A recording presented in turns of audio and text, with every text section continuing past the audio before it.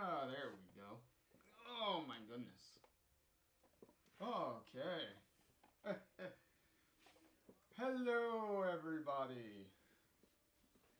As always, JR here, back with our winding down our road down the. Aha! Uh, Before I address that, winding down our road down the Life is Strange franchise tier list here. Um, and yes, try. I did see the notification there. Congratulations on your 7 day tune-in streak there. Much appreciated as always. Always a pleasure having you on these videos, chatting away, watching. You know, always glad to have you. Ah, uh, hold on. Let me wipe. Oh, this off.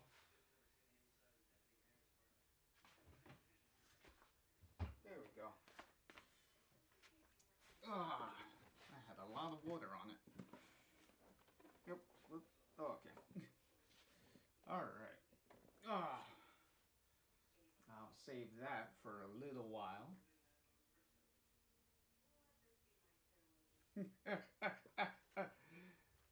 Yes, and I did see earlier at the tippity top, I did see the happy boy has also joined us here, so that's always happy to have the boy here.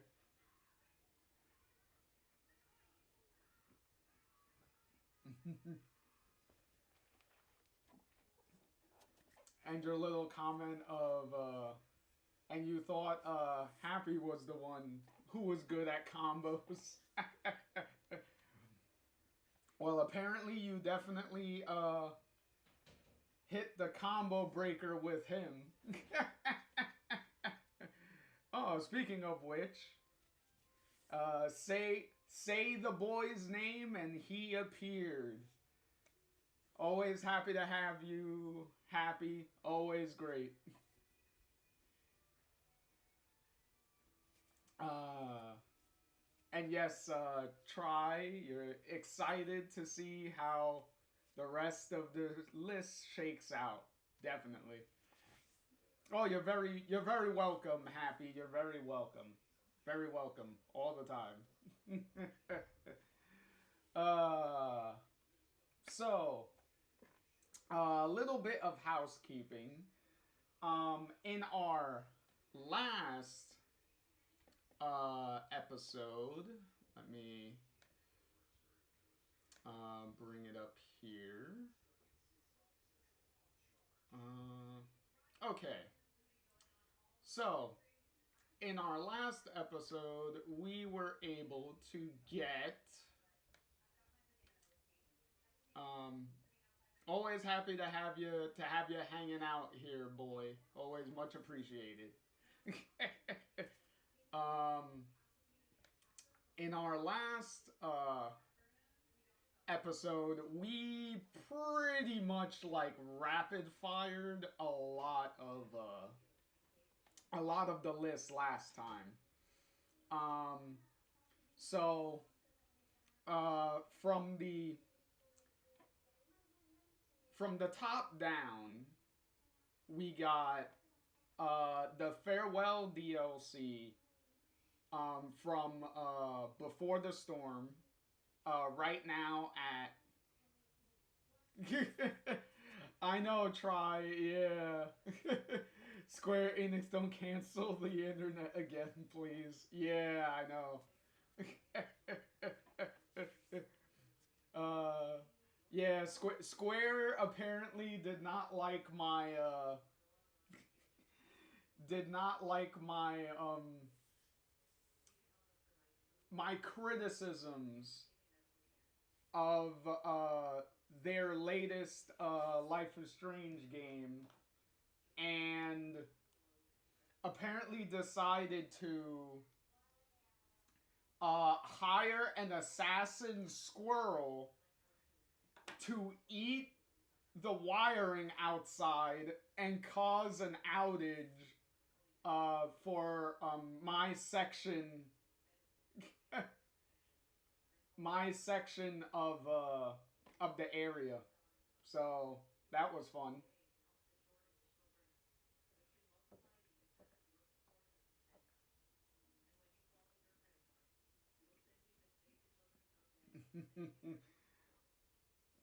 but but yeah, exactly. Try. You said that everything I was saying was honest. Yes, that was my honest opinion, my honest how I honestly felt and still continue to feel about it from the last episode. And yes, holy shit, squirrel assassins. and then and then you got Chloe with the stick 'em up for the back off squirrels. Yeah. Yep. Uh, well, as long as Max is helping Chloe shoot the squirrels, if you know what I mean. uh, Max has to tell Chloe where to shoot. but it worked on Papa. Oh, don't remind me. Uh, that I believe I did get that. I did get that outcome on the first try. On my first try, I did get the outcome of Chloe murdering everybody. And I was literally rapidly trying to rewind the whole time. I was like, oh my god, this went so wrong. uh, yes, exactly, try. Not like this. Not like this. uh, once we get to the original Life is Strange, I'll probably just play that scene just for the hell of it, because it is just like wow. but but yeah, so currently sitting alone on S tier is the farewell DLC for Before the Storm, which, as I said, is probably the most perfect encapsulation of the entire Life is Strange franchise. Pretty much all the joy and happiness that they can give you, and then just rug pulling you and hitting you like right in the feels and making you go through all the tissues everywhere. uh, and then we got in the crowded A tier, which is right up in front, True Colors sitting at the top of A tier, which I'm pretty confident is not going to be going anywhere. And then right behind is the Steph Story novel. And then Wavelengths right next to that. And then the Forget Me Not comic mini series. And then right at the bottom of A tier is Heat Waves. And you could probably tell it is no coincidence that literally the entire, currently the entire True Colors saga is literally all on S tier, all on A tier here. Like all of it is just sitting here in A tier. So, I would probably say that the True Colors stories that they've managed to come up with so far have all been pretty consistently good. So whatever they do with Alex and Steph in the future, hopefully they'll continue that momentum and just keep their stories, at the same at least the same consistent baseline that they seem to have overall found with them. But yeah, A tier is for True Colors itself is pretty much dependent uh on the fact that the ending um the ending of most of these games are pretty low. Like most of these games have a trend of being very like the journey to get to the end being very high, and then sometimes most of the time the ending is kind of a little bit of a dip. Um and that is primarily what keeps True Colors out of S tier for me, is the ending is a little flaccid at the very end. Especially the ending choice, which is probably the most limp, nothing choice in any of these games. Because there's really no big consequence that you're really struggling with at the end. So it's like, and to be honest, the two choices you're given, you can technically do both of those choices with literally no consequences. So it's kind of like, eh. Uh, and yes, try I see. Let's go A tier for True Colors. Yeah, and then you follow up with yeah, the end didn't really matter what you choose. No matter what, it was happy. Yeah, that's what I'm saying is you were pretty much given two choices that were pretty much like overall happy choices. So it was like there wasn't a conflict, cuz the main thing with especially the original game, cuz let's be honest, the ending of the original game is the thing that has been a constant debate for 10 plus years now. And it's a very hard choice to live up to. Like, pretty much every game that has come after that has been trying to live up to that ending choice's shadow. And so far, no game has really come close to that bar.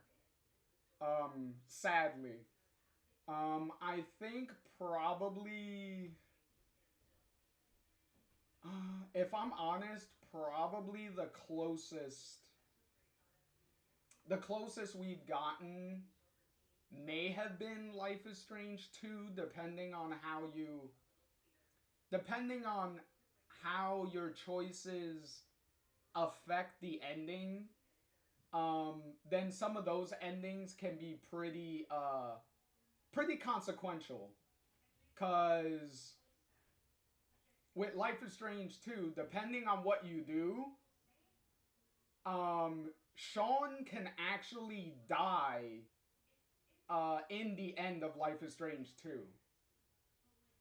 And that's pretty much the only Life is Strange game so far where the main player character actually has the possibility of dying depending on your choices. So, so pretty much there is a Life is Strange 2 does come the closest to like having that real struggle of consequential choice. The main difference is, unfortunately, because of a lot of the issues that Life is Strange 2 has from a storytelling and mechanic and gameplay mechanics problem, it doesn't stick the landing the way I feel that they were trying to. So you don't really have that big of an emotional attachment like you did in the original game. So there's that. And Try says exactly. Even Ashley Birch said in a video today, the most common question she still gets is Bay or Bay. Well, Ashley, you already know what side I'm on. The shirt says it all.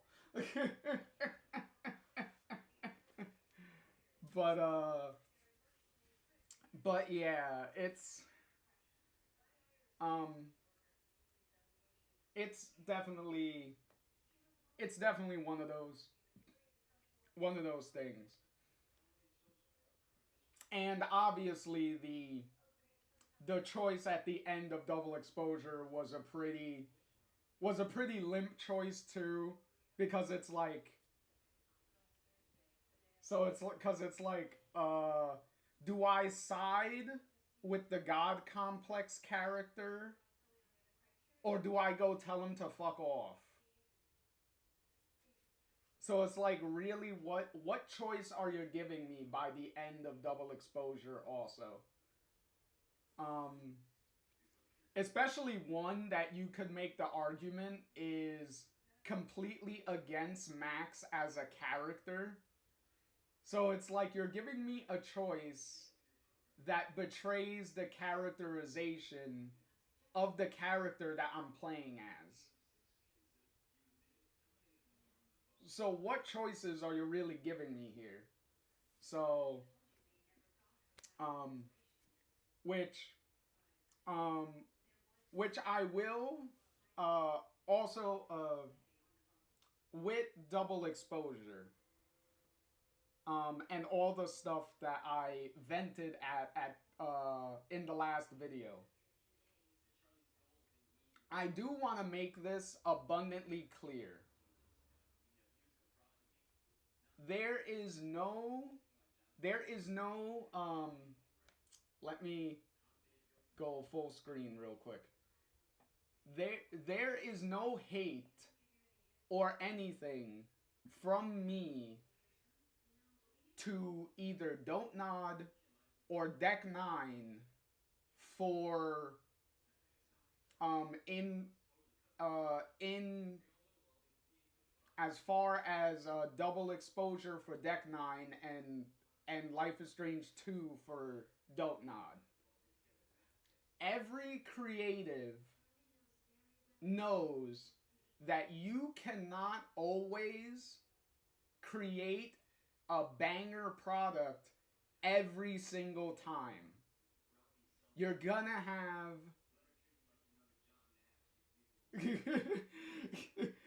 and Try says, you hear that, squirrels? No hate. And then they cock the gun. Yeah, I know, right? But yeah, there is As I said, no hate to them. As I said, anyone who does create any creative field knows that you cannot always hit a home run every single time. You're gonna have a point where you're gonna make something and it's just not gonna hit. It's not gonna land necessarily the way you may have wanted it to land. And for me, those were Life is Strange 2 and Double Exposure.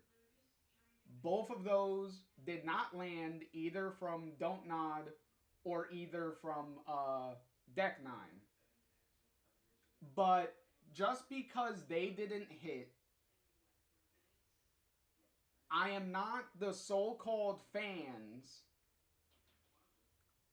who claim that they're fans and start harassing developers, sending death threats to them, trying to dox them just because I didn't like a thing that they made.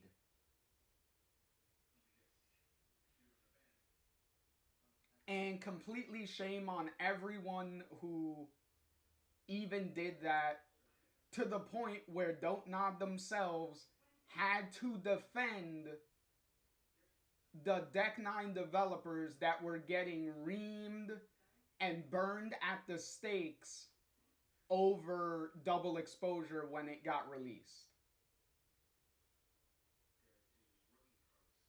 And I 100% applaud Don't Nod for sticking up for them and defending them when they had no vested interest whatsoever in doing that.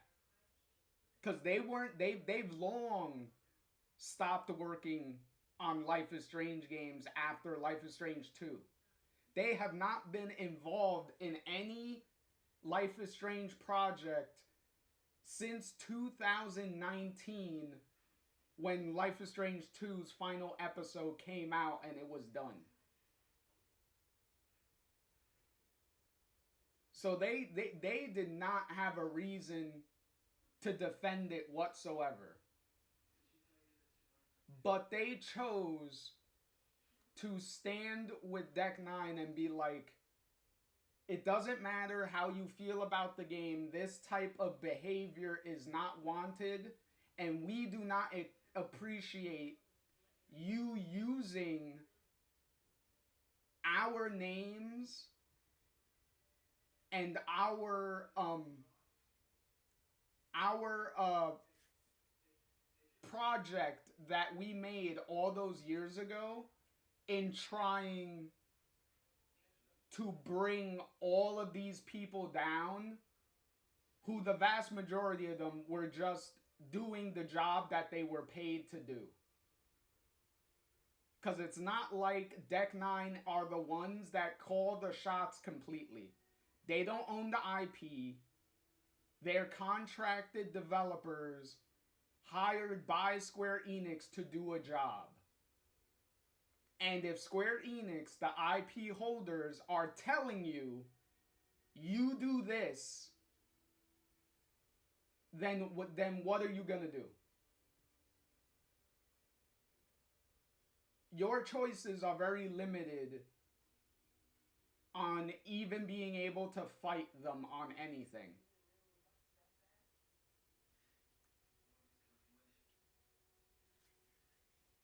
So, not saying that nobody at Deck 9 like tried to fight anything, because I'm pretty sure it's pretty obvious that some of Double Exposure's issues were mandated by Square Enix to be a part of that game. And maybe it could have been way worse, and maybe the result of what we have, and maybe some of the good things that came out of Double Exposure was because Deck 9 fought them on certain things and were able to find maybe some compromises to get some positivity out of the game. Maybe. I would like to think so. I would like to think Deck 9 wasn't a complete doormat and just let Square Enix completely walk over them on every single aspect of Double Exposure. I would like to think they fought them on some things and they were able to find some concessions in certain ways. Will we ever know? I don't know. Clearly, a lot of the developers, well, clearly all of the creative team got laid off. Most likely have NDAs and stuff that they can't speak of. So whenever any of that expires, however long that takes, maybe we'll finally get a real story on what the hell happened behind the scenes with that. But until then, anything we say is utter speculation. Uh, and then try says one can hope they stood up for themselves for their vision. Yeah, well, that's the problem. That it's very obvious that Double Exposure's main issue, one of their main problems, is that it lacked a singular vision. There are way too many cooks in the kitchen with that game where it's like, what direction are you taking this game? The game constantly is pulling you in different areas, and then once you reach the end, it's like, okay, why did we spend all this time going in this direction if you're just going to drop this and drop this and drop this and then not bring any of this up again, and then it amounts to a bunch of wasted time. So that's the problem. What was Deck 9's vision? What was Deck 9's vision? And what was Square Enix's vision? Because it's pretty obvious that though whatever those two visions were got very muddled and they couldn't get on the same page of a singular vision to follow. And that's pretty much like the tragedy of Double Exposure, is a game that was meant to celebrate 10 years of Life is Strange instead did the exact opposite and most likely put the entire franchise in a state of, we don't know what direction this franchise is going in, and if there is gonna be any more games after the one that we're pretty sure we're getting. Because Square Enix is still currently, I believe they have a paid focus group event that is happening in November. So Square Enix is ever since Double Exposure's failure last year, they have been doing these focus events where they're paying fans to come to these events and voice their opinions and what they want to see in a Life is Strange game. So what Square Enix does with that information, what Square Enix is gonna do with that information, I don't know. For all we know, they could just be doing it as a PR ploy to try to placate the fan base, and then they could just take all that paper and wipe their ass with it, for all we know. But, I want to be optimistic, and I would hope that they take all the justified criticism, all the actual real creative criticism that the fans give them, and really take it to heart and really sit down and think through the decisions that you're going to make with the next game. Because the next game is the make or break. Because if the next game fails, like I said, it's very likely that Life is Strange will just be an IP on the bookshelf at Square Enix, and they'll literally just sit on it for however many years until they ever decide to take it off the shelf again and try something. Because that's the position we're in. It's a very sad position, but that's the reality of the situation, whether you like it or not. Whether you loved the double exposure, whether you hated double exposure, it's a moot point, because at the end of the day, the financials is what matters to Square Enix, and that did not come through. So that's where we're at. And back to the main point I was getting at. Because of that, of me not liking double exposure or Life is Strange 2 as much as I would have liked to, it does in no way make me hate the company any less, hate the companies and the developers any less, because they still gave me the games that they made before. Don't Nod gave me the original game that sparked this whole franchise to begin with, that nothing would have came after if the first game didn't do what it did. So Don't Nod's miss on Life is Strange 2 does not entirely negate what they gave me in that first game.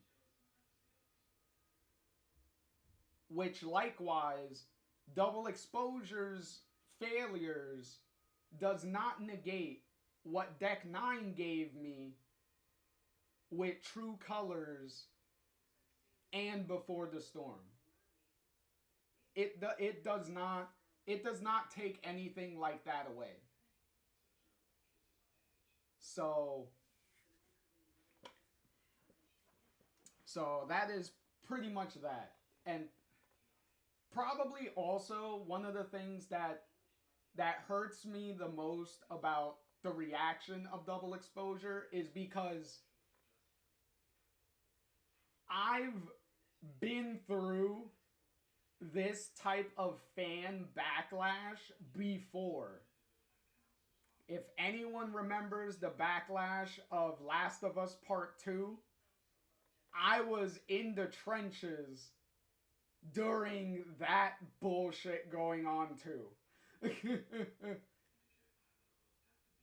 Granted, double exposure was nowhere near as bad, but it was the closest comparison of the type of negativity and craziness that was going on.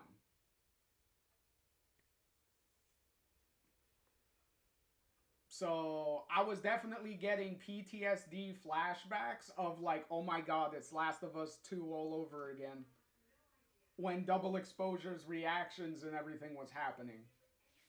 Like, the PTSD was real on that whole thing.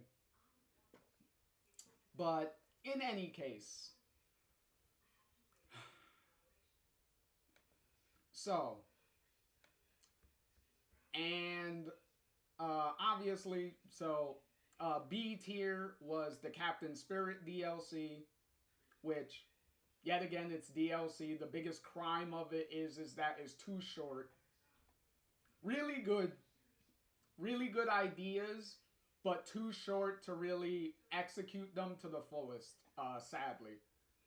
And then obviously we just talked about double exposure and Life is Strange 2 and why these two are bringing up the bottom of the barrel here. Um, so the next one that we are going to do is gonna be Before the Storm. So we will, as always,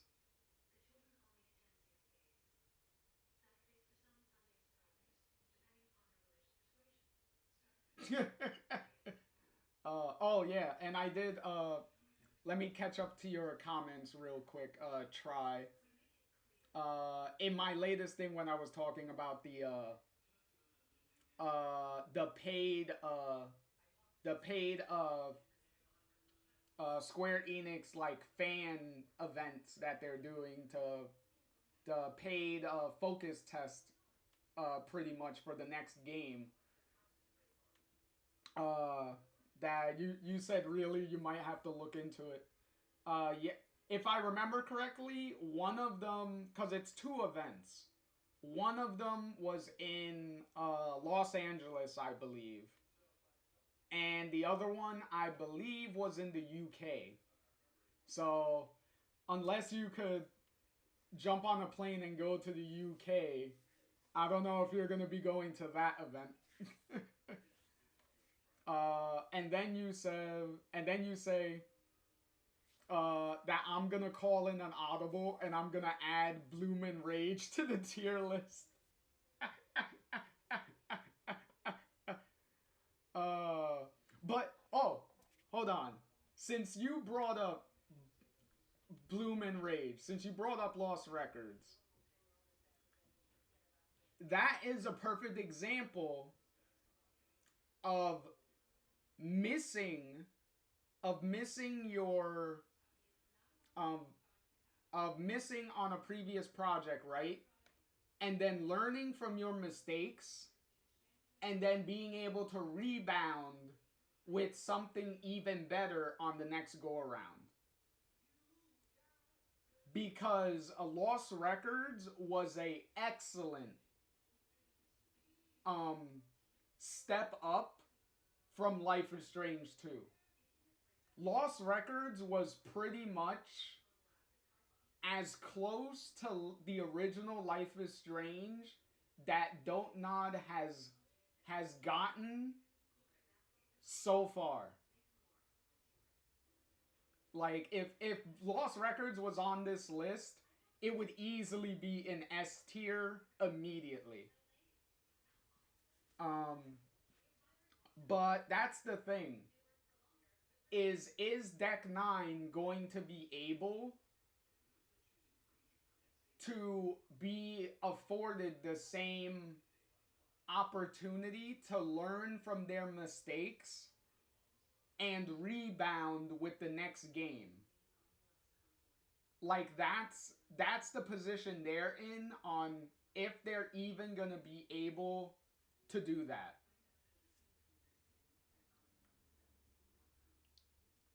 Try says I'm waiting for it to go on sale, then we'll add it to Tuesday's uh missival missivables and readables series. Okay, that's what you're okay, that's the branding that you're going with. Okay.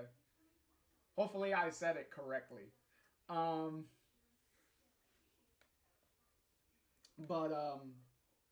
but yeah, that is also oh, okay, I did say it correctly. Yay. Hooray for me. Cuz you know, English is hard. But also since we're on the subject of Lost Records real quick, I do want to address that even if you make a really good product, that does not always equal um, being a success. Because unfortunately, Don't Nod's financials have been reported, and Lost Records did underperform and didn't meet sales expectations at all. And even And even Dotnod has had layoffs themselves because of lost records not performing the way that they hoped it would, unfortunately. So it's not just a Deck 9 issue. Like, for anyone that is... because there have been fans that have been calling for Dotnod to come back and make another Life is Strange game.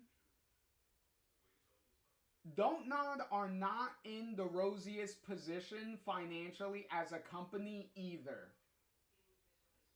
So it's not like Deck 9 is alone in all the layoffs and all the games not performing the way they would like, and, you know, having some big financial losses and things like that. It's not just a Deck 9 thing. Even Dotnod, the same thing. And they came out with an arguably a way better game than Double Exposure, and they still weren't able to hit the financials that that they would hope it would.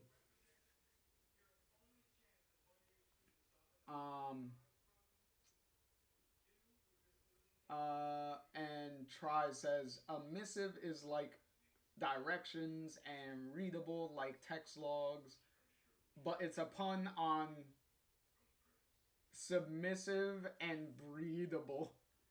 Okay. Oh, that's certainly something.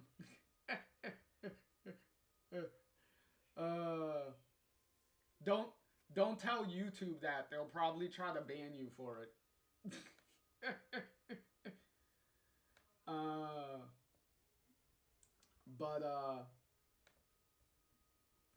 But yeah, so as always, before we start going in to the overall game breakdown and placing Before the Storm on the list, let's check out the full season trailer real quick to get a little bit of a refresher on the plot and the story of Before the Storm.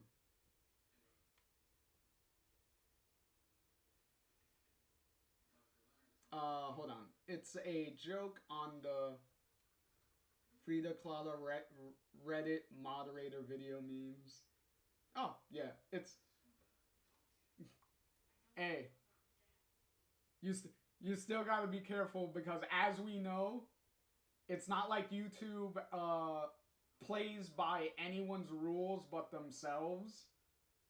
And sometimes they don't even know their own rules, so you never know what YouTube might hit you with at any given moment, whether it makes sense to do it or not. So I don't think they'll care where it comes from. They'll probably hit you anyway. Exactly. The Heopusis type. Yep. Alright, so let's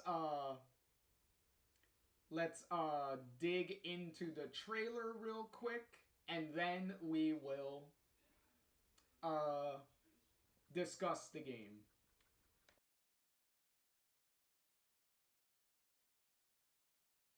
Whatever happens, Rachel, I'm here.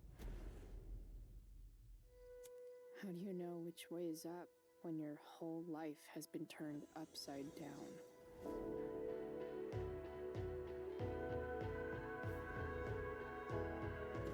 Oh, good. You're here. Come on, hurry up! So, are you gonna invite me in? Sometimes, when you meet someone who's going to change your life, you just know it, I guess. Let's leave. For real.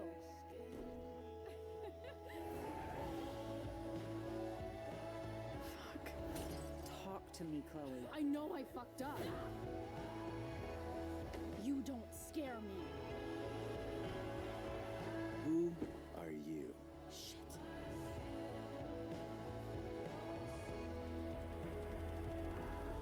I've got to help Rachel. Rachel, run! Whatever it takes. Chloe, go! Shit!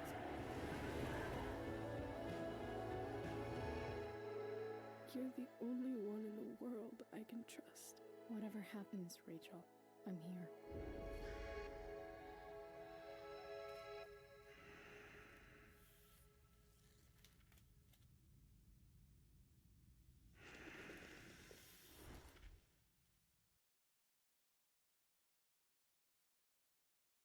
Yeah, that was the because that was the full trailer when the full season came out that they put out there.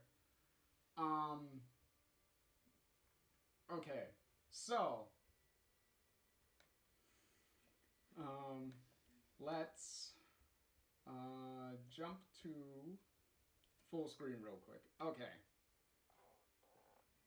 so the pros, which is blatantly what they really highlighted in the trailer and really pointed home, is the whole meeting like one person in your life that completely like changes the course of your life from that point forward,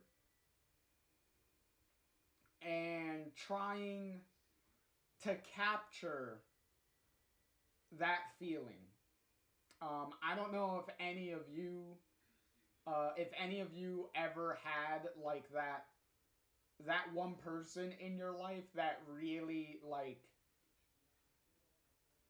changed you, or like really altered the course of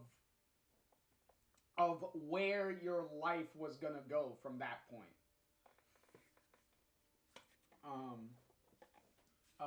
And then hold on, let me catch up on the chat real quick.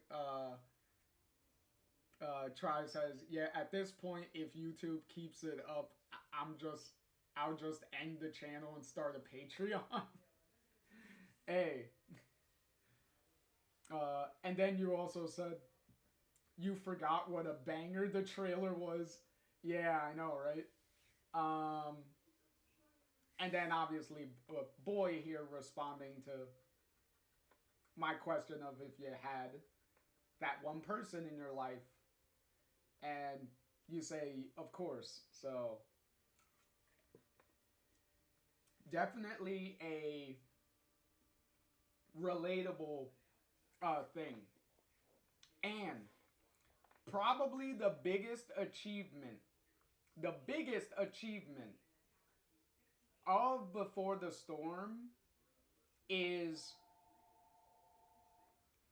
it was a game that was being made during the voice actor strike in 2016, 2017. So the game, mid-development, was already kneecapped and at a disadvantage because they couldn't use any of the original voice actors to come back and voice their characters. So already the game was already set up for potentially being completely fucked. So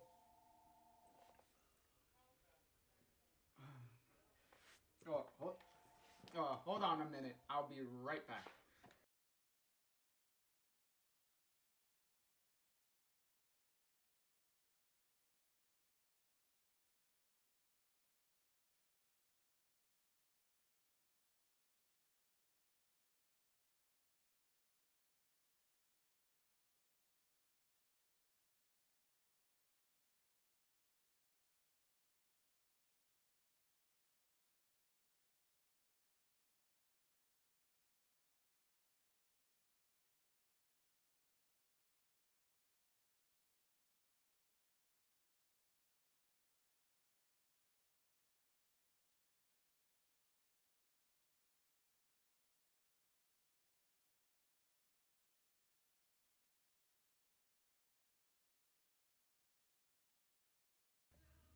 Okay, I'm back. Um,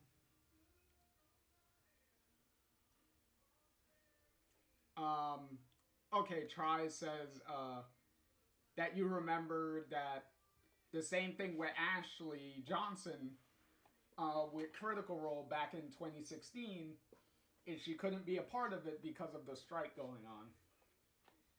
Yeah, it's the silver lining though that helped Deck 9 as far as Chloe goes was Ashley Birch was still able to be involved in the game, but as a part of the writing staff. So she was able to be on the writing team and help as far as Chloe's like characterization and stuff to try to keep that, you know, headed along the same lines as it, to the original game. So you still had someone there to kind of help that along.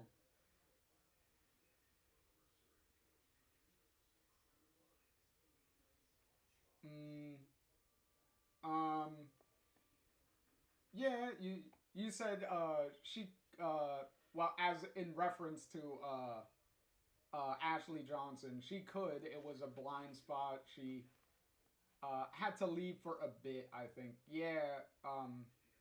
Well, you would definitely be a lot more knowledgeable of that than I would. So I would defer to you on as far as that point goes. So um, but yeah, but so they had to recast uh all returning characters for the game, which already the fan base was very yes, Try, you are the Critical Role guru. Yeah. uh so so they were um so they were already the fans were already on a slippery slope with before the storm already because they were like, okay, so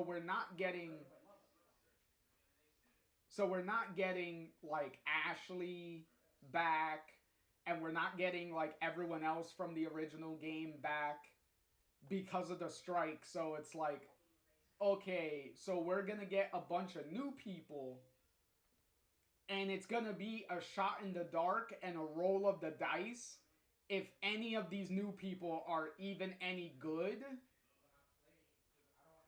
um in trying to fill the shoes of the original cast members. Which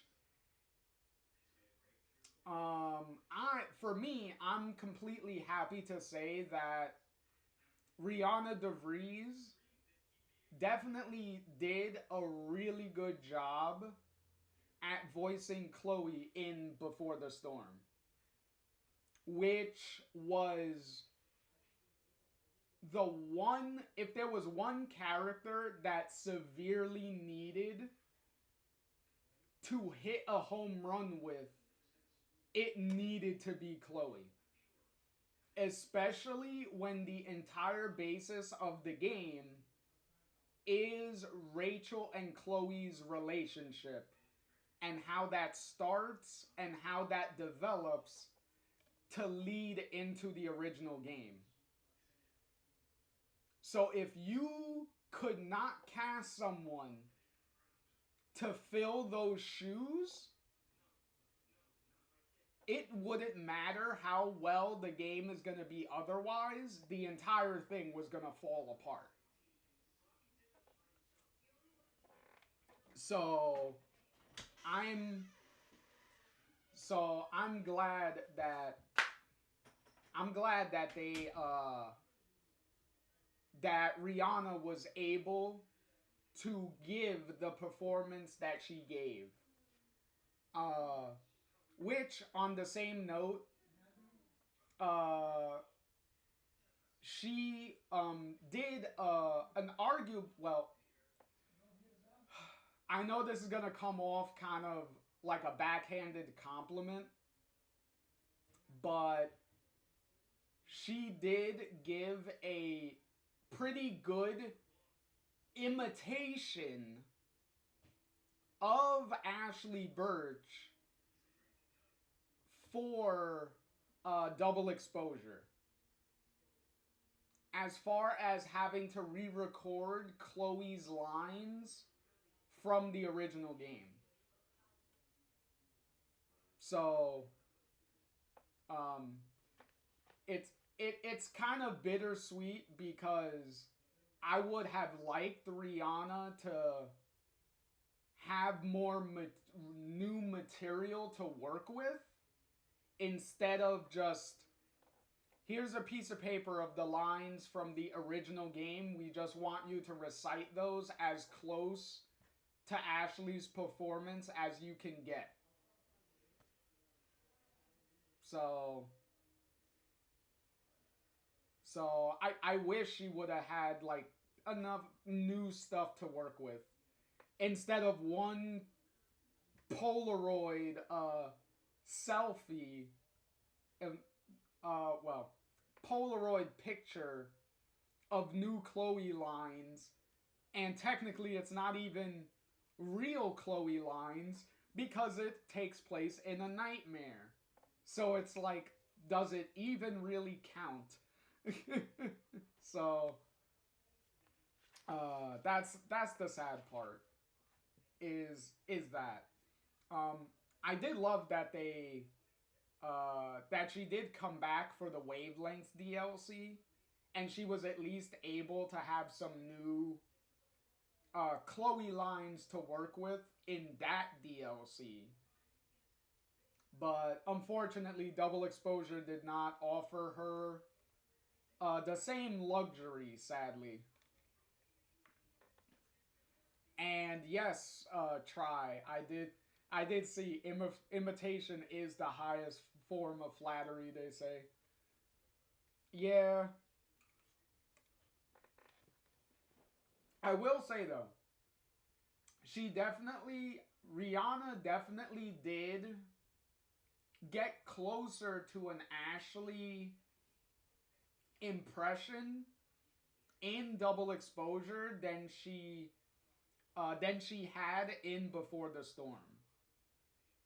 But then again, you know, you're comparing your first day on the job to like your 10th year on the job. You would think that you would like vastly improve by that point, right? So there's that. And the second piece of that puzzle is Rachel Amber, which is also the second biggest point of positivity that Before the Storm was able to achieve, and that is giving Rachel a fully developed character. Because in the original game, Rachel is missing. So all you're doing is just hearing what people think about Rachel and certain stories from interactions that they had with her. So it's the whole unreliable narrator type of thing. So how much of that information and how they feel you can take as fact about Rachel herself. So that has always been like the thing in the original game is you're just constantly told from various people about her, so you never really have enough concrete information to really give her an actual character. So Before the Storm, being a prequel to the original game, like the name suggests, was a good opportunity to give this character that you just heard about and actually give her life, pretty much. Because instead of being just a plot point in the original game, to just be the plot point that sets like the main narrative of the original game in motion, she's actually a character that you get to know instead. And to that point, getting a great actor to go along with Rachel in Kylie Brown was an amazing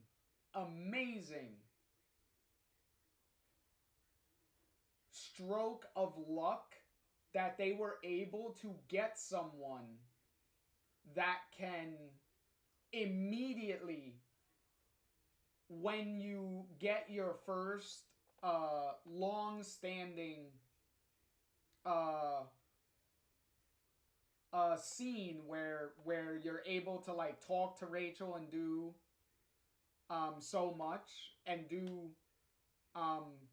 a lot of back and forth and stuff with Rachel from the very beginning, because this is the biggest common denominator in the original game, was you're constantly told from pretty much everybody how much Rachel was easy for her to get along with people and for people to be attracted to her. And by being attracted to her, I mean like oh, she's easy to talk to, she's easy to get along with. Like it's a very comforting feeling and stuff being around her and things like that. From the very beginning, Kylie was able to deliver that performance and get that point across like that from the very beginning. And that is extremely hard to do. Is from the very beginning, you immediately are like, oh, this is why all the characters were drawn to her, is because of this personality that she has.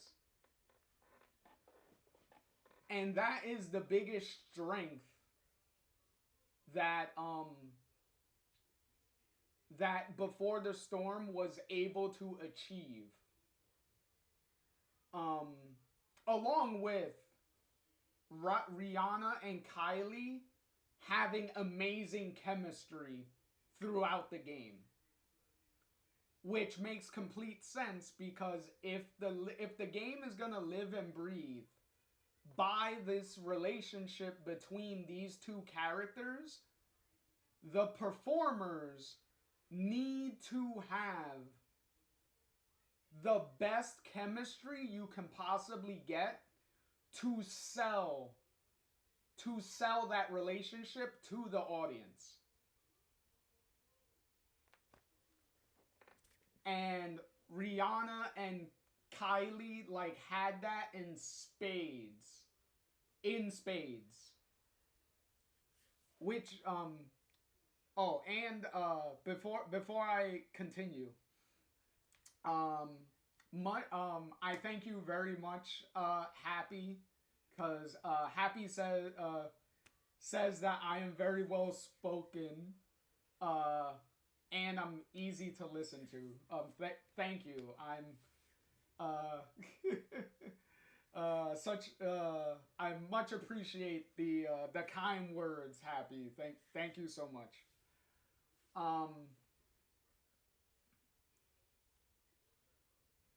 Cause there is a reason that where is it? Here it is. Let me zoom in a little bit. See, there is a reason right here why Rachel is this high on the list. Like,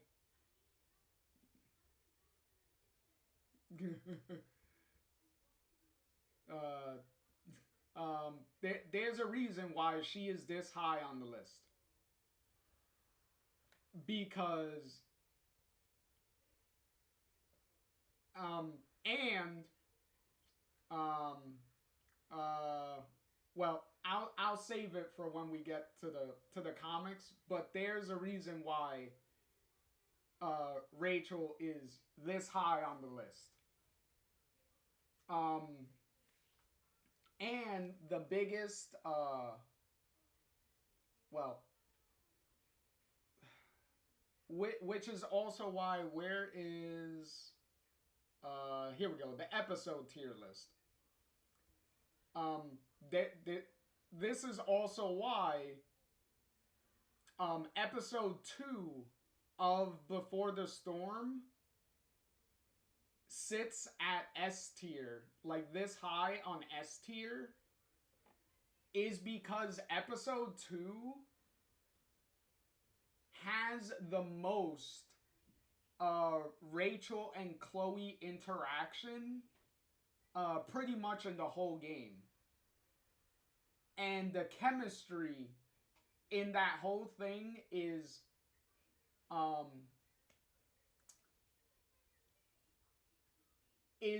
so what's the word I'm looking for? Palpable. There you go. It's one of those things where it's like I could just, like, there's a bigger plot going on in Before the Storm, but to be honest, the bigger plot going on in Before the Storm is so secondary for me that I could have just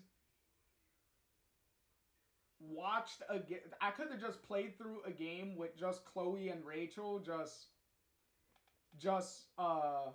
doing a bunch of like different things and be completely fine, because the chemistry there was so strong that I'm like, girls, I could sit here and watch you both like stare at a wall and watch the paint dry, and I'll probably be entertained by you just doing that.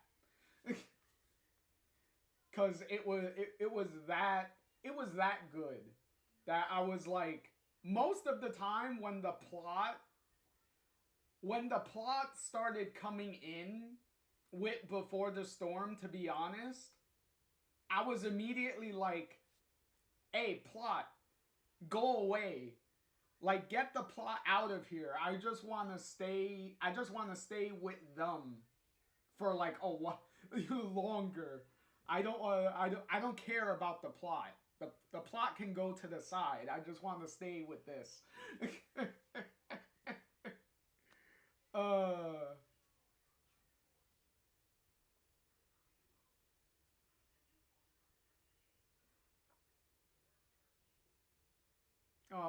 Oh no, that's fine, Happy. Go do your stream. Lurking is completely fine with me. And if you have something to say, if the opportunity comes up, go right ahead and just type something in. But you know, Hopefully your stream goes well, and you also have a bunch of fun with it. Mm. But but yeah. Plus, um, maybe I think Try has my back with this one. But speaking of episode 2 of Before the Storm, there is a big reason also why episode 2 is also really high on the list. And it has something to do with a specific Shakespearean play that happens, and a certain walk down the street at night with the street light shining down, and a certain moment that happens there with Chloe and Rachel, because that is also a big deciding factor on what makes episode 2 so much fun. So I think we have a certain emote that specifically represents that moment pretty well.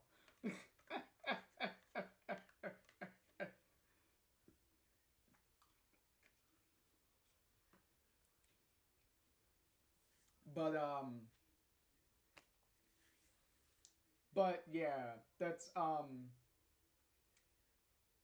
also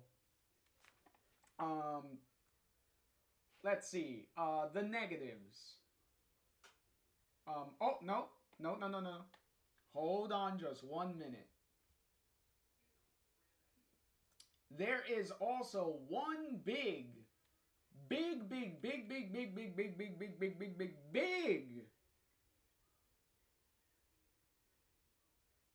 major plus, major point of positivity that came out of Before the Storm and echoed through the rest of the Life is Strange franchise for many years to come afterwards. And it is a certain someone, and I think certain people already know who that certain someone is. And it is a certain beanie wearing, unapologetic lesbian having, D&D loving dungeon master herself, Steph motherfucking Gingrich, as always performed by the ever lovely Katie Benz. If there's anything that is the biggest positive legacy to come out of Before the Storm, is introducing the world to Katie Benz and all the amazing positive stuff that Katie Benz has continued to do, especially for the Life is Strange community, for giving the fans the opportunity to meet the various other Life is Strange voice actors for the very first time, for using her platform and her uh, connections, pretty much, to organize events and stuff, even as early as this year at PAX West. She got a bunch of the Life is Strange voice actors together for a big meet and greet and panels at various conventions this past year that they were all a part of. You had Katie there. You had Alex, Erica Mori there. You had Diane Hutton, Kate there. You also had Gabe there. You had you even had the one random one that I was really surprised by was you had Cassidy from Life is Strange 2 there also. For her to do that and give back to the community in that strongly of a way, to be like, you know what?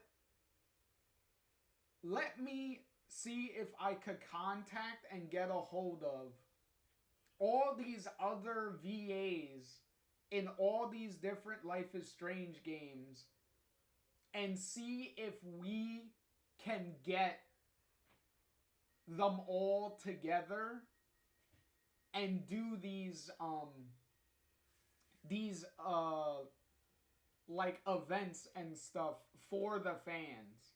So that way the fans can actually meet with and talk to all these different people.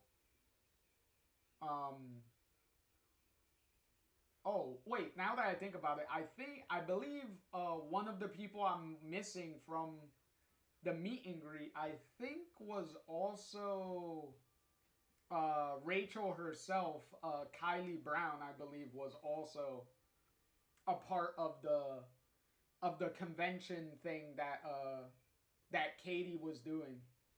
Because when they were doing this, they were doing it as a big group. So you were able to meet like all of them all together. You could probably find you could find a lot of this stuff on Katie's on her social media stuff. Cause she posted like a bunch of videos and stuff from the conventions that they were all at, and a bunch of pictures and everything that they were taking with themselves, with fans and all that stuff. It was really amazing. So I'm gonna try very hard not to let that influence my decision in any way, but it's but it is probably the biggest positive legacy that Before the Storm like leaves behind is Katie,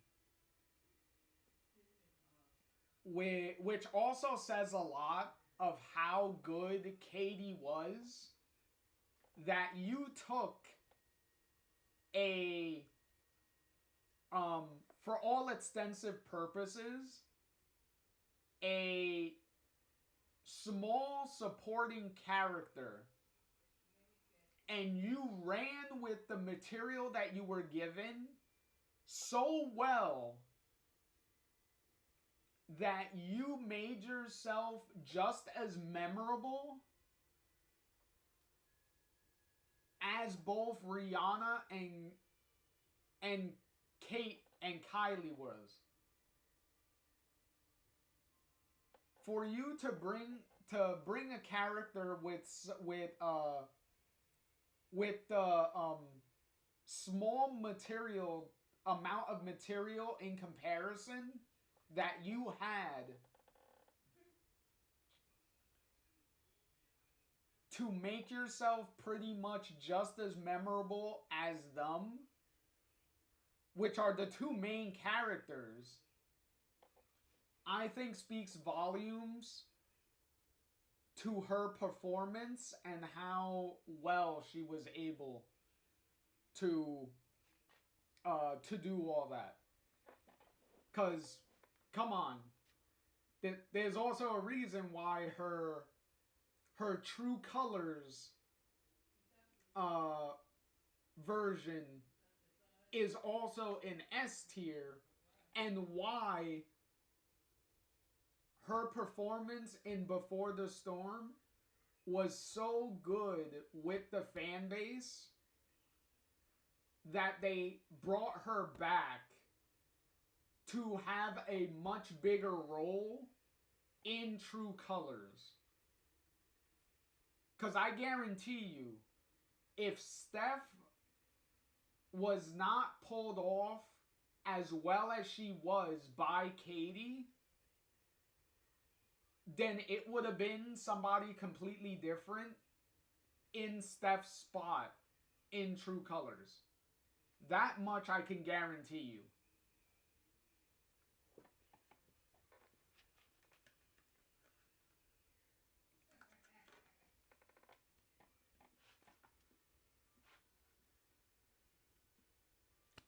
Okay.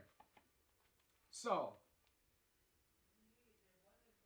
we went through the pros. Now, what are the cons? Now, the biggest obvious one, the obvious con, is it's only 3 episodes. It's only a 3-episode game in comparison to the original game, which was the only other game that was out at the time. So Before the Storm had to follow up on the original game.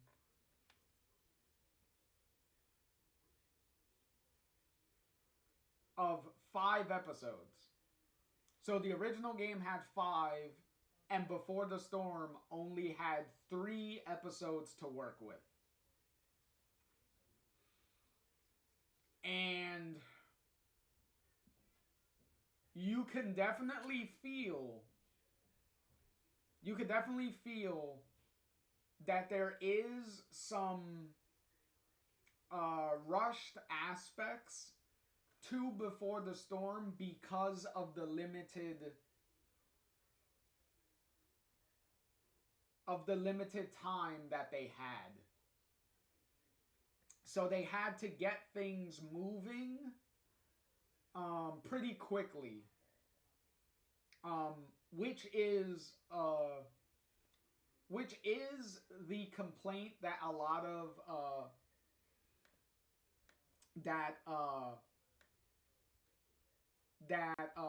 people do have with the game, is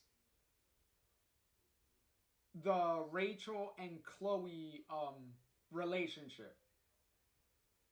That it happens pretty quickly. Like literally by the end of the first episode, Chloe is already pretty much like confessing to Rachel by the end of the first episode.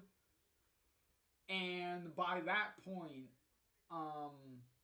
what was it? Chloe and Rachel have only like started hanging out, and they've only been hanging out for like a couple of hours.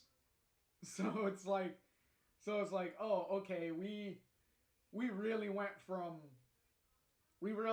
0 to 100 real quick here, didn't we? And I completely understand those criticisms, and they're completely valid. It's not like I'm blind to it. Like, I felt that from the very beginning when I played the game. But I also understood that we have a very limited time that we're working with. So we kind of have to play shorthand in some aspects to try to get to where we need to be. And that is one of the biggest problems that the game does have from the very beginning. I would make the argument that depending on the choices that you're making when you're talking to Rachel, Rachel will give you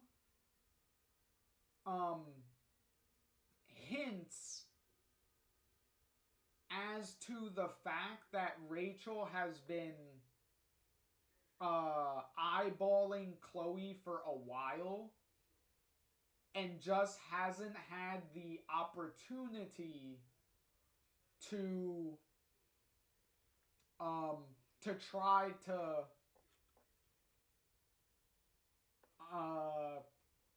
connect with Chloe, pretty much.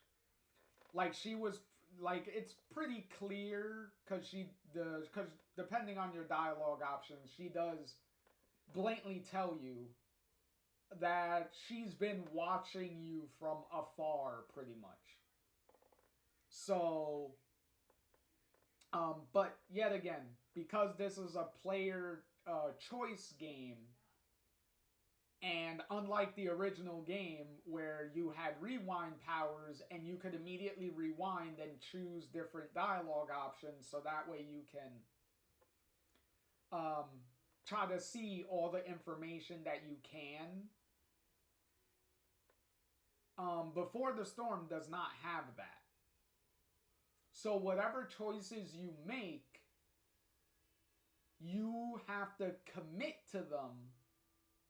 And in certain situations, you're not able to exhaust all the different dialogue options, so that way you get as much information as you can. So, some people probably never really understood in the first episode that from Rachel's perspective,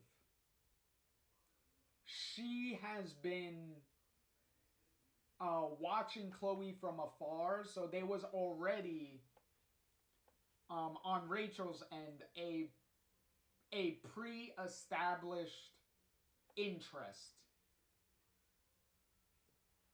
So so there is that. But yet again, the chemistry and the delivery with Rihanna and Kylie is what sells the relationship. And even with those shortcomings at the very beginning of the game,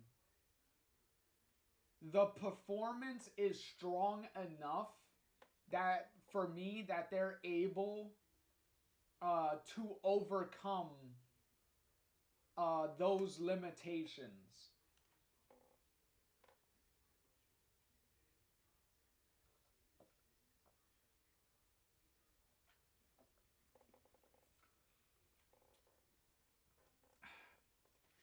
And that is extremely hard to do. Like, excruciatingly hard to do.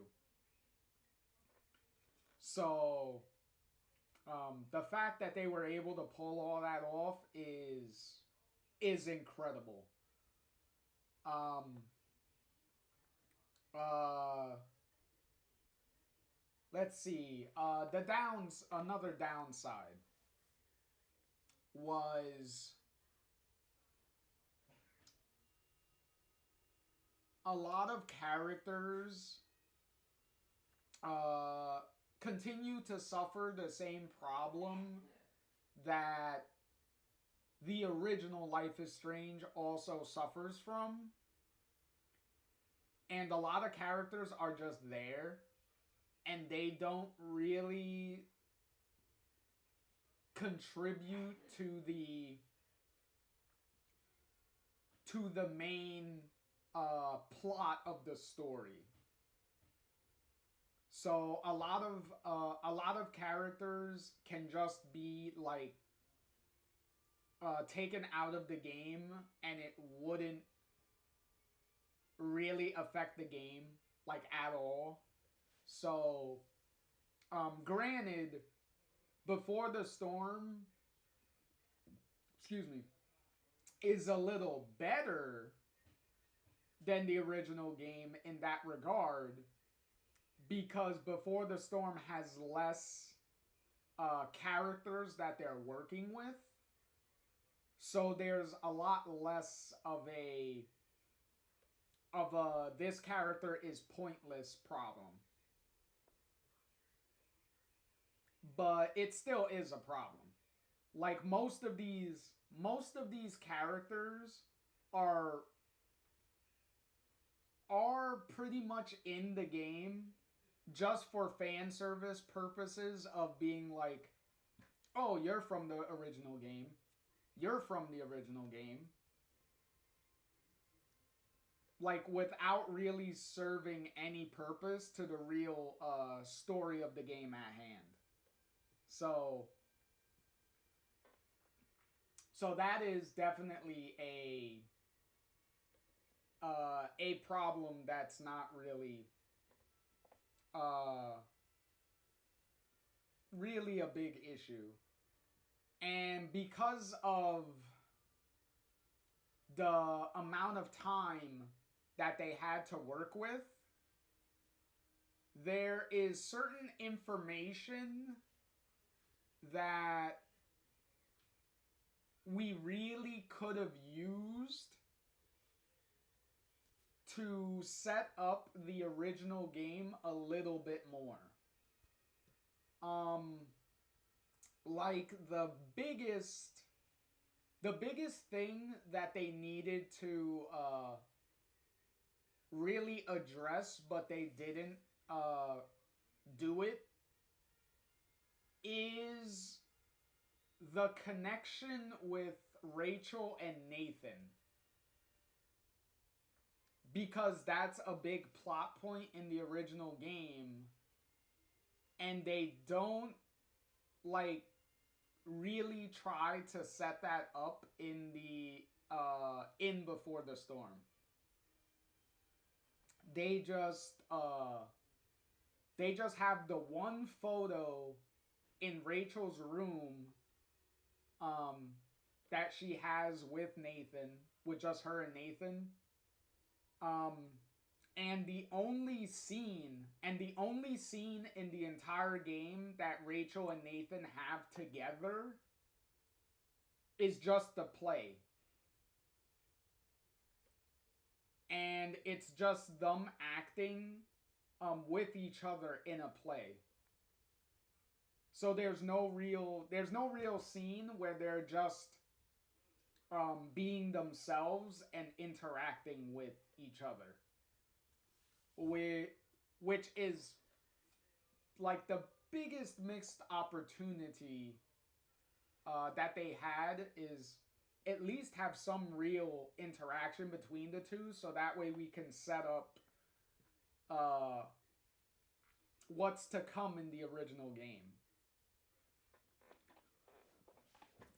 Like certain people were expecting like way bigger setup, like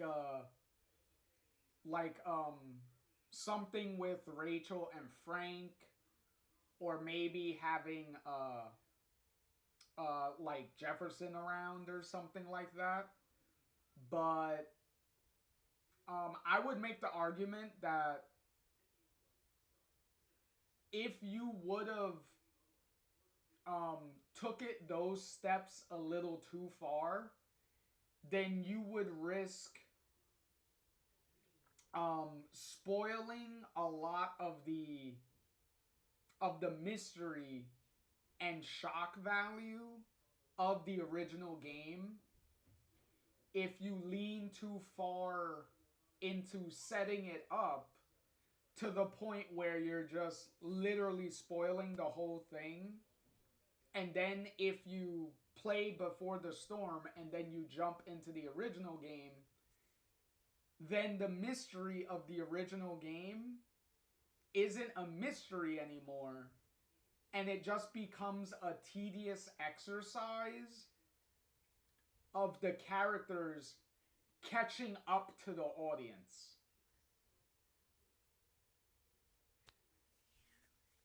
So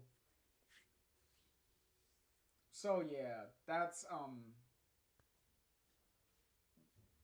but Nathan is the one is the only one that I would have liked to see like some setup with.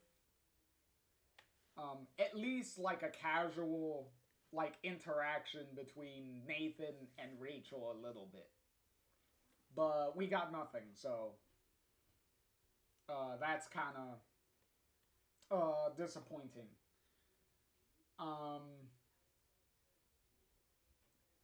But ooh, excuse me. Ooh, excuse me again. But let's see.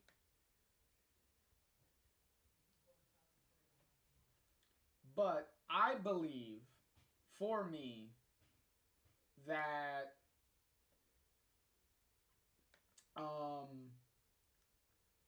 that Before the Storm does overcome a lot of its shortcomings. Plus, there is a lot of like cut content that Before the Storm did have. Like there was cut characters and scenarios and stuff that were supposed to be in the game, and most of it was already recorded. So you could hear like the dialogue options of like all these characters and stuff and get a little bit of a glimpse and a feel for what those scenes would have potentially been. So it's pretty crazy how much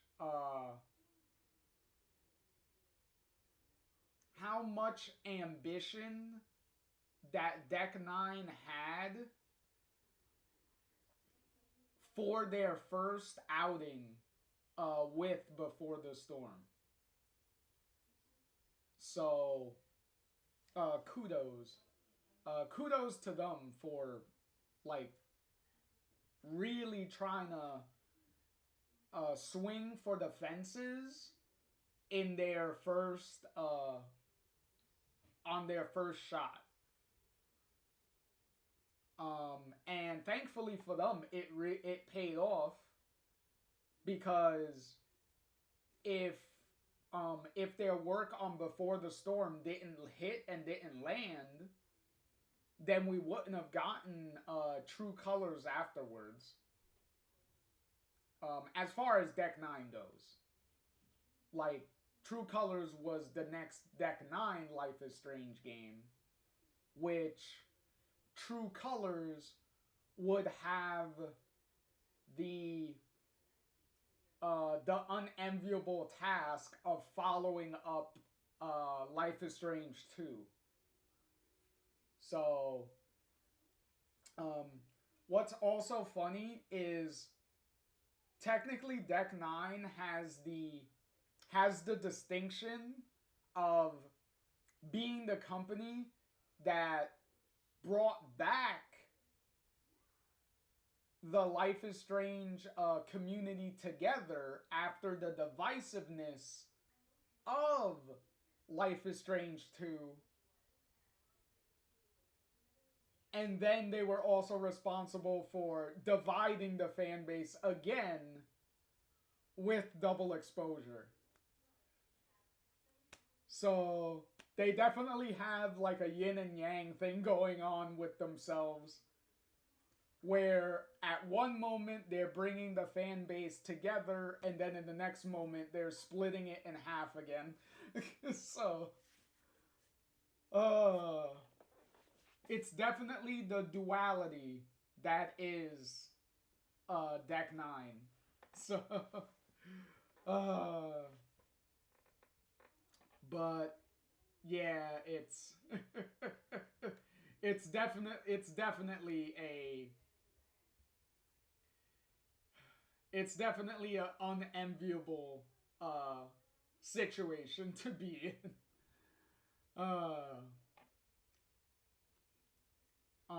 Also,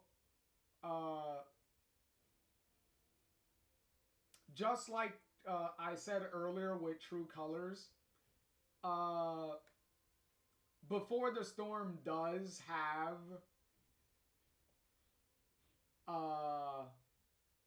a weak ending because the game with Rachel's whole scenario with what she's going through and what you're helping her with and the dark secrets and stuff that you uncover about her family and all that stuff,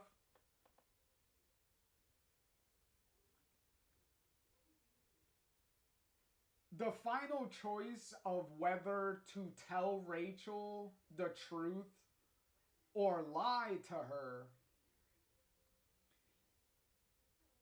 wasn't really the biggest moral dilemma to really go with, especially since the game is constantly pushing you to tell Rachel the truth. And Rachel also like blatantly tells you in a couple of moments throughout the game that she feels that with all the lies and everything that she's finding out about her family and everything going on, that Chloe is the only one that she could rely on to tell her the truth and be truthful to her. The only one that Rachel at that point feels that she can trust. So being in the position of like, okay, so are you going to live up to Rachel's expectations and be truthful to her? Or are you going to be like everyone else in her life so far and just perpetuate a lie?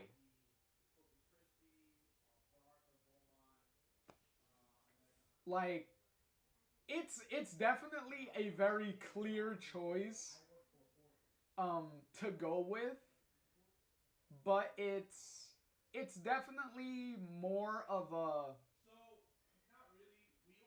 it's more of a debatable choice than True Colors had. Like at least with Before the Storm, those two options, you can see some like a positive and like negative stuff that can come out of both of those choices,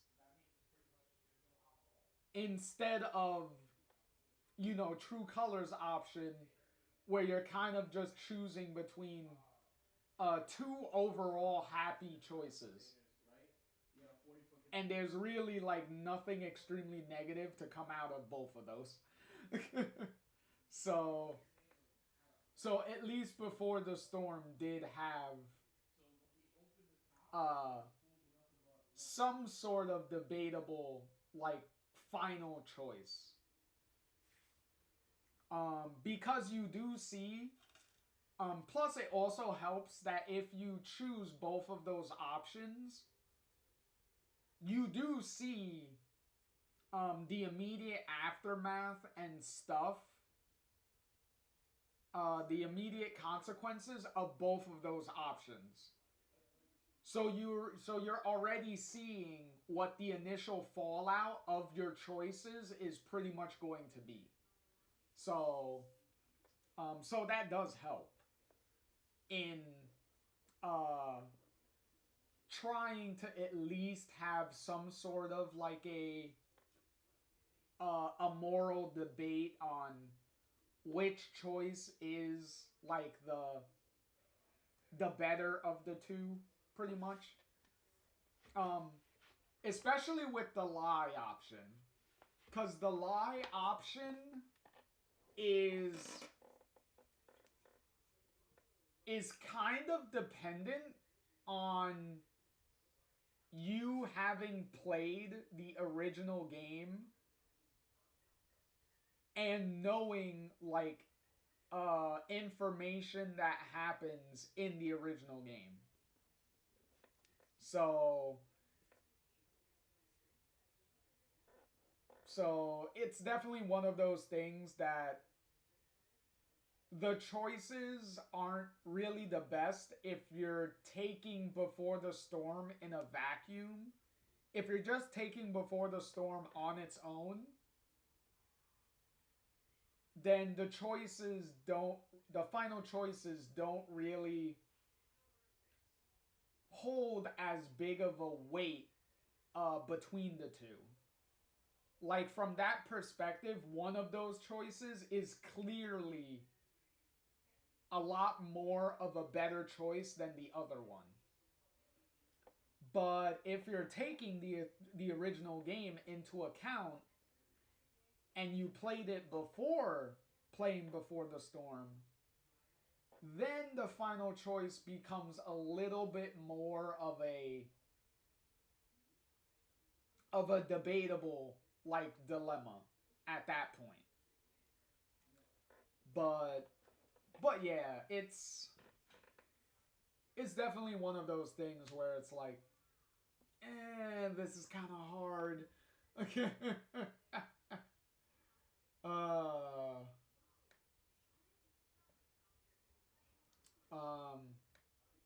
So, also, I will say that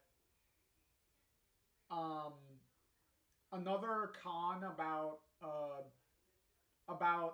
Before the Storm is the antagonists of Before the Storm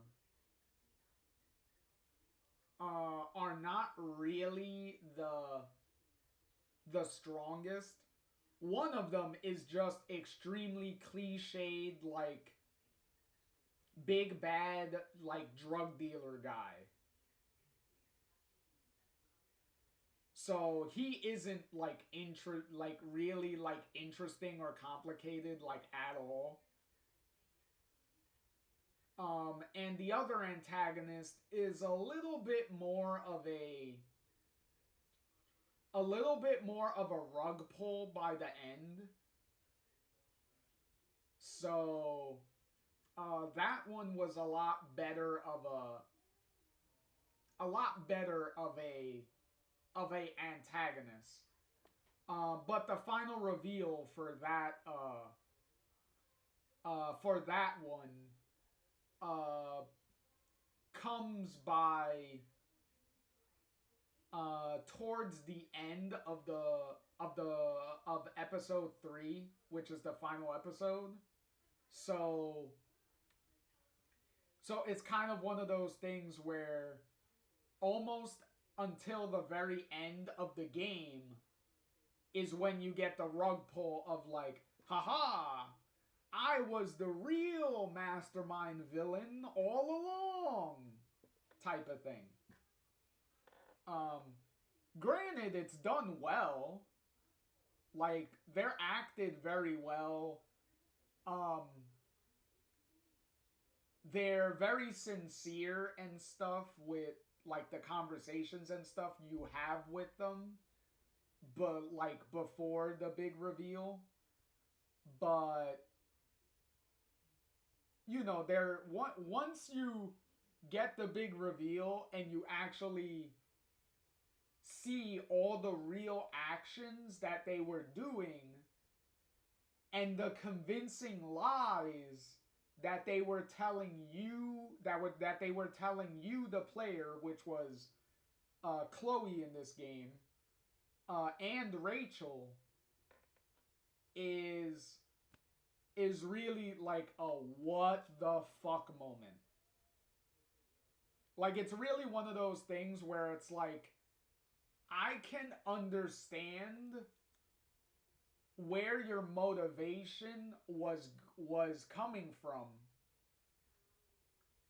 but the plan and the result that you came to is extremely inexcusable.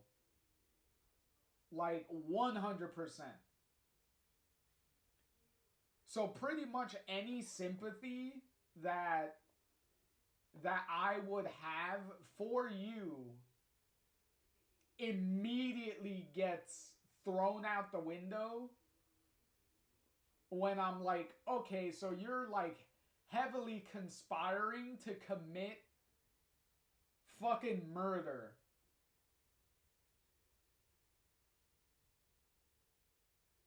Not great at all. So yeah, that is definitely a issue. Well,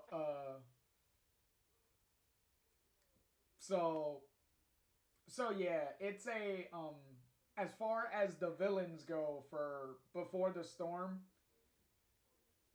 you have one that's just very cliched and bland, and then you have one that was pretty well executed, so it kind of balances out. Which, now that I'm saying it out loud, it does reflect the same issue that True Colors had. Because True Colors had the same problem where you had two, like, overall, like, antagonists. And one of them was, like, extremely, like, cliched and bland. And then the other one was a little bit more, like, complicated and had a little bit more, like, meat on the bone. Whereas in True Colors' case, they were able to execute that a lot stronger than Before the Storm did. As far as villains go. Because like I said, Double Exposure, Before the Storm tried to have like a more morally gray like final villain, but didn't really like execute it well for me. But True Colors did do that. Like, they did have a final morally gray antagonist by the end of the game. So there is that.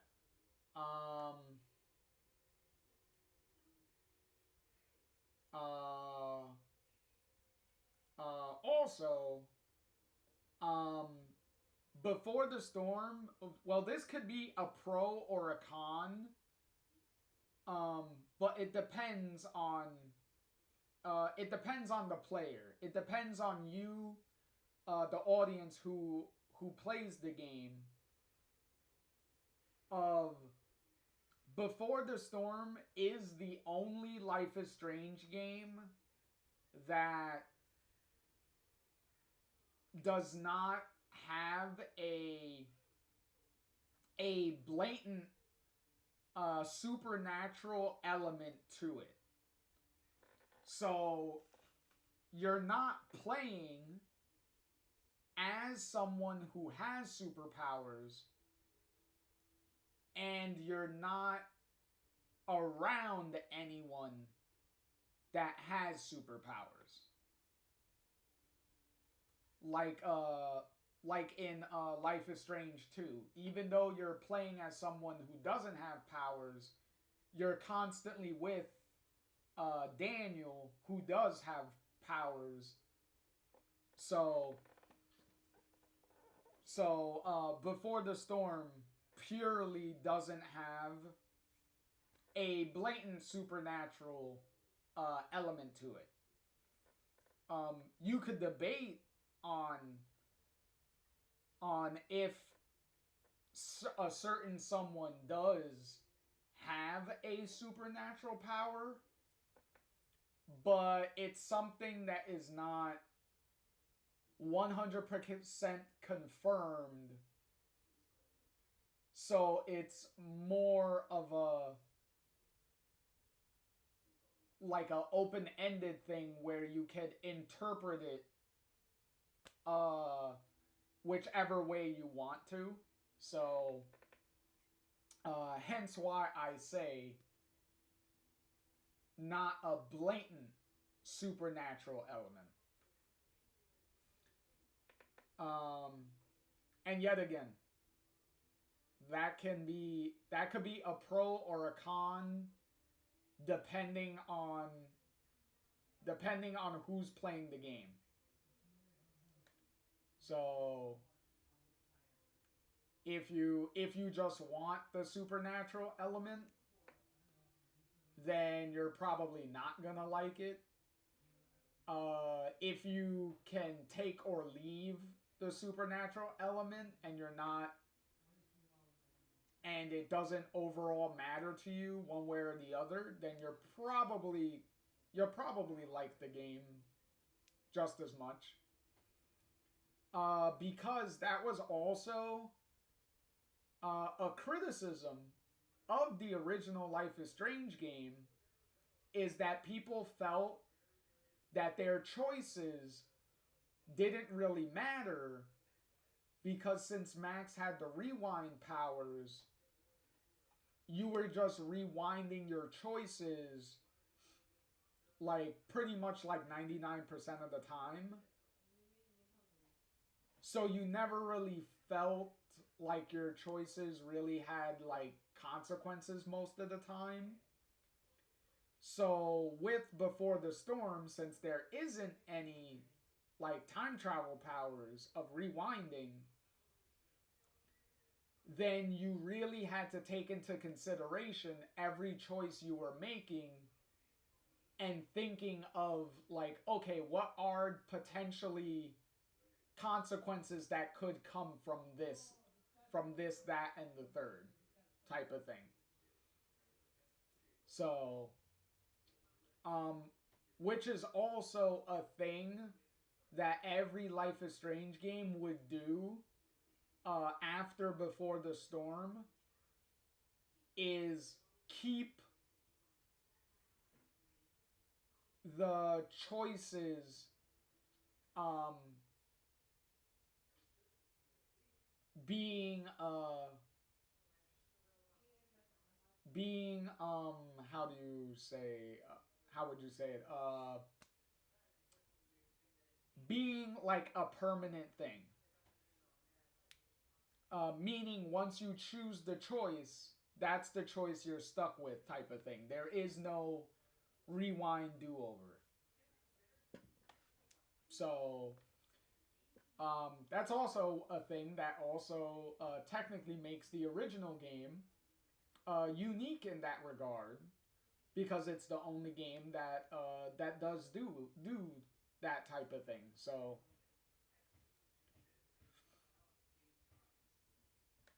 Um, so without any further ado, probably to the surprise of probably nobody.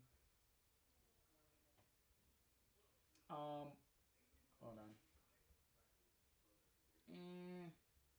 Nope. Do I need to move this up a little bit? Hey, I'm trying to move. Whoa, you're moving too far up. There we go. Now just do it manually.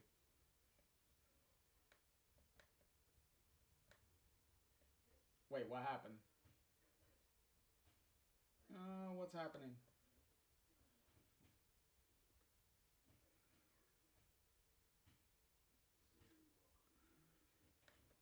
There we go. Okay, I was like, why isn't the cursor clicking on anything? All right, there you go. There you go. All right, now I'll zoom in again. There we go. So there you go. Oh, okay, because there's an invisible ad that is over the S tier, which is why the cursor isn't changing. So that way I can drag and drop. Oh, that's fine. I was able to put it where it needs to be, so that's what matters. So yeah, to the surprise of nobody, Before the Storm in S tier, currently sitting in S tier is Before the Storm, right next to the farewell episode. So that is that is probably not surprising to anyone if you've been paying attention at this point.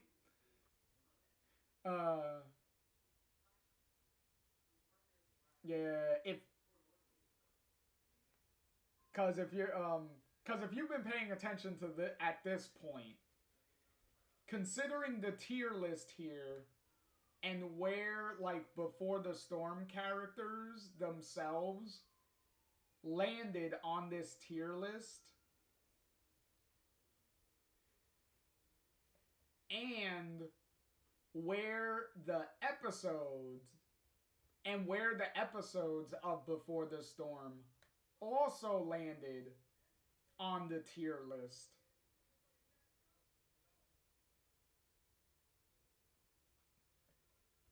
and also where the soundtrack landed on the tier list. Because it's like, come on, Before the Storm is literally my favorite soundtrack still of any of these games overall. It's also the most consistent soundtrack in any of these games so far. And by consistent, I mean they hired one band, they hired Daughter to do the soundtrack for the game. So you have a very clear and consistent musical vision for the entire game. And that is definitely a reason why Before the Storm is my favorite soundtrack in the game. Because instead of the game's soundtrack coming off like a playlist of different songs from different artists, it actually feels like the soundtrack to the whole game and not just a playlist within a game. If that makes sense to anybody. I hope it makes sense. I hope I explained that like well enough. It's kind of hard to explain the musical soundtrack of these games without playing the music, but obviously because of certain copyright reasons, it's kind of hard to go through these game soundtrack and kind of give examples of what I mean by like the music and things like that. And how the music is used. Um so so that is definitely a huge factor there. Um and let me catch up on some comments here, and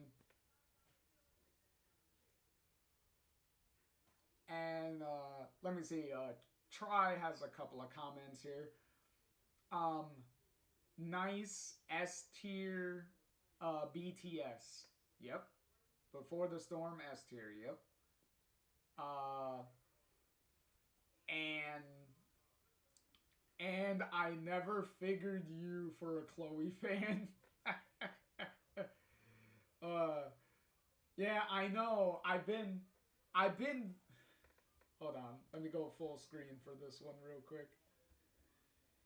Yeah, I know. Try you would never figure out that I was a big Chloe fan. You know, the beanie, the same colored beanie I'm wearing, the fucking the very obvious shirt that I'm wearing, and more importantly, the stuffed little plushies that I've had watching my back the whole time during this tier list for uh for all of these episodes of all of these tier lists from the very beginning. Yeah, I know. I couldn't figure how you could have known I was hiding it so well.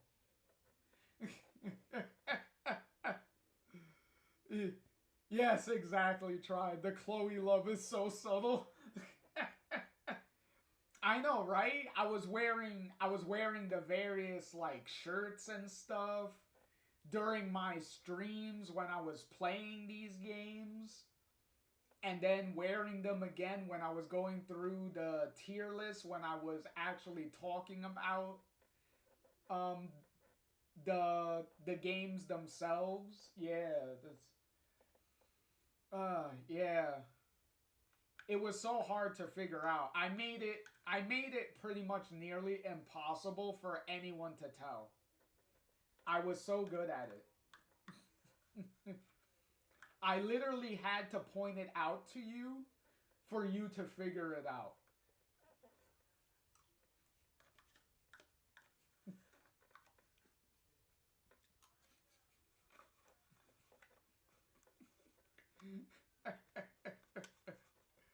Oh Lord. Oh boy. Okay. Uh let's see. All right, back to the list here. So, let's see. You know, since at this point we're going in chronological order, we might as well jump to the original game, don't you think? So where is the original game going to land? Now, where is... where is it?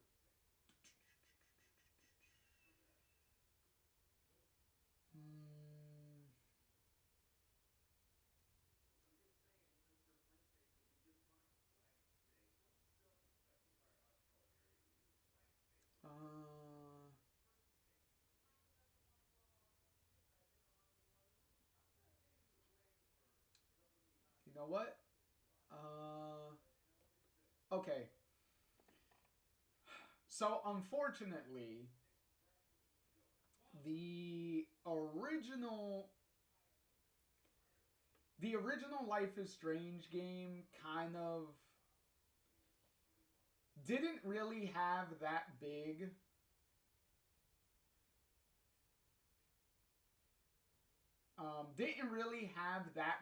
of a season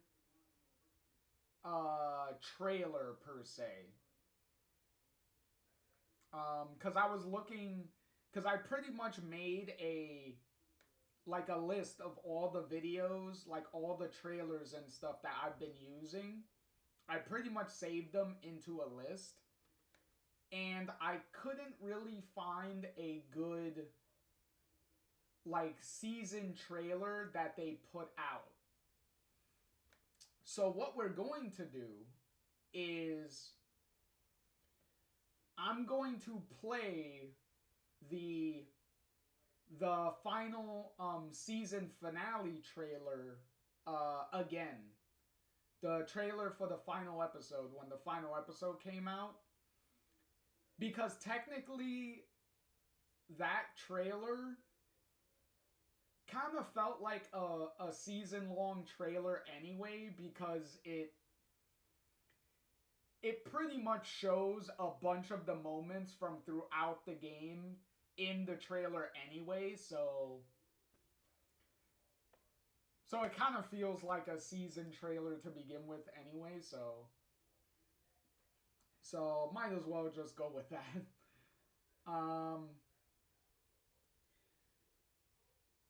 And hold on, before I play the trailer, actually let me play it and then pause it so that way it's ready. Let me catch up on the comment here.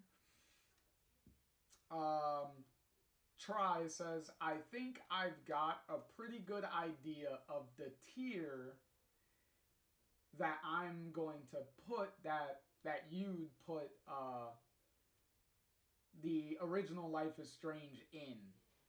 Just not sure of the placement. Okay.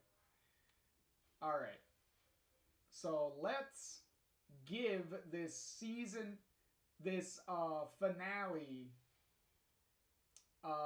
trailer a watch, and I'm probably gonna need my tissues, because this final trailer does hit pretty strongly. Like, anytime I see the final finale trailer, it really brings a lot of emotions and stuff of everything that happens in the game.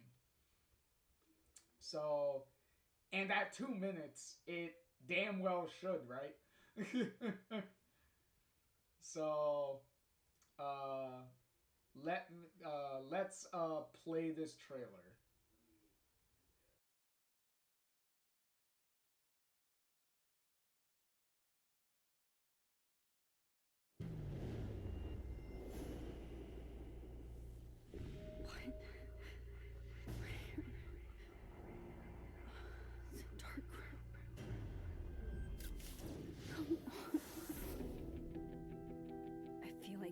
Some kind of dream nightmare. What are you doing in my door? The more I use my power, That gun away from me, psycho! No! the more I see how little control I have over what happens.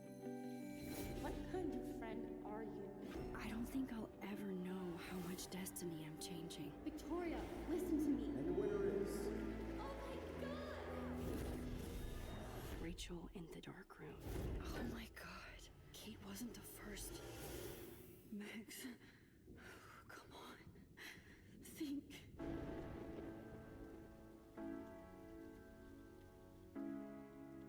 I need to change fast to make it right again. I have to go back in time. Time to change time. I know exactly where I'm going! So we could get real justice, and nobody is gonna get in my way. I'm with you to the end, Chloe. Nathan is dangerous. Where is he?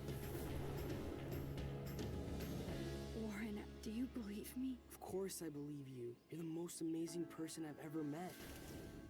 I think that the storm started, everything started when I found out I could rewind time. All this destruction is my fault. I can't let that happen. I can still change things. I just wish I could trust my powers.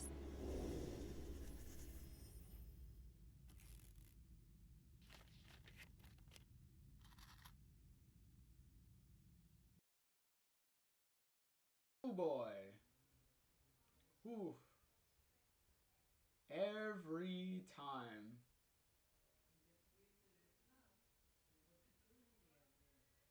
Ooh, every time just gives.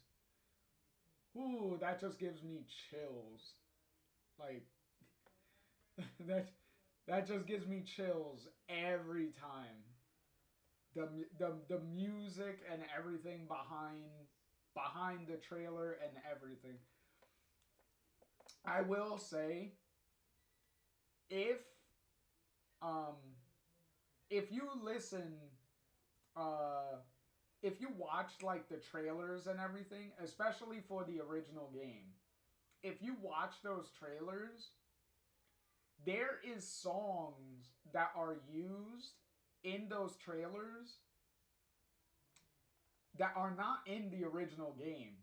They're used specifically for the trailers. And those songs are some pretty good bangers. And if I was taking, as far as the soundtrack goes, if I was taking into account trailer music along with the game's actual soundtrack, then the original Life is Strange probably would have jumped to the top of S tier if I was counting all of that stuff. But that is the disadvantage of the original game, and the advantage of Before the Storm is all the music that they use in the trailers are used in the actual game itself. So that's the biggest deciding factor there. Is it's not just fancy trailer music, it's also music that is still used in the game.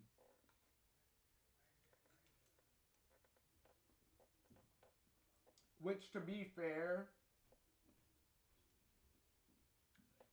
the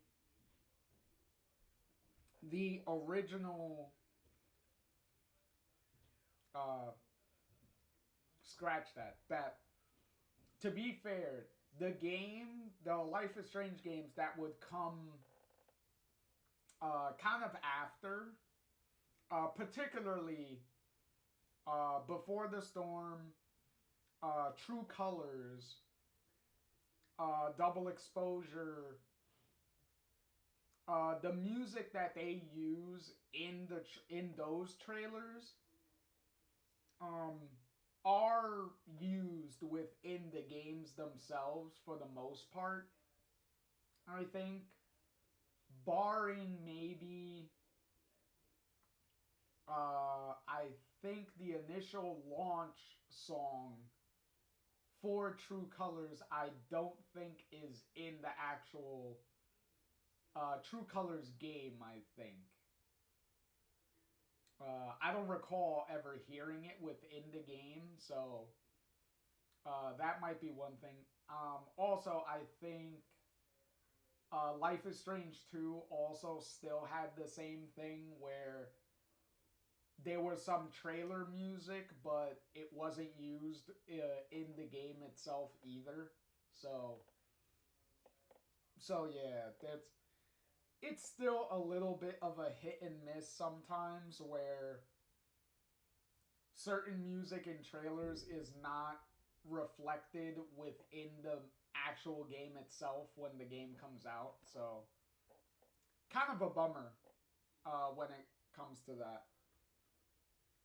But yeah, it kind of sucks like that sometimes.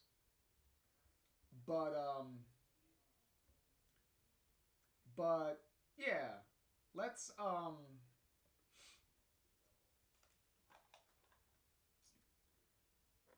so let's see. Original Life is Strange 1.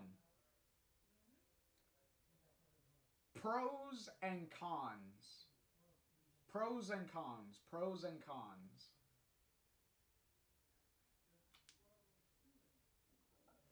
Ooh, excuse me. You know what? Let's go over the cons of the game first.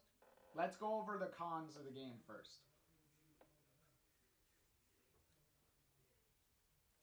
The biggest con of the game, because this first con is the thing that is a domino effect of what leads to a lot of the other cons that the game has. And that is its budget. The original Life is Strange didn't have the biggest budget in the world to it at all.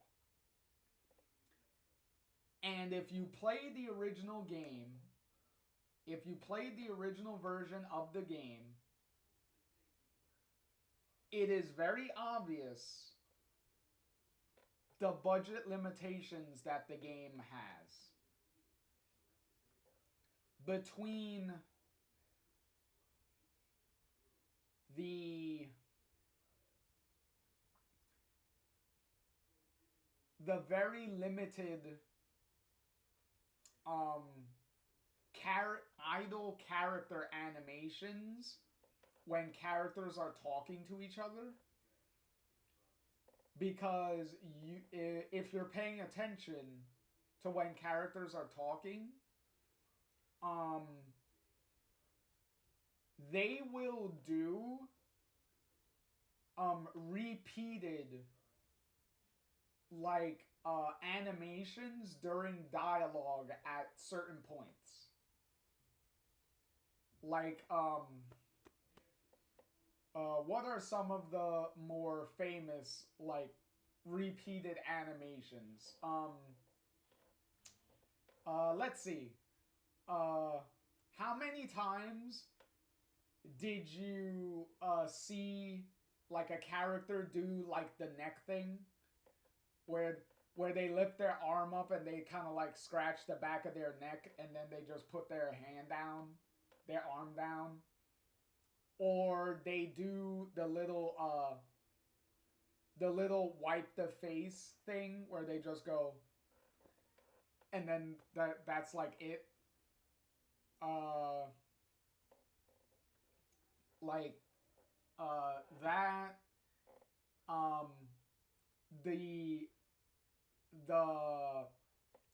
The obvious facial and the lack of facial animations and lip syncing is also a problem, which yet again, all this comes back to the very small budget that they had.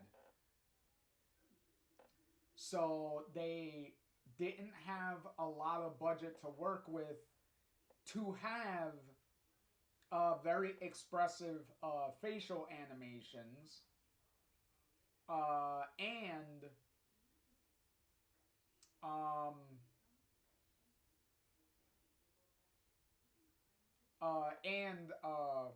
lip syncing. There you go. I was like, what's the? I was like, I just said the word not too long ago. But yeah, lip syncing. Which, um, all this stuff is explained by Don't Nod themselves. Like they knew where they were going to spend the most of their budget at, and where they can afford to cut a little bit of corners to save budget on on certain things that like were more important to get. For instance, one of the biggest things, and Don't Nod has admitted this, that they spent the budget on was voice acting. They spent a good amount of their budget on getting a really good voice talent for the game. Which I think we can all agree that Hannah Telle as Max and Ashley Birch as Chloe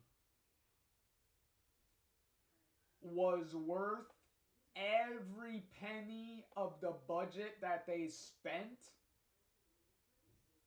and more. So if they were going to spend a majority of the budget on anything, it does make sense that you would spend a good amount of your budget to secure some of the best talent you could find to bring your vision to life. And Don't Nod definitely executed that amazingly. And yet again, they also got their money's worth for that voice acting, because even they have admitted that because of the money that they spent to secure those talented voice actors for the roles, is why they didn't have enough budget to do the facial animations and like the lip syncing and stuff. So, and another big thing of them getting their money worth from the voice actors is some of the voice actors in the original Life is Strange played multiple characters in the game. A few examples is hold on, let me see if I could pull up some of these names, because there's a couple of names I definitely want to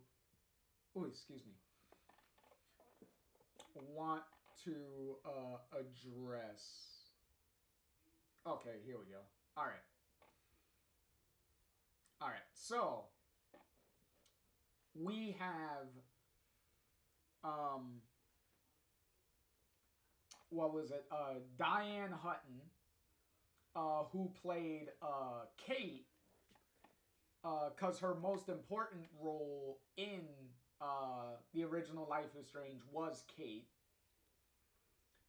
But also, Diane Hutton also played Alyssa.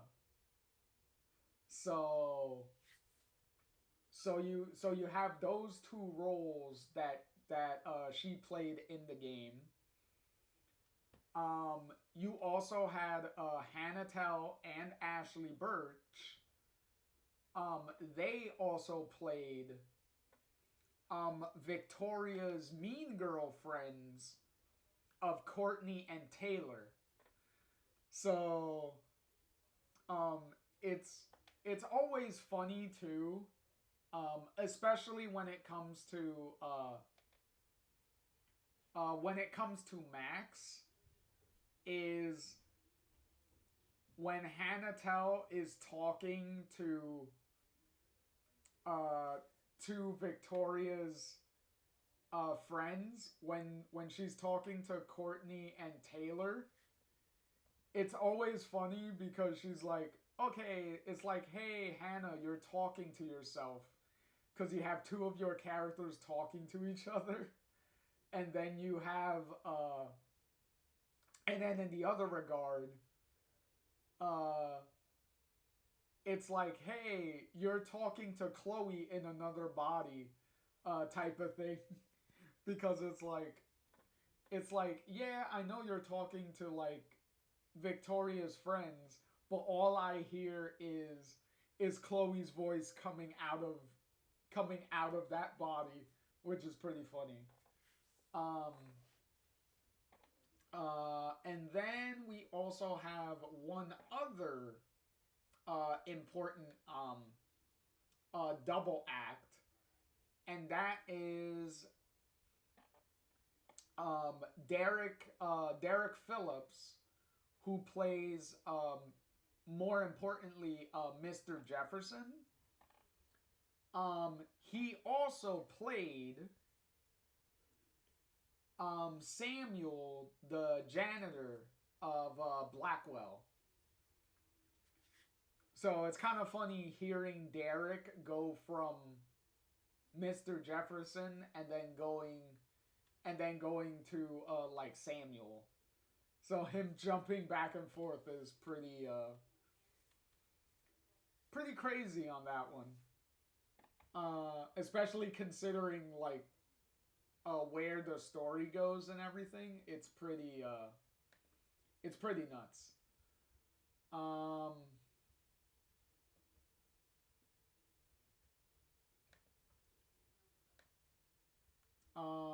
So what is another con? Okay, so one of the other cons is, yet again, it all comes down to budget, is episode 5.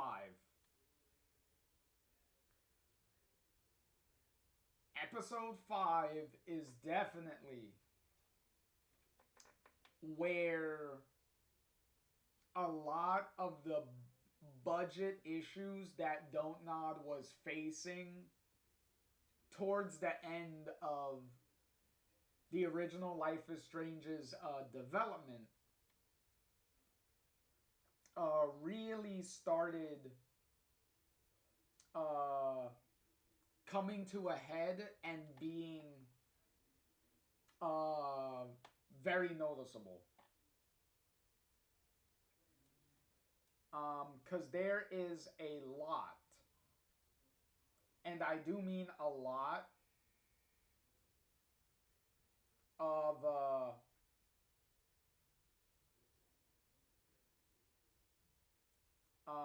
a lot of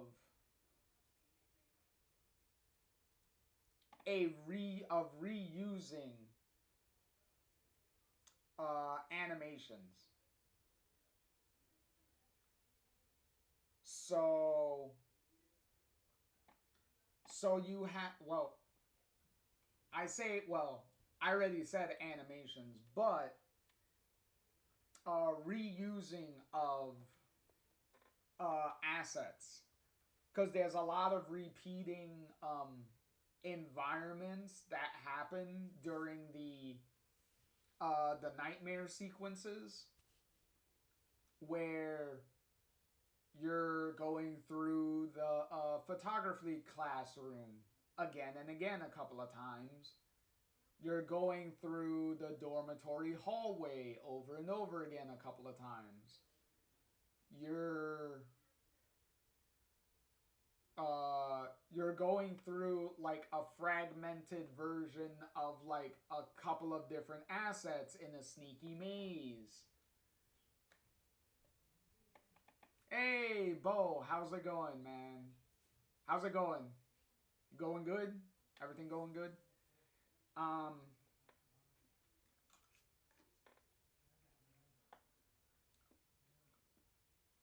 Because during those the stealth sneaking around sections during the nightmare, you have a bunch of reusing of the locker room assets, the junkyard assets, some of the fountain statue from Blackwell and stuff. Like there's a lot of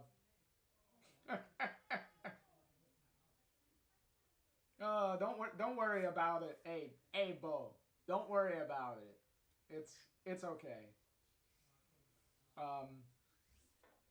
It's okay. I know Try and Happy were here earlier, so they're probably lurking around. So they might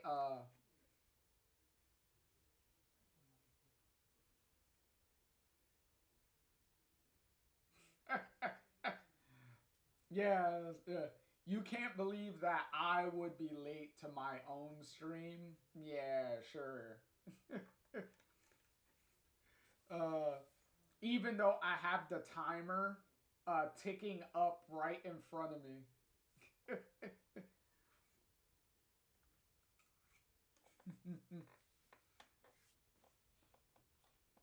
But yeah, it's I still love episode 5 cuz it starts strong with the whole dark room. So do I, weird coincidence. Funny. Cuz episode 5 does start strong with the whole dark room section and stuff. And it ends strong with the final choice and the final decision at the end. But that whole middle section, the nightmare sequences, is definitely where Don't Nod was clearly struggling with, we need to fill this space with something. Because we don't have the time and we don't have the budget to fill it with the stuff that we wanted to put here. So we need to come up with something with the resources and the assets that we have. So what can we do to fill this space within a short time? Because also, if I remember correctly, the final episode came out on October 20th of 2015. But technically, the final episode was supposed to come out earlier. But they had to I believe they delayed it like a week or two. Because the episode was supposed to come out like a week or two before it finally did. So they still had to push it back a little slightly because they still needed a little bit of extra time to like finish up certain things. So they still didn't really have enough time to even do what they wound up doing at the end anyway. So yeah.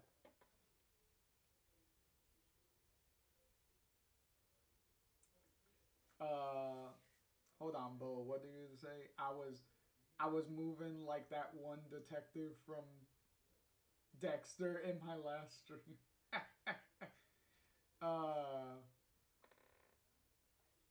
You were talking. Oh, you mean trying to figure out who the murderer was, right?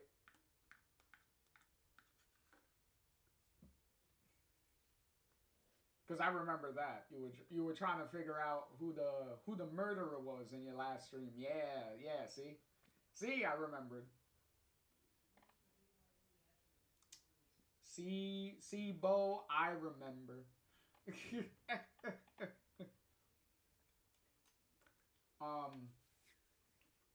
Oh, also, how can I forget the biggest con?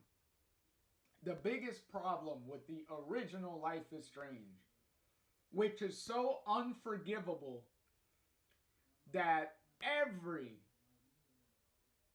single fan always can unanimously, rightfully, bitch and moan about.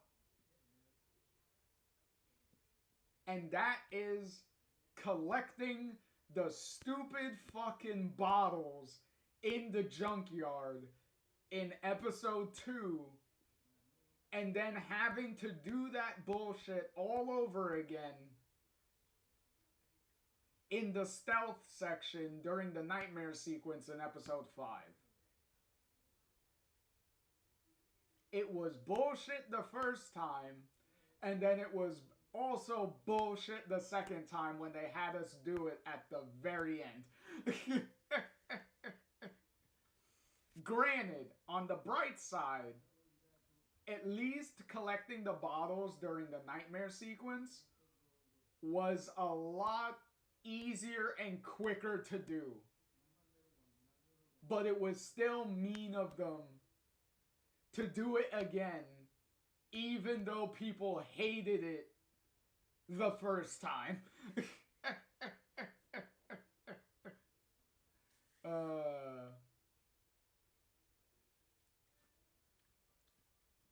And then, what you say, Bo, here?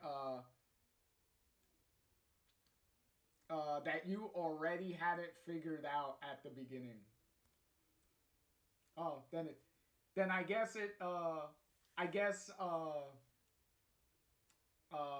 because you're playing Minecraft story mode, I guess it didn't do a very good job of being a convincing mystery then.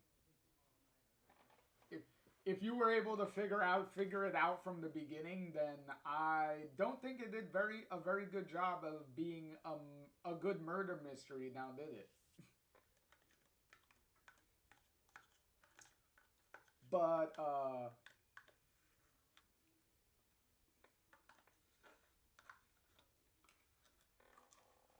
okay. So I think those are all the... Oh no. There's also one... There's also one... Oh, of course that was gonna fall.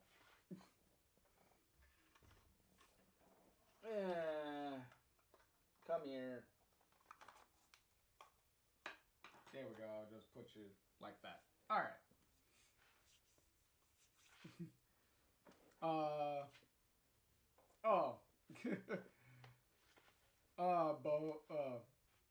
Bo says I was just judging based off vibes. Well, sometimes that's what you gotta do. Sometimes in a murder mystery, you have to kind of feel it out, and sometimes your gut feeling can really point you in the right direction sometimes. But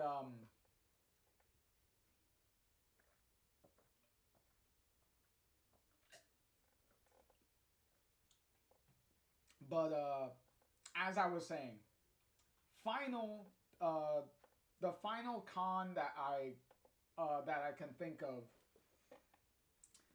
is pretty debatable, but I know most people view it as a con,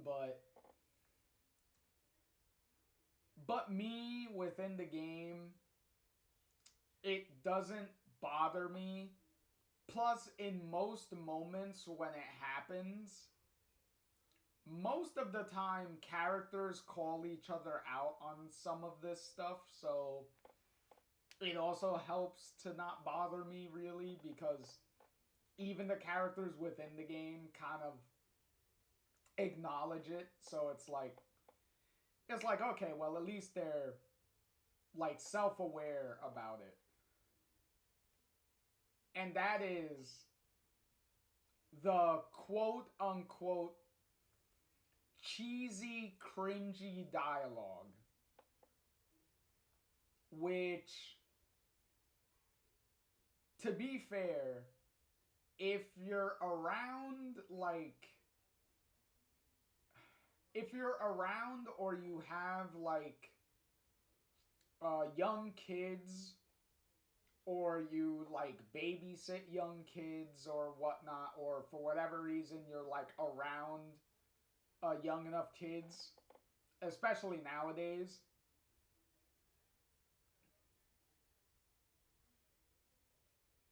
some kids really talk very cringy in dialogue in real life anyway. And I could make the argument that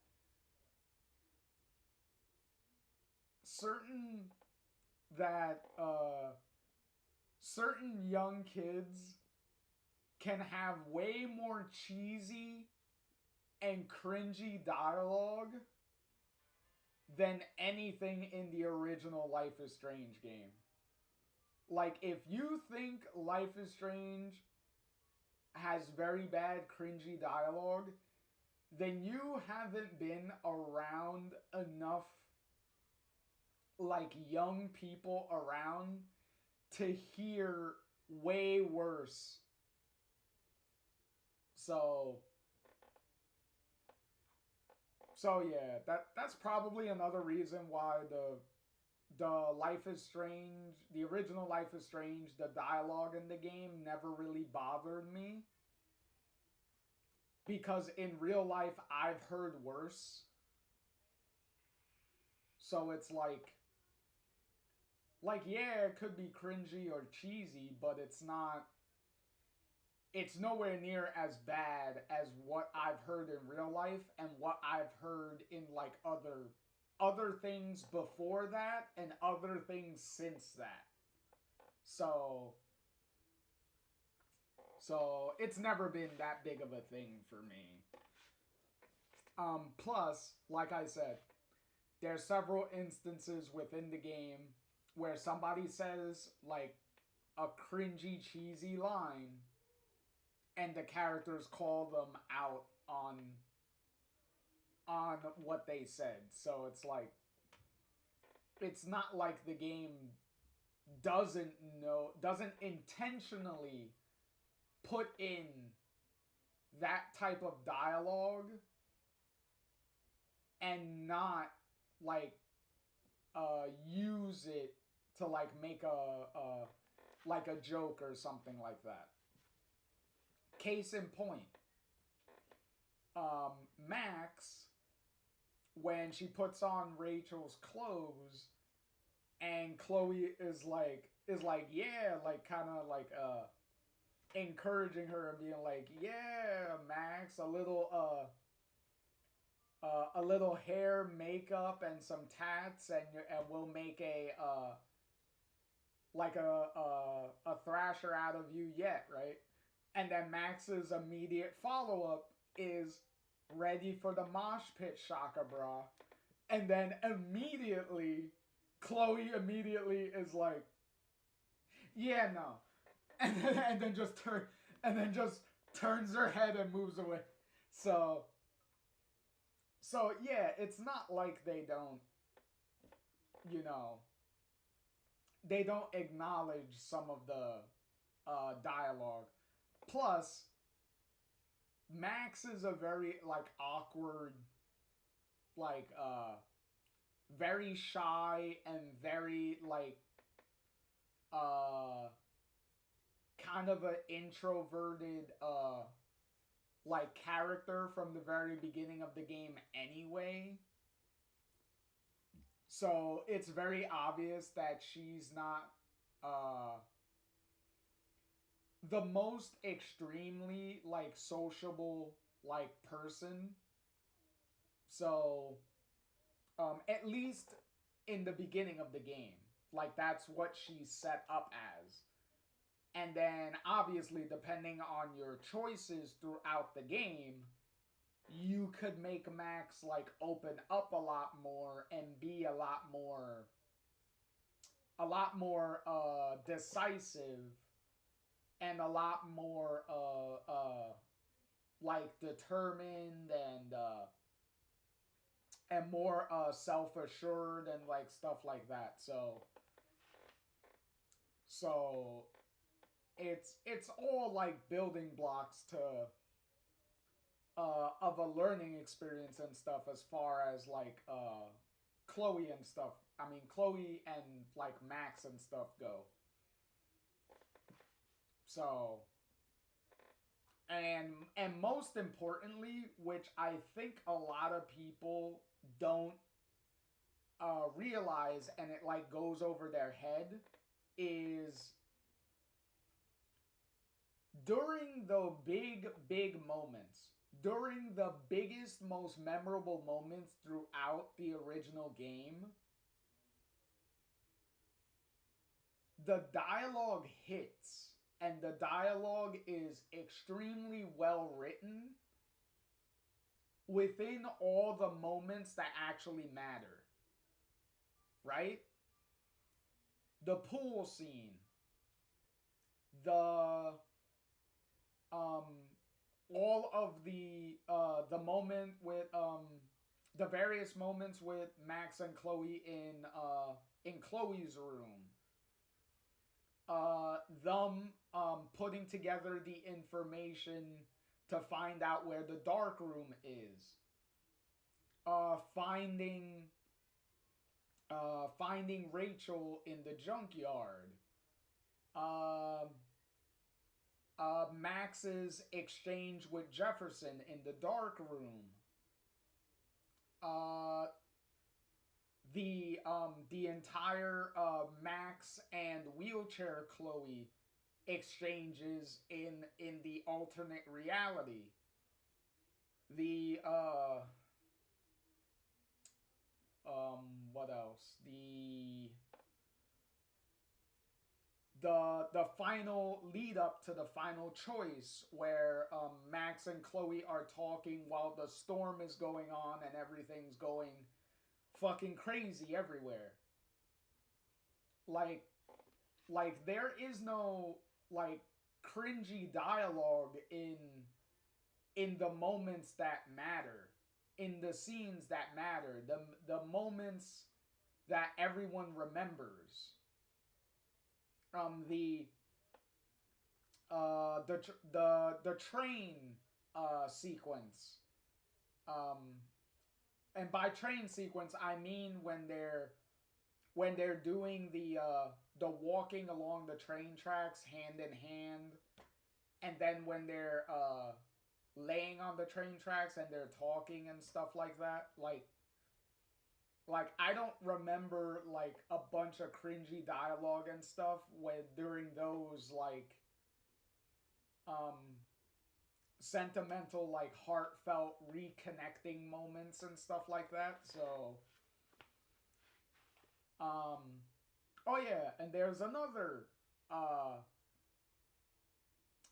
cuz speaking of which, another moment where I remember calling out the cringy dialogue when Max and Chloe are driving, when Chloe takes Max away from Nathan and stuff, when they drive off, and Max checks on her camera and finds that the camera is busted and it's broken.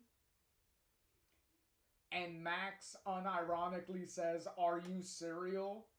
And then Chloe immediately follows up with like, "Wow, I have not heard that in a long time." So, yet again, another example of it is intentional in some cases of what of how they're writing it. So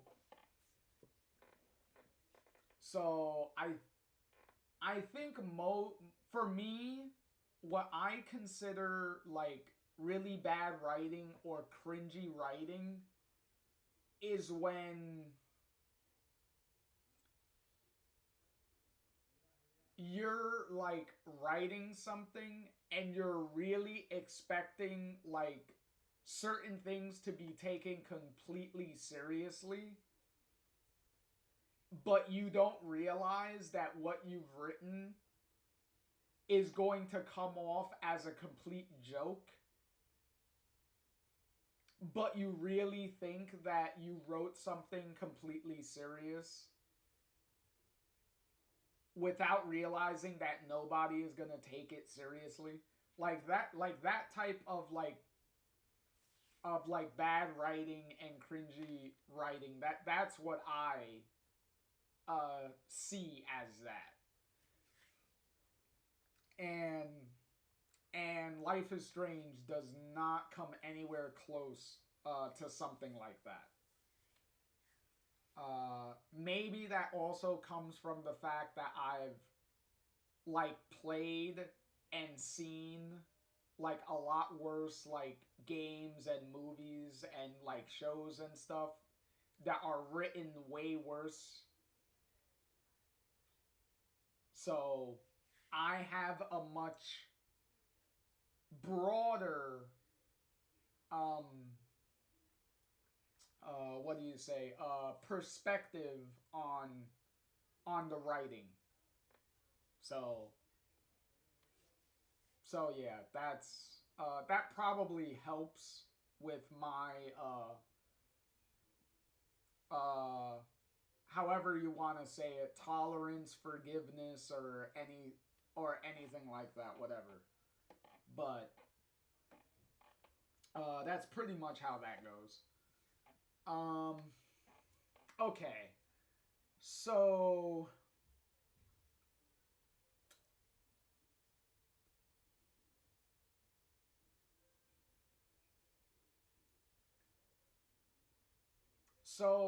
pros. All right, so the pros are going to be extremely easy. Extremely easy.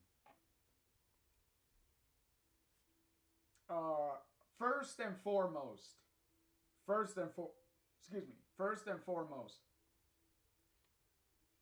the acting performances um by uh by everyone, pretty much everyone does a really good job. Obviously, the biggest performances are obviously Ashley Birch as Chloe and Hannah Telle as Max.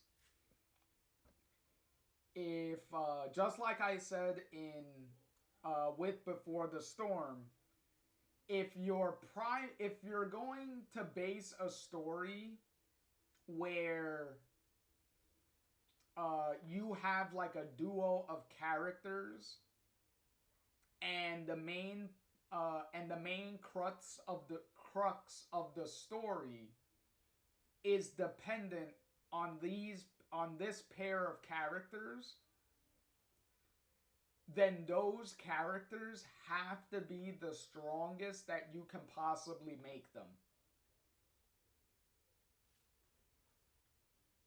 And just like Chloe and Rachel were in Before the Storm, Max and Chloe are the same way. If one of them does not work, the entire thing falls apart like a stack of cards.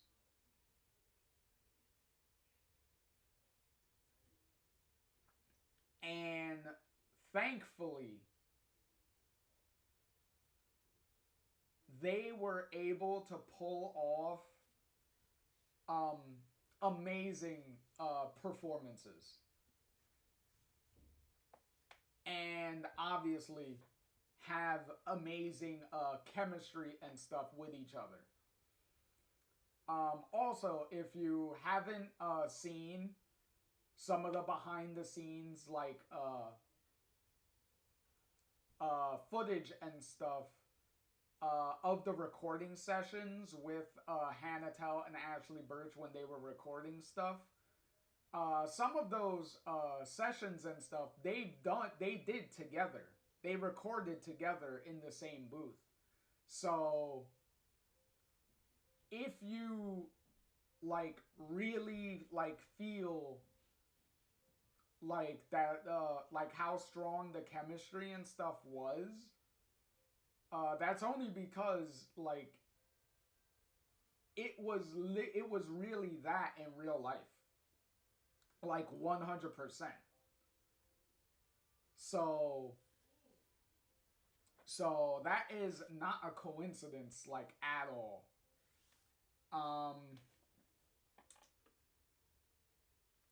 What else? The powers. The powers are definitely, how they use the powers and how the powers evolve as the game goes on, was very creative, in how they depicted like all that stuff and how they explained how certain powers work, because they don't 100% explain certain powers, like the time freeze power in episode 2 doesn't necessarily have an explanation. Plus, it doesn't come up again.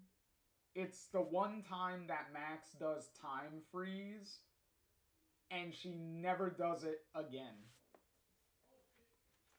Even though it probably would have been handy at certain points later in the game to maybe have like a time freeze power, but for whatever reason, it's used and then it doesn't get used or brought up again, so it's kind of that would be a con. Like I would put that like in the con category of bringing up a power and using it like once and never again. So but the main power, that the main evolved power later, which is the Max's ability to go into photos, to focus in on a photo and go into it, and essentially going back in time to the specific moment that's in the photo, is extremely creative, because they do abuse the shit out of that in episode 5. Like in episode 5, you use your going into a photo power like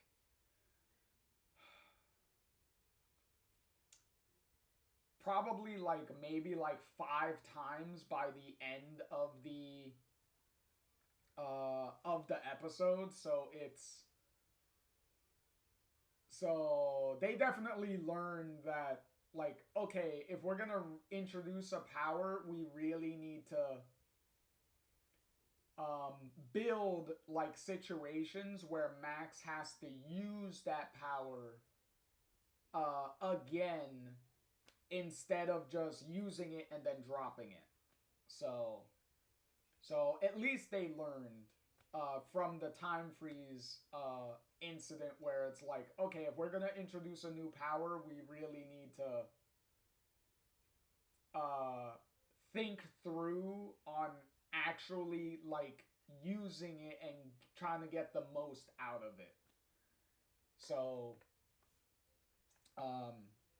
so that is definitely a plus. Also, how the photo powers work isn't entirely explained, but there is enough, oh, excuse me, certain visual cues that you can look out for, that you can start putting together how the powers work. Specifically, if you notice every single photo that Max goes into, every single one of them, Max is in the photo in some way. So that's something that's not like brought up in the game directly. Is like Max never brings up like oh, what would happen if I tried to focus in on a completely random photo? Like what would happen if I tried to do that? Like that is never brought up, but you can from the visuals you can figure out like, oh yeah, every single photo Max goes into, she's in the photo in some way. Which also goes for the butterfly photo. Because in the butterfly photo, Max is in the reflection of the bucket. So it makes sense how she was able to jump into that photo, even though you don't traditionally see her in the photo. So that's like their clever little like workaround to keep how the photo power works, to keep that consistent. So so great job with them on that. Also, speaking of powers, the slight inconsistency at the very beginning of the game in reference to how Max's rewind powers work. Because when Max rewinds for the first time in the bathroom when Chloe gets shot, when she rewinds, she's immediately dumped back into her desk in the photography classroom, which wouldn't necessarily be a problem, but every time you Max uses her powers in cutscenes and also in as far as like the player goes, like the active player using the rewind powers, that's not how Max's power works. When she rewinds, she stays in the same spot that she's rewinding from. So the only time in the entire game where her rewinding teleports her to a different location is only in the very beginning of the game. And Don't Nod has like acknowledged that, yeah, it is inconsistent with how the powers work after that, but it was purely used as a like how did they put it,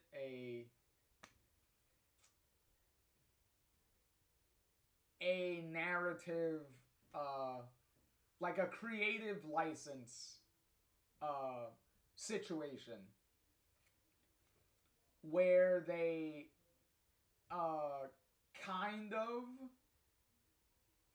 um set up a rule and then they immediately broke it right after, to establish the more consistent rule that the rest of the game follows. So, yeah, that is a inconsistency on that one. Let's see.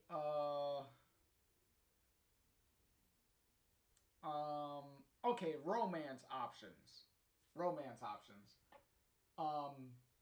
Which I'm not gonna address because we didn't address romance options in Before the Storm because Rachel is the only romance option you have in Before the Storm, so not really much of a choice on that end. But here in the original game, you do have two choices. You have either Chloe herself or you have Warren. And these romance options are not... They don't have even competition. Let's say it like that.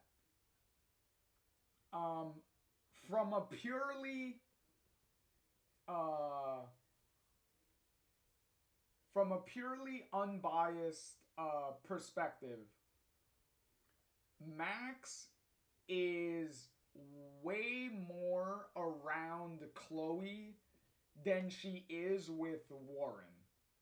The game gives you way more situations where Max and Chloe are around each other than Warren is. So Warren doesn't really have a lot of moments to like sway the player's opinion one way or the other. So Warren doesn't really get enough screen time to really like establish a good enough foundation for a relationship, pretty much. So yeah, not a very good very good even distribution of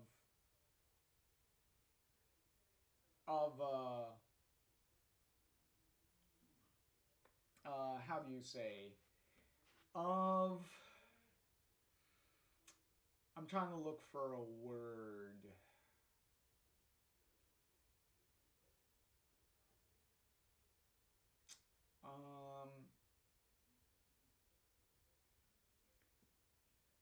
Well, I wouldn't say choices.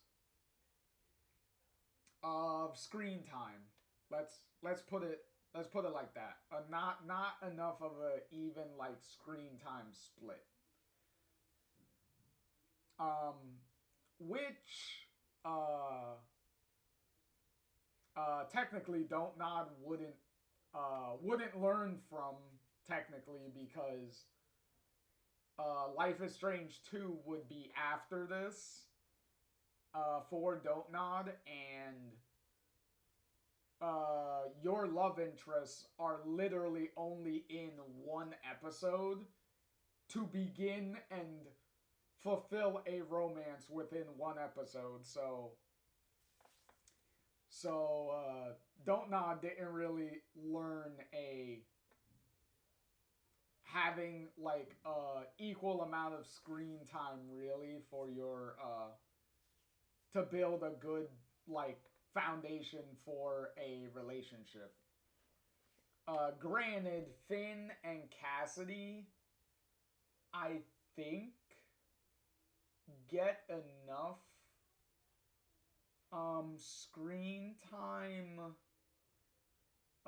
more evenly with each other.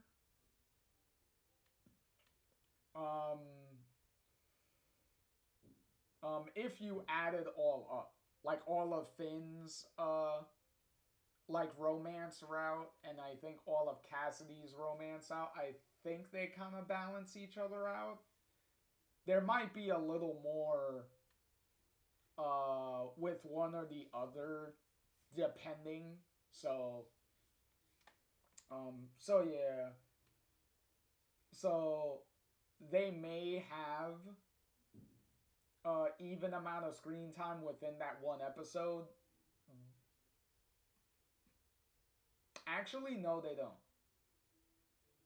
Because Cassidy has the very annoying I want to punch my hand right through my TV screen weed cutting section. Because in that section, it's Sean, Daniel, Cassidy, and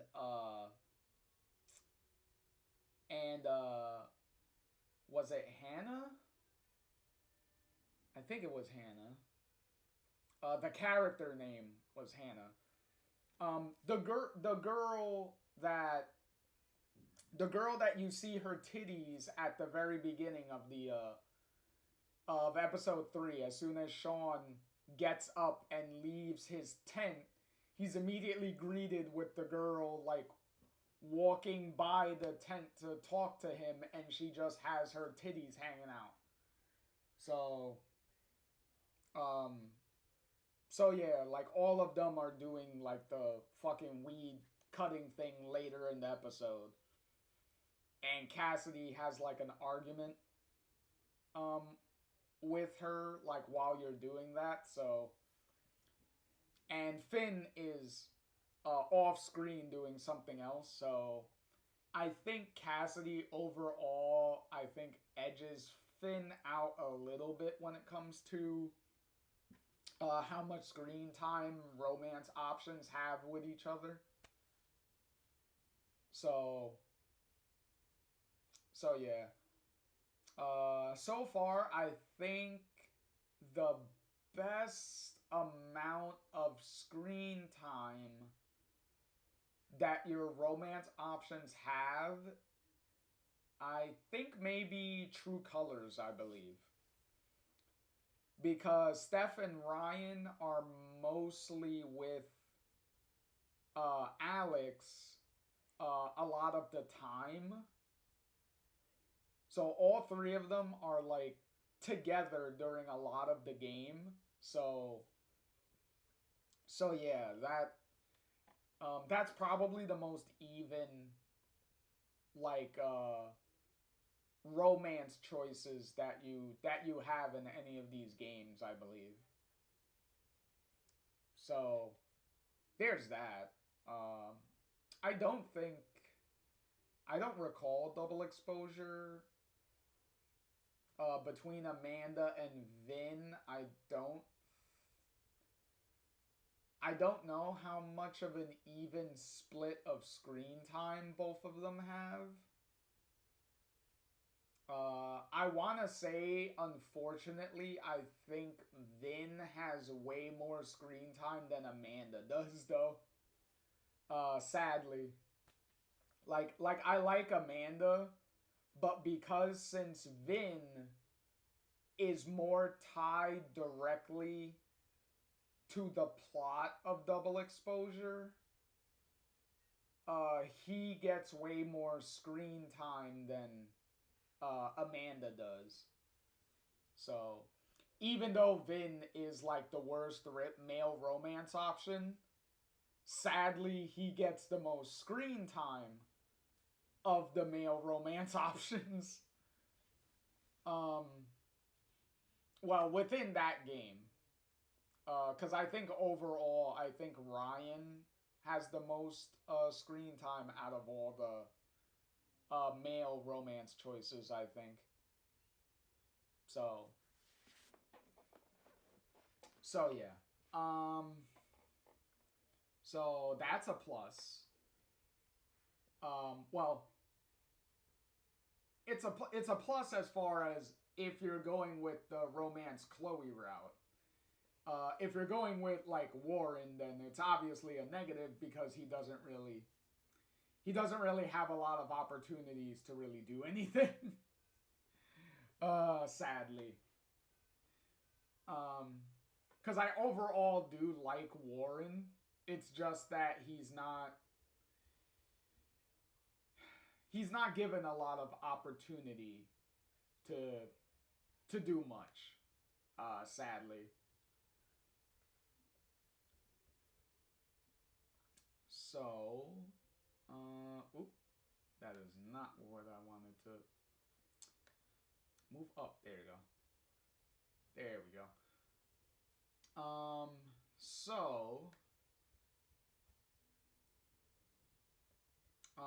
Obviously, the also the stakes of the game is a lot more. Hey, Happy, welcome back. See, Happy, you calling me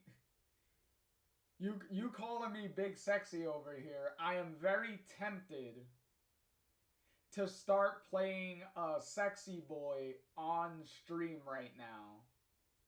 But I'm pretty sure WWE would copyright strike the fuck out of me if I start playing Sexy Boy right now.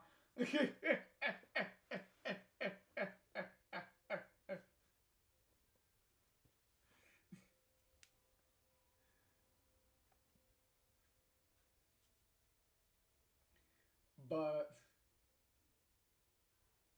the ultimate entrance song. Yeah, I will say, hey, Sexy Boy is one of the all-time great like wrestling entrance songs. Definitely up there with like Old School Rock's theme song. Obviously Hulk Hogan's theme song, Real American. Ric Flair. Randy Savage. Obviously Stone Cold Steve Austin. Like there's definitely a lot of really amazing banger entrance themes. They certainly don't make entrance themes like that anymore, unfortunately. Well, as far as WWE goes, like WWE entrance music nowadays can sound pretty bad and generic at this point. But in any case,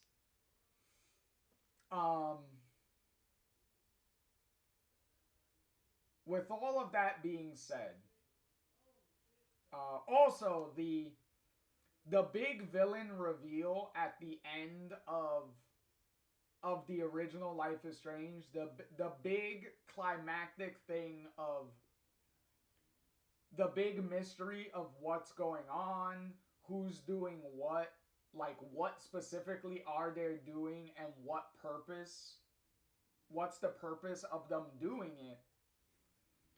was pretty shocking and pretty disturbing and unsettling once it's laid out there.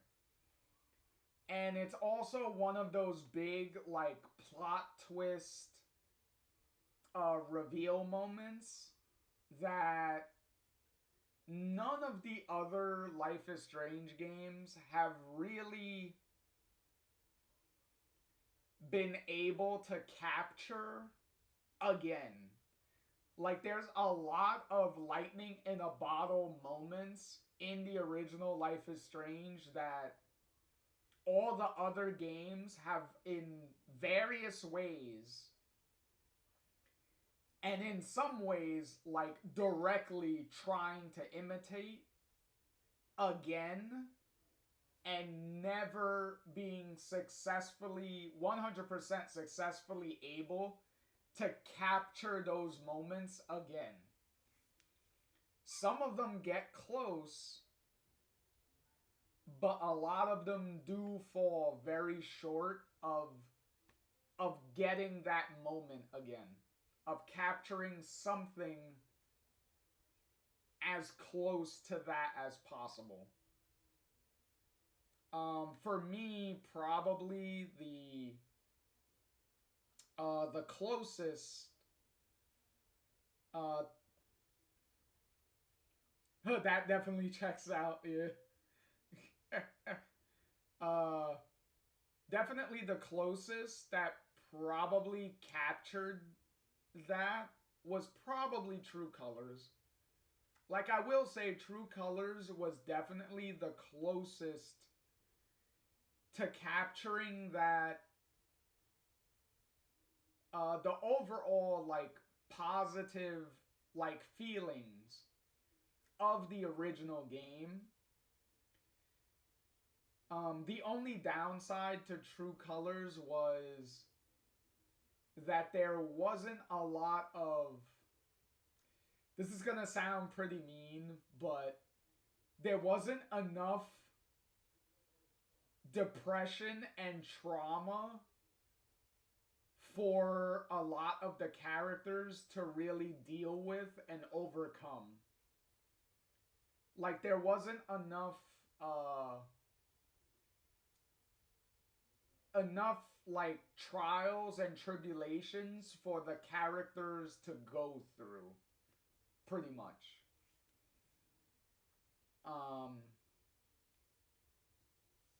But overall, True Colors definitely did capture, like, the warm and cozy feeling that the original game gave a lot of people.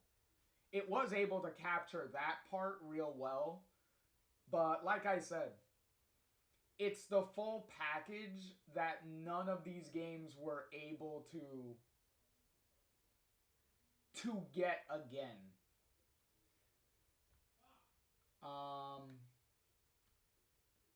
And with that being said, we are going to put the original Life is Strange, we are going to put, there you go, right at the tippity top of S tier.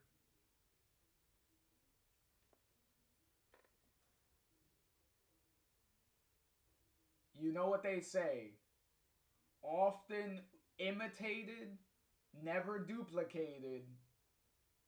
That is exactly the most truest statement when it comes to the original Life is Strange.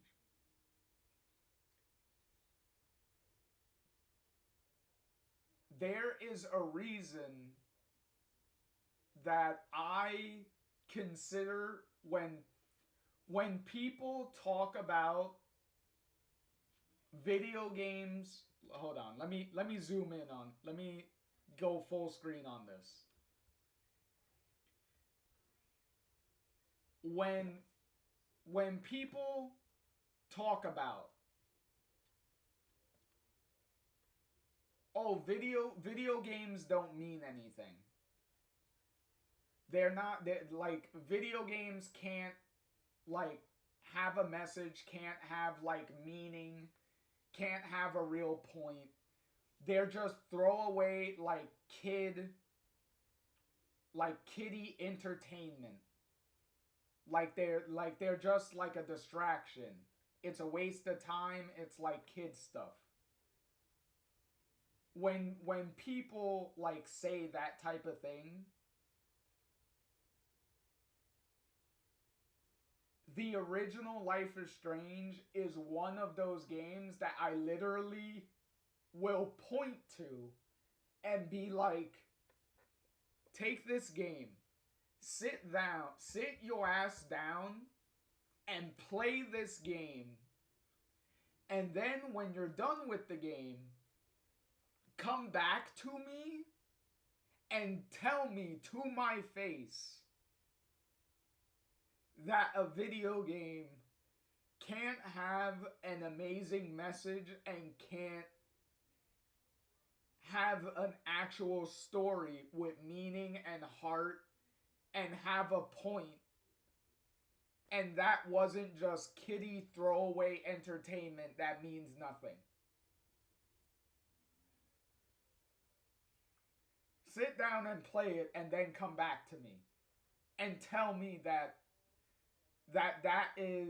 what you explained to me is what that game is.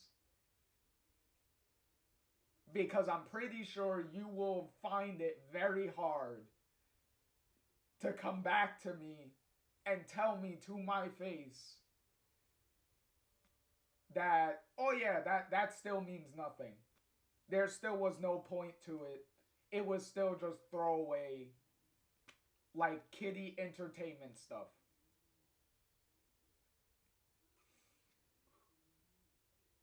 Ooh, excuse me.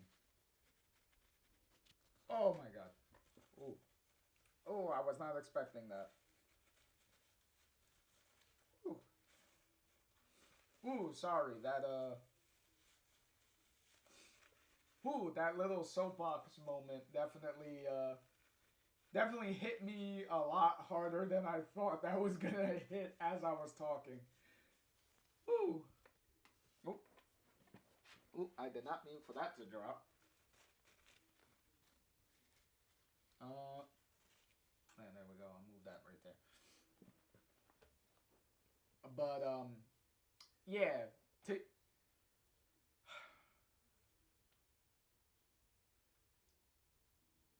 Oh yeah. That. Thank you, Happy. The emotions are good. Yes, it is.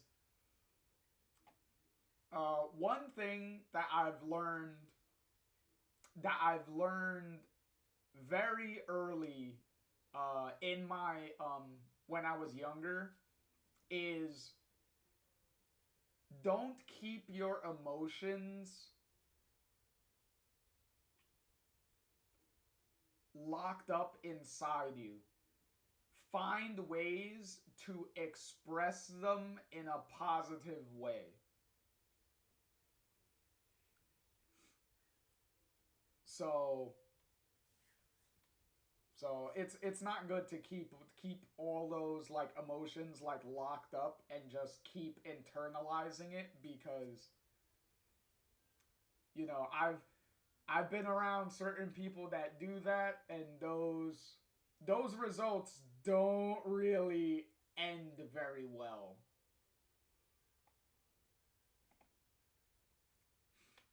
Exactly, Happy. That's major. Yes, it is.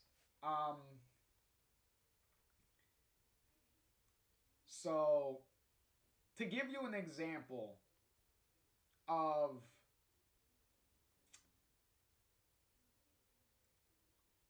where I value Life is Strange, as far the original Life is Strange, as far as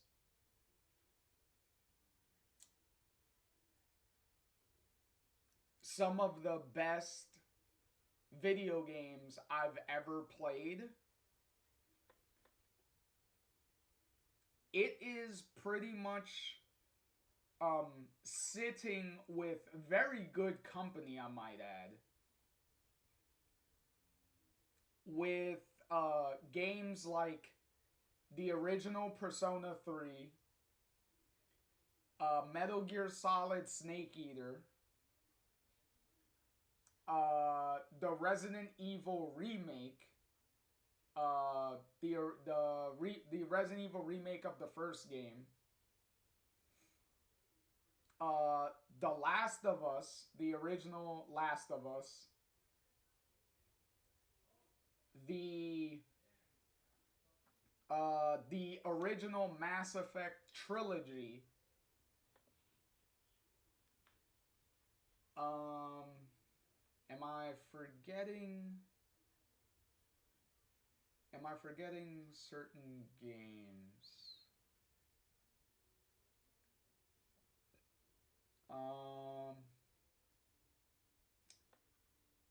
No, I don't think I am, but I think that list alone. Oh, there you go. Hey, what a coincidence. Happy. I'm playing through the Mass Effect trilogy. Wait. Okay. Before I continue with my point there. Question for you, Happy. Well, actually, a couple of questions. Have you played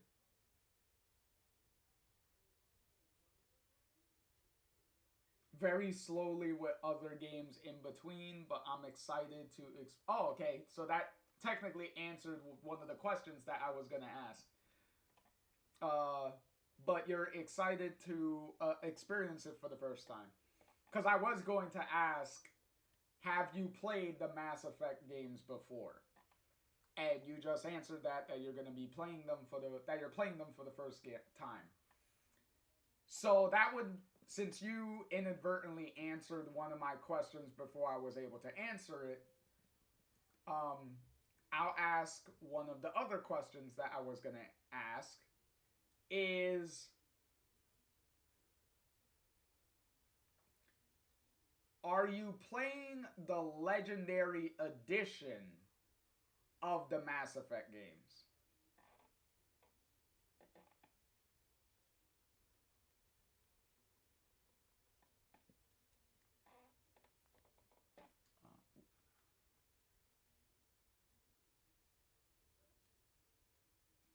Oh, yes. Okay, cool. All right. Cause that is the version that I would recommend. Hold on a minute. Hold on.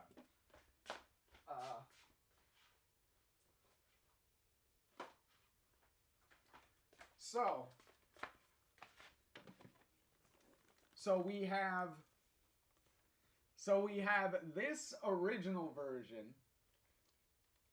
This is the original version of the Mass Effect trilogy. So yeah, this is the complete trilogy version that they came out with when the third game came out. And then this is obviously the Legendary Edition. So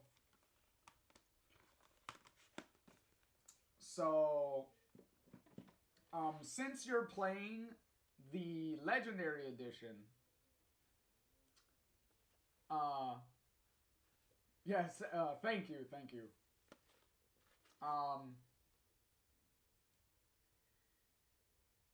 Since you're playing the Legendary Edition, it is definitely the better version. This is the better version to play. Obviously, if you're playing the first game, this version of the first game is the best version to play because they added so much quality of life improvements that the original game severely needed. because pretty often I do kind of make it a point, because I love these games. I love these games so much. This is probably the best, for me, this is probably the best video game trilogy so far that I've ever played. And the original game had so many problems, the original version. So when the Legendary Edition came out, most of the improvements and the things that they focused on needing to improve were all the original game.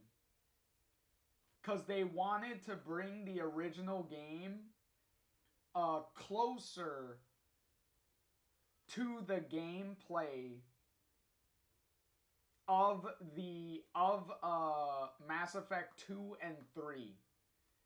Because Mass Effect 2 and 3 play a lot closer to each other than Mass Effect 1 does to any of the other two games. Like, Mass Effect 1 is so starkly different than the other two that it always felt very weird to play Mass Effect 1 and then immediately jumping into 2 and getting the gigantic whiplash of like, okay, this is way different than the first game. And then pretty much the Legendary Edition doing what it can to make the first game a lot more of an easier playthrough. Because obviously they couldn't change too much, because at that point you might as well have just remade the first game at that point. But they changed enough where it's not so annoying to play through the first game.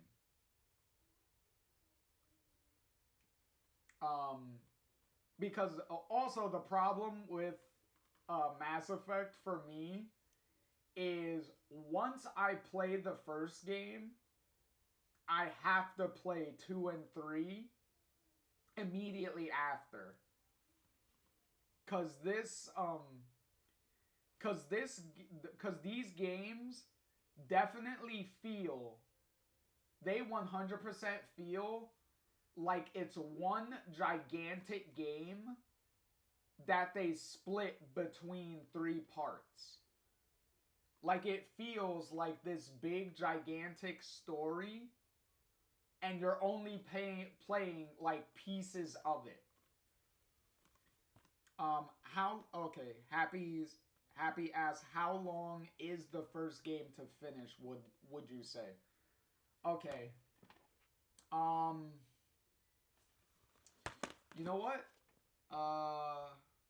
Let me go to my YouTube channel real quick,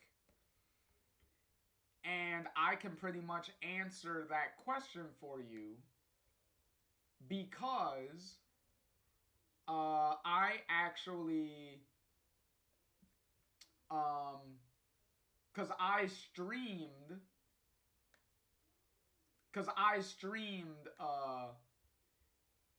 the original Mass Effect trilogy like a while ago. So I could give you like a ballpark estimate on how long it is. So we got 3, 6, 9, 12.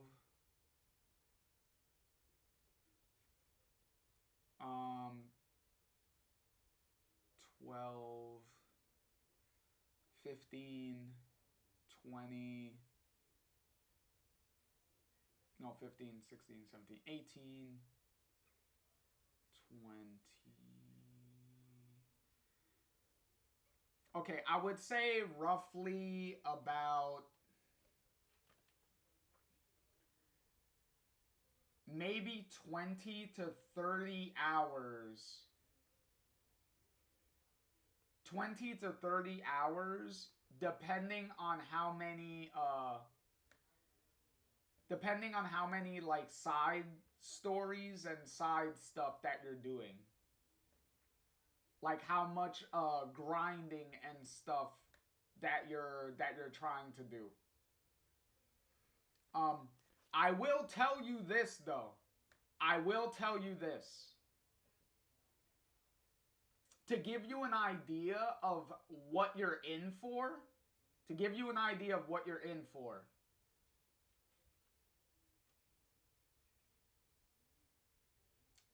Mass Effect 1 is the shortest game out of all three of them.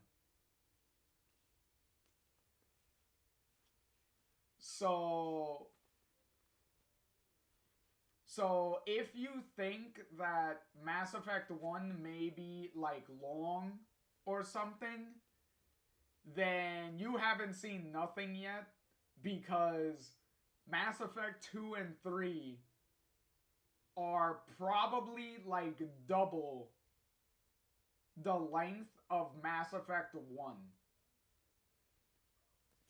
And that's also, and it's even longer because the Legendary Edition also packs in all the DLC for Mass Effect 2 and 3.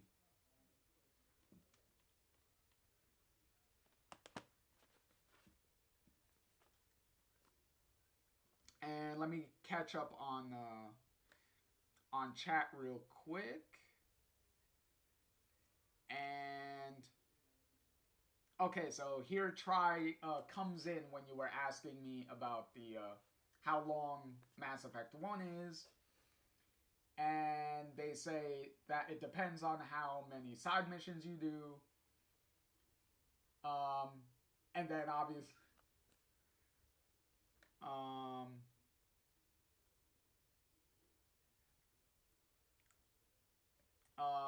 and then Happy said, I didn't know that you didn't know your brother was here.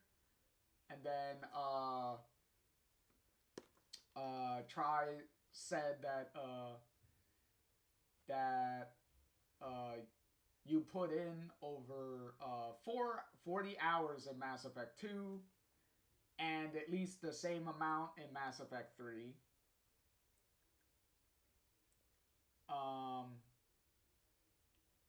And Try said later that you could mainline the main story of Mass Effect 1 in about under 20 hours. Yeah. If you're just doing the main story, then yeah. But technically you can't get the best ending of the game if you're not doing the side stories. Because doing the side stories is what gets you more Paragon or Renegade points. And you need pretty high Paragon and Renegade choices for certain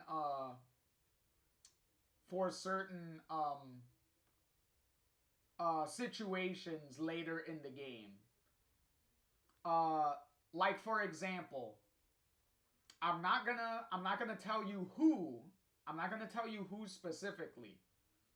But there is a party member that you can recruit in Mass Effect 1. And towards the end of the game, you will be on a mission that is very conflicting for that party member. And if you don't have high enough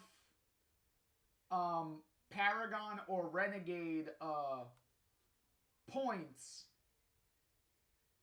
then you will have no choice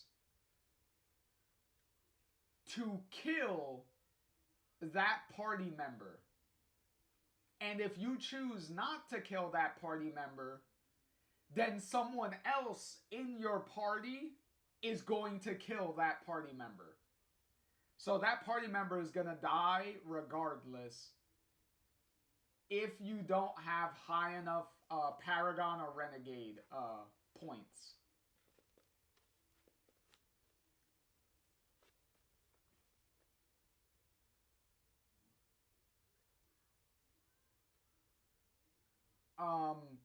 Well, the motion comic is only if you're going directly into Mass Effect 2. But since your brother is playing Mass Effect 1, then obviously he's going through like the full experience. So obviously he's gonna have to do it like that way. Plus, the motion comic doesn't give you all of the choices. Because there's a lot of choices in the original Mass Effect that carry over to the next games that the motion comics do not take into account. So if you want the full like Mass Effect experience, then you kind of have to play each of the games.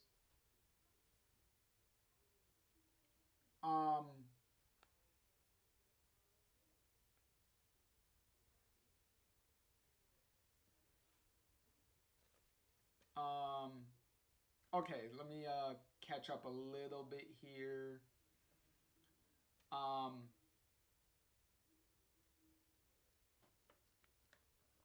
Okay, you said the motion comic. You said that you have closer to 80 hours in Mass Effect 2, but you don't know because playtime, because you don't have your 360 anymore. But okay, and you said later that you skipped Mass Effect 1 because the Mako was so frustrating to drive, so you went straight into Mass Effect 2.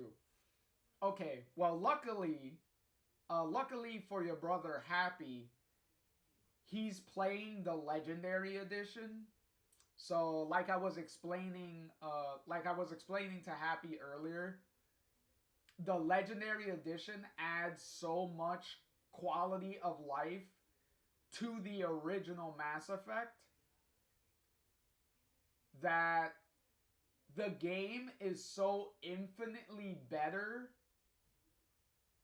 to play through and a lot more fun to get through now, because they made so many things a lot easier. The Mako is a prime example. They added a lot more weight. They added weight to the Mako, so the Mako's not bouncing around like a fucking bouncing castle. And they added more thrusters, so the Mako is able to get up like steep hills and stuff a lot easier because you actually have thrusters to push you like up mountains and stuff like that. So yeah, if you're ever gonna play Mass Effect again, get the Legendary Edition. I cannot speak highly enough about the work they did on the Legendary Edition. So great. So much goodness here. And plus, like I said, all the DLC and stuff is on this. To be clear though, it's all of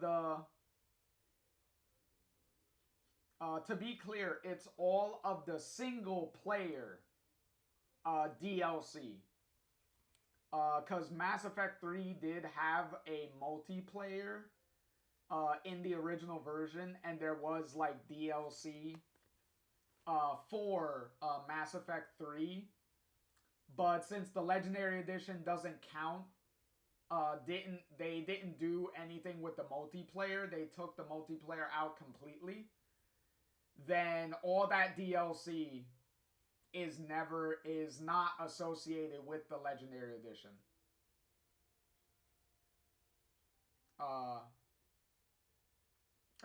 And then Try says like, "Oh, I never touched the multiplayer." I never touched the multiplayer either.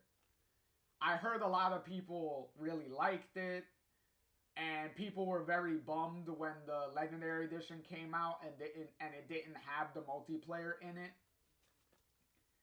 But I didn't care because it's like, the problem is Mass Effect 3's multiplayer was in an era where they were trying to force multiplayer into single player games for literally no reason. They were just forcing it in there because they were like, oh, multiplayer games are making money. Let's just force in a multiplayer element into our single player games. Because Mass Effect wasn't the only one that did that. Like, Uncharted did that too. Like, they shoehorned in, like, multiplayer into Uncharted games too. I think Uncharted 2 had multiplayer in it. It was so like random, that era where they just were just forcing that shit in for no reason. Which kind of sucks, because if BioWare wasn't forced to put in the multiplayer, then they probably would have been able to add in and spend more time on Mass Effect 3 like they weren't able to, and we wouldn't have to have a director's cut of the ending that they had to fix at the end of Mass Effect 3.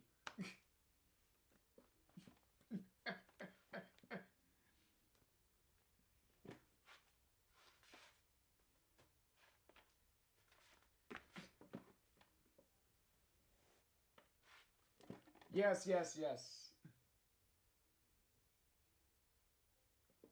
Oh, yes. Thank you, Happy, for being here. It was always a pleasure having you, and I hope your journey through Mass Effect is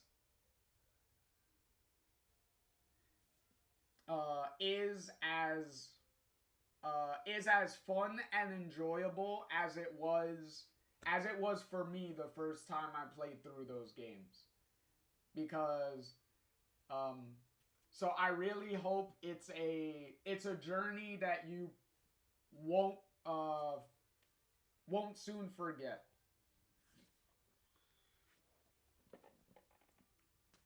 And good night to you, Happy. Pleasant dreams, bro.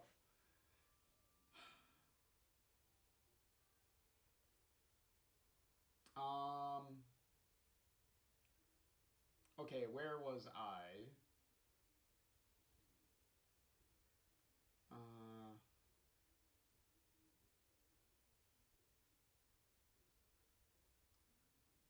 You know what?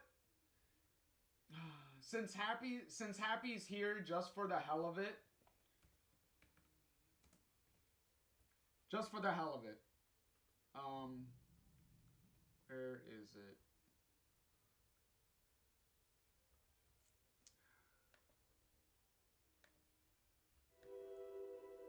Ooh, whoops.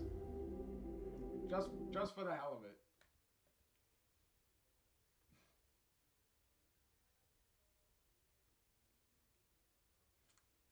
Just for the hell of it, since Happy was here.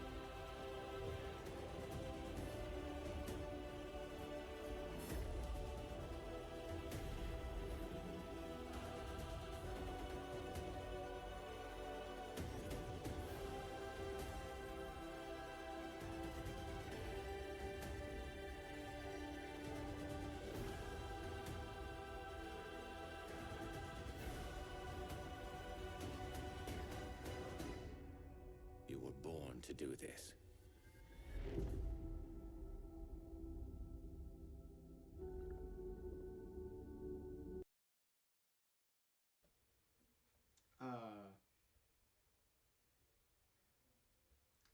Sorry I had to do that.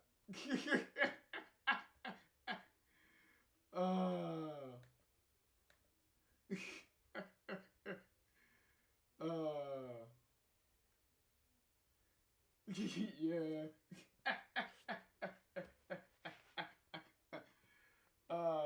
You know what? I'll say it now. You know what? I'll say it now. I don't know when. I don't know when. Because the tier list for Life is Strange has been going on for so long. Plus, I still have to finish my my Andromeda stream. So I still have to finish Mass Effect Andromeda. But somewhere down the line, I will revisit these tier lists, and I will do a tier list of all of Mass Effect. So the games, the characters, I'll do all of that. Yeah, because I am... Where am I in my Mass Effect Andromeda playthrough? Let me see.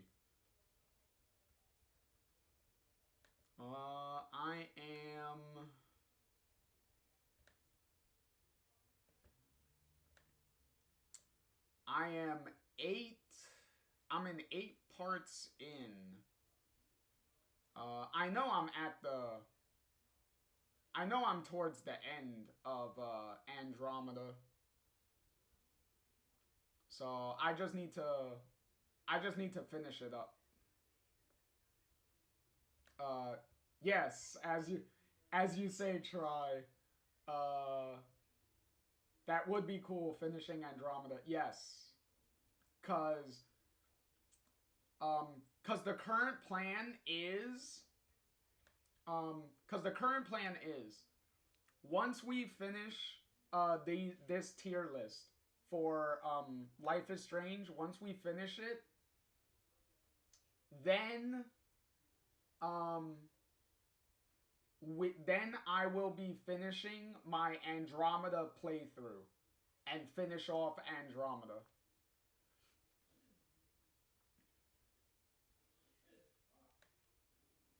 Because Andromeda has been sitting there waiting for me to finish it for so long already.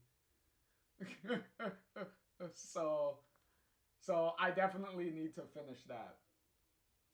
And then once I finish Andromeda, then we'll do more different games and stuff after that. And then somewhere down the line later, then I'll do the tier list for Mass Effect. Cause Mass Effect definitely has a lot of stuff that I can use and make a tier list out of for Mass Effect.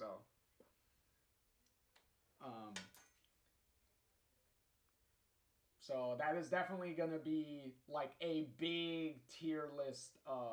Another big tier list project is gonna be like the Mass Effect stuff.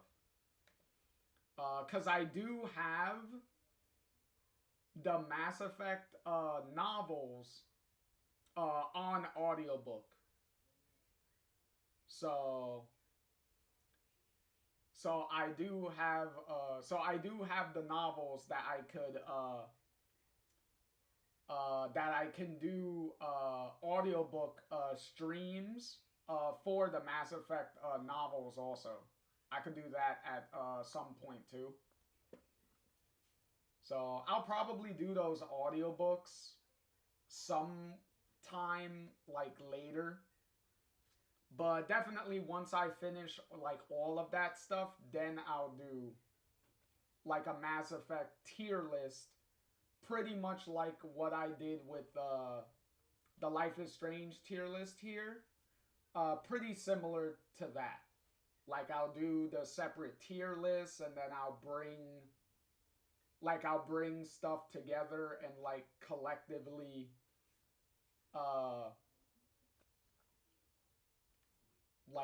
actually it'll probably be a lot easier because I think the only two tier lists that I really need to do for Mass Effect would be the overall games and then a character tier list. Like that, I believe that's pretty much it. So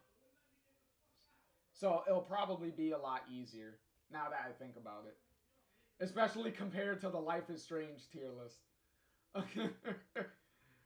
But, yeah. Back to the Life is Strange tier list, because we're getting close to finishing this out, is, to the surprise of no one, like I said, Life is Strange 1 at the tippy top of S tier right here.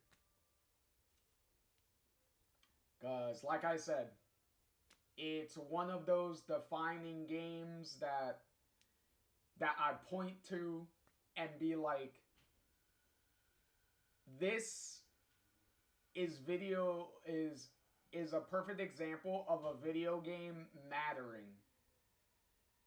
And a video game telling an amazing story and having an amazing point, and it not being just a toy. Like how some people like are very dismissive at video games and just treat them like they're just like a kid's thing. The original Life is Strange is definitely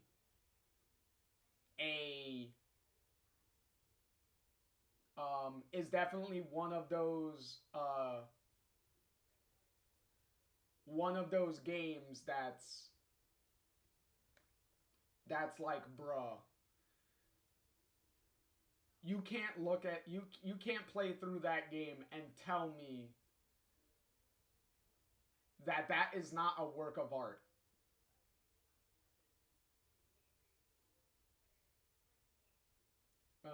You were...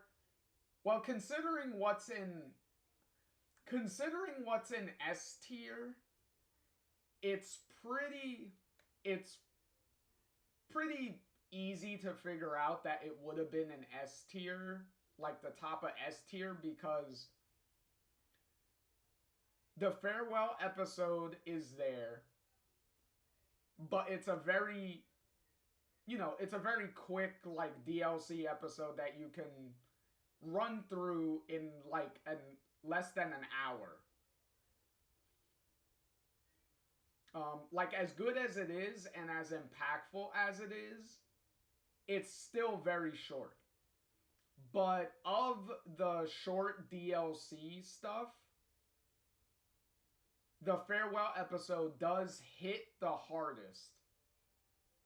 It does have the most, like I guess you can say, like the most bang for your buck in it. So, and as I said, the perfect representation of what Life is Strange is in a very small, quick, digestible package. And Before the Storm is as good as it is, and as a big achievement that it is, considering all all the cards that were being dealt against it and being able to overcome those odds, it's still only 3 episodes. So it still can't overcome the limited time that it had. Like, if Before the Storm was like a full 5-episode run, then we would have probably been singing a completely different story. But that is not what we got. What we got is 3 episodes. And I can't judge it on what if it was 5 episodes. I have to judge it by the 3 episodes that we were given. And obviously that's not something that it's able to overcome. Certainly not against the original game with its full 5 episodes. Also, fun fact. There's a very fun fact.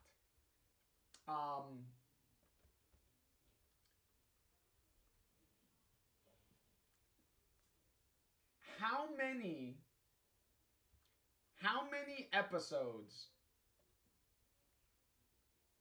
do you think the original Life is Strange was supposed to be? Because I'll tell you that the original Life is Strange was not supposed to be 5 episodes. Oh, Try says 8. And you, sir, are a winner because, yes, the original Life is Strange was supposed to be 8 episodes long. Which, yet again, goes back to the con that I said earlier, and that is budget.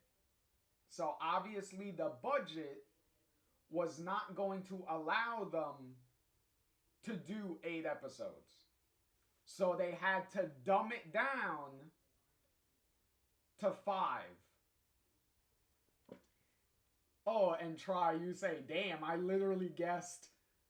But you guessed correctly, sir. It was 8. And how do we know this? How do we know? How do we know that it was 8 episodes?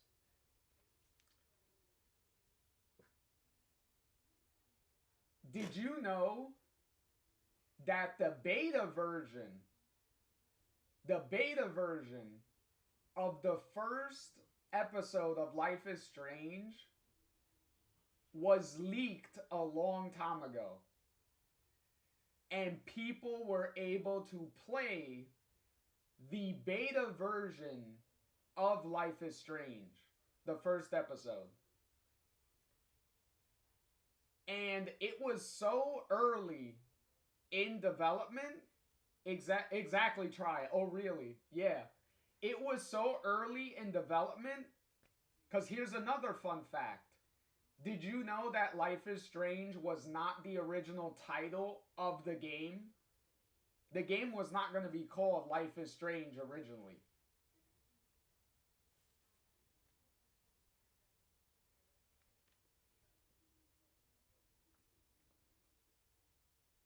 The original title of Life is Strange was actually going to be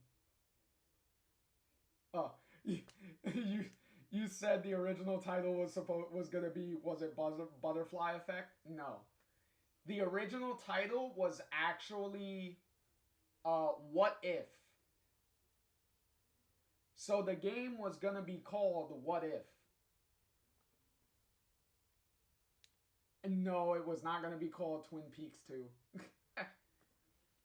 Chloe's license plate was already had that covered, because Chloe's license plate on her truck is Twin Peaks. Um,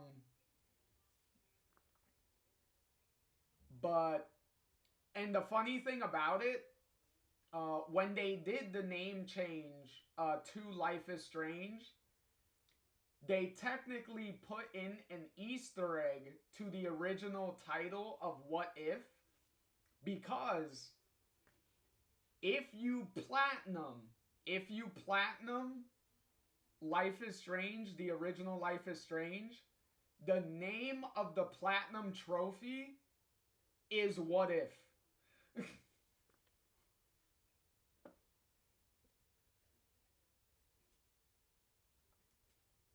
And the beta version of the game was so early that the beta version is literally called What If.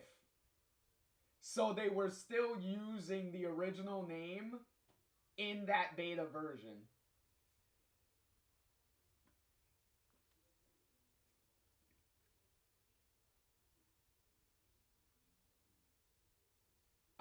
I think the achievement was the same thing. I think.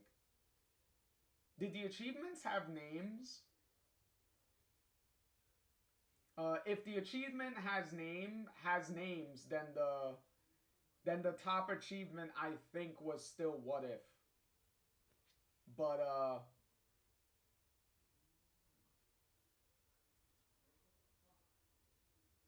But yeah, it's funny that they still put in a reference to the original game in the final version of the game. Is pretty funny.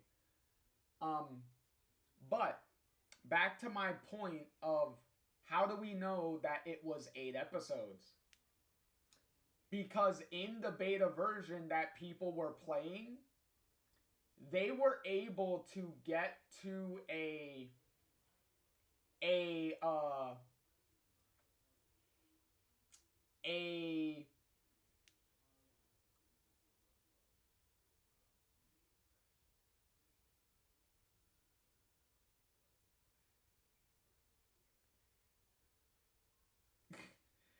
it's okay. It's okay if you don't remember, Try. I know it's been a while. Like, we're talking about, like, over 10 years at this point. Like, don't worry about it. But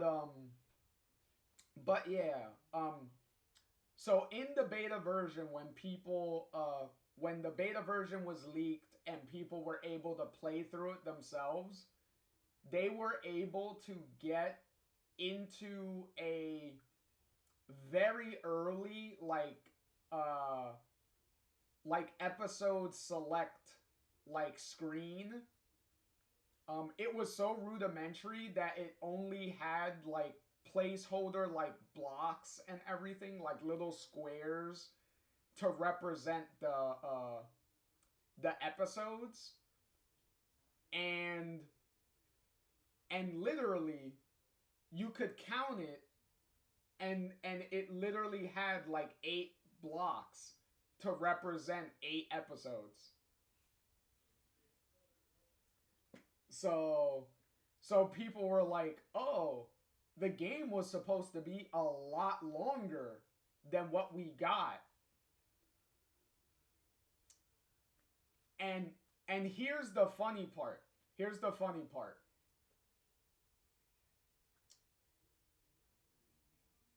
How many episodes was the original Life is Strange?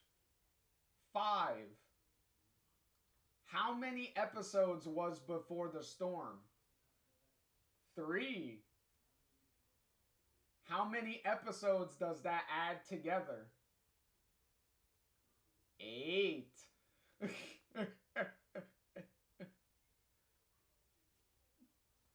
So in a very funny roundabout way, we kind of got 8 episodes.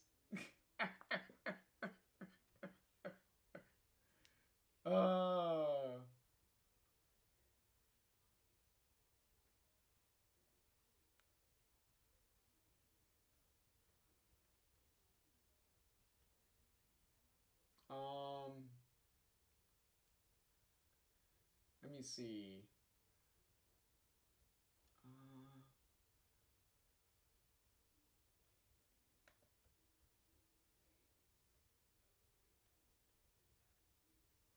me see if I could find. Let me see if I can find it. Cause I know we can see it on YouTube real quick.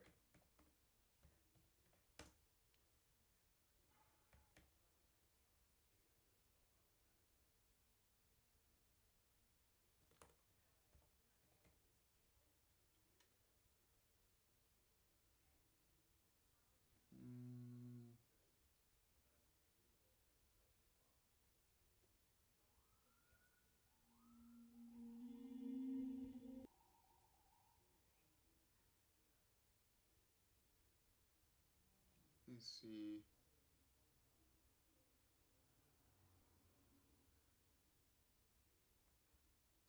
Let me see if I can go down.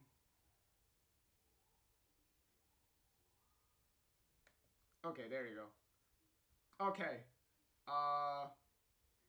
Let's see if you can see this. So,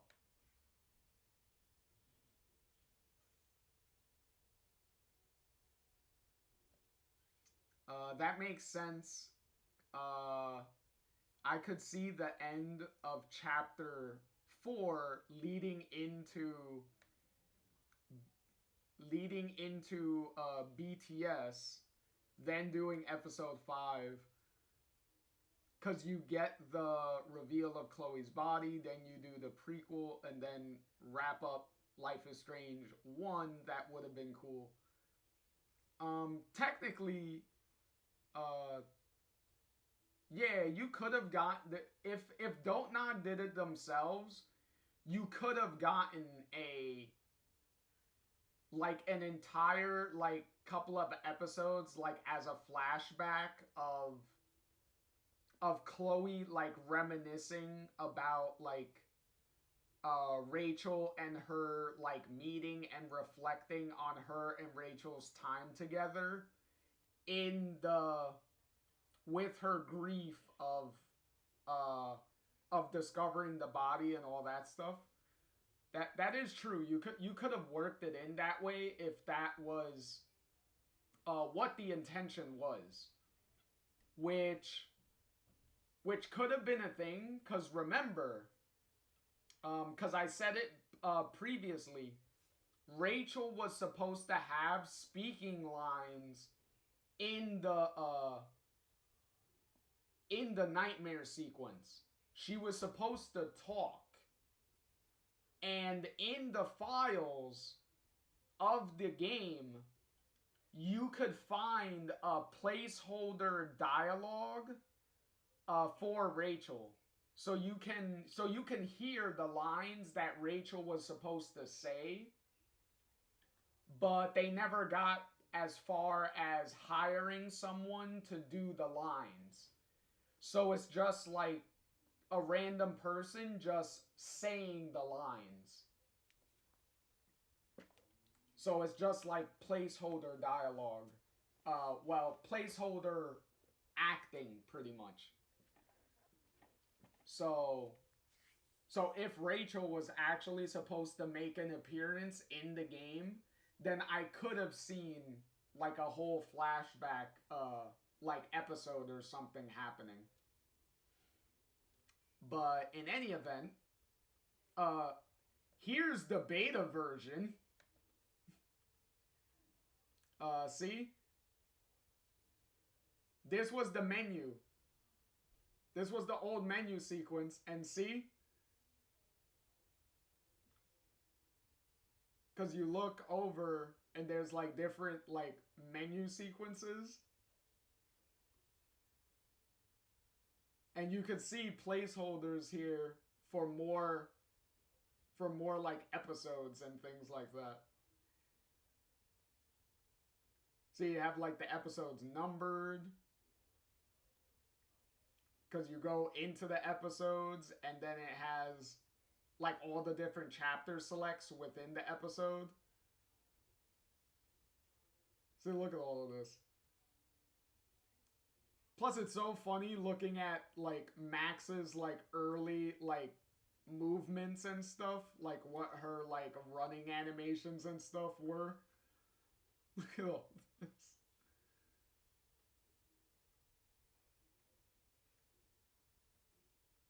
See, episode 3. See, look, the swimming pool.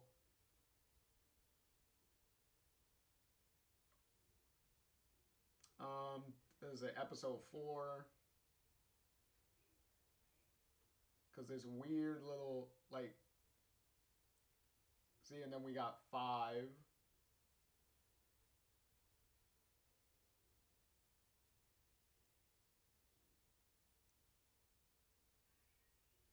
See, there's another swimming pool.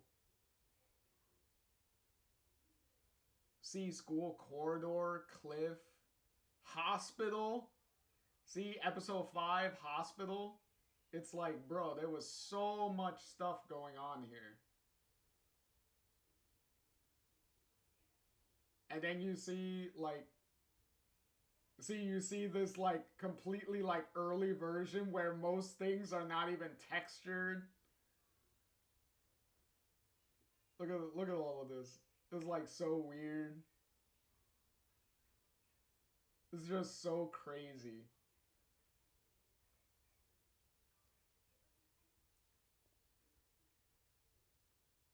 Is the dialogue even there? Nope. No, the dialogue isn't even there. See? All you have is ambient noise. And no dialogue. It's just all, like, text. Hooray, Owls Warren. This is between you and me, not social Oh, media. and placeholder dialogue randomly. Max, go on. I had this incredibly bizarro experience in Mr. Jefferson's class today. I mean, life-changing. Have you ever had a dream so real it was like a movie? Raro. Max Caulfield, right? You're one of Jefferson's photo groupies. I'm one of his students. Why the fuck ever? I know you like to take pictures, especially when you're hiding out in bathrooms. Oh, and then there's no text. There's no dialogue for this here.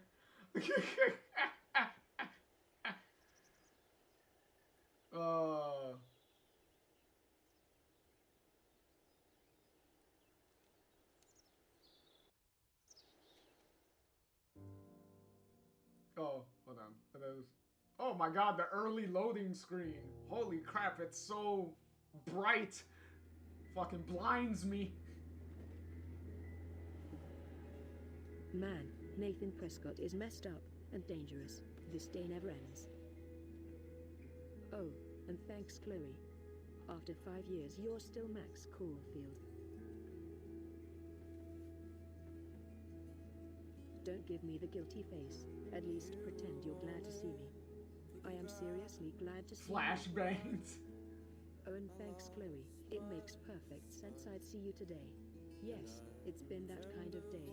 Who was the guy? Oh, also you could tell some placeholder music there where they just like put like a music playlist in the background, because clearly that is not music that they licensed for the game yet. Like clearly that's I don't want to risk playing the song because I'm pretty sure it's like some random song, but yeah. See, that type of dialogue is what like Rachel's like placeholder dialogue was. So if you go into the files, you could probably like find what that dialogue is and you could listen to it for yourself. Like what that was supposed to kind of sound like. But yeah, it's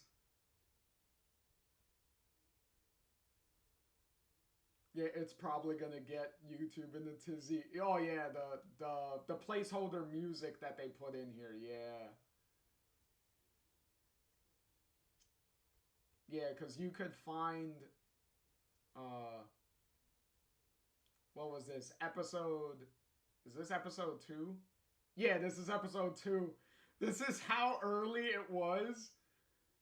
See, you don't even see Kate in the bathroom. They don't even have any animations yet. They're just sliding around.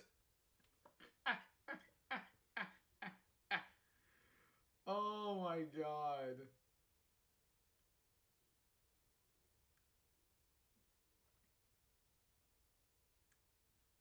Oh, also for those wondering of Max in the shower, let's see, because clearly they don't like animate any of that.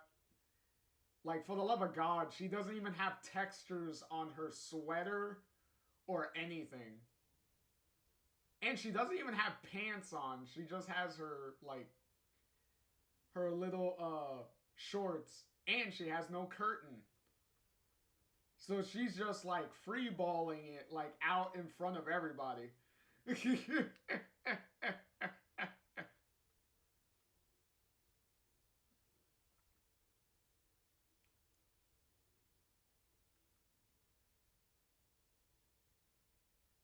But yeah, this is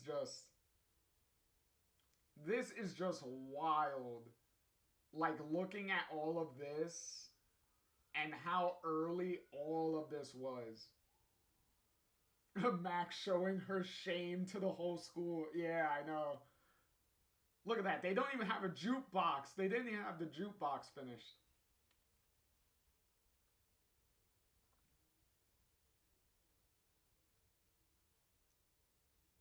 And then the junkyard was barely even finished. Look at all this. Jesus.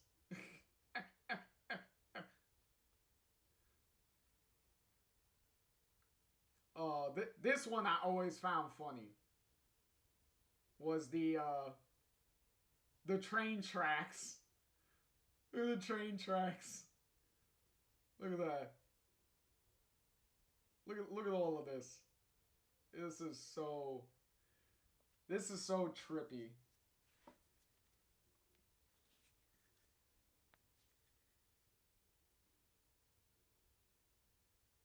Yeah, and then they just plop them right down on the thing.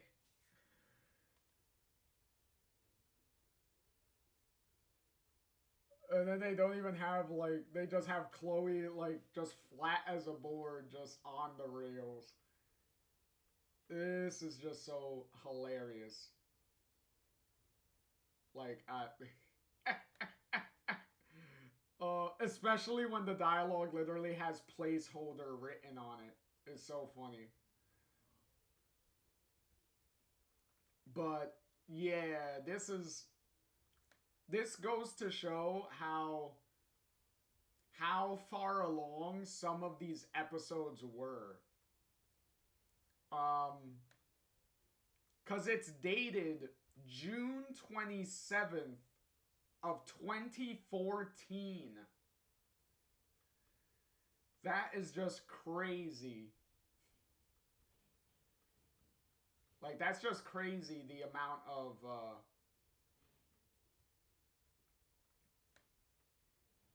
like, how much time and everything they had to get some stuff, like, done. Like, some of the major, like, elements and major locations, they were clearly getting those scenes done ahead of, like, a bunch of the other stuff. So,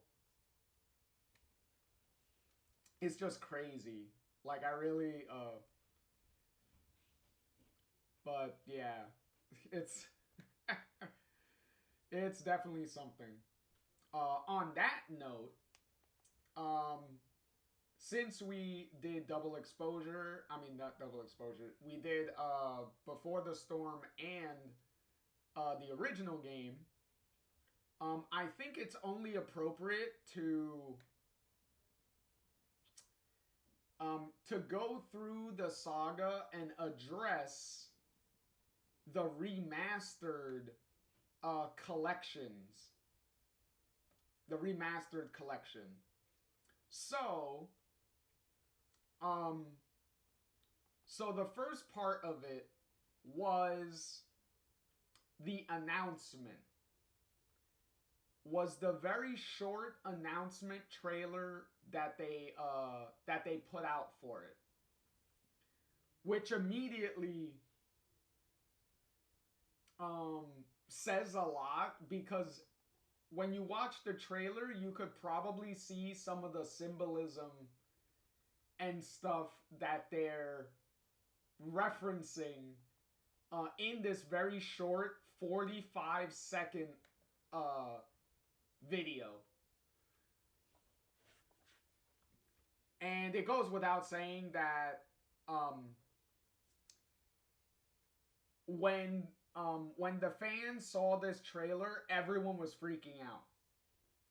Plus, this trailer was shown in the same live stream when they announced True Colors. So True Colors was announced, they showed it, they discussed it, and then at the very end, before they finished the stream, they were like, oh, and by the way, we're also doing a remastered collection of Before the Storm and the original game. Here's a quick little trailer.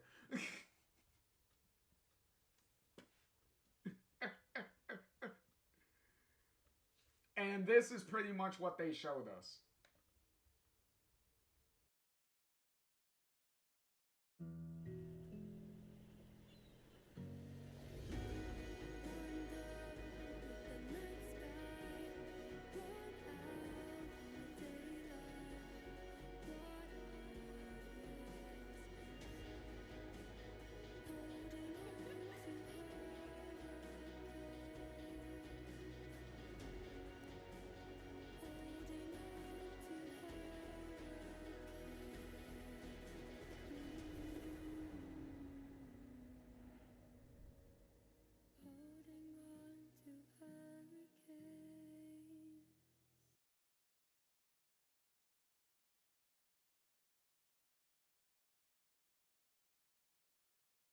Also, if you can see in the trailer, it said available fall 2021. Because this collection was supposed to come out a little while after True Colors came out. Unfortunately, they couldn't hit that deadline, so they had to push the remastered collection to earlier in 2022.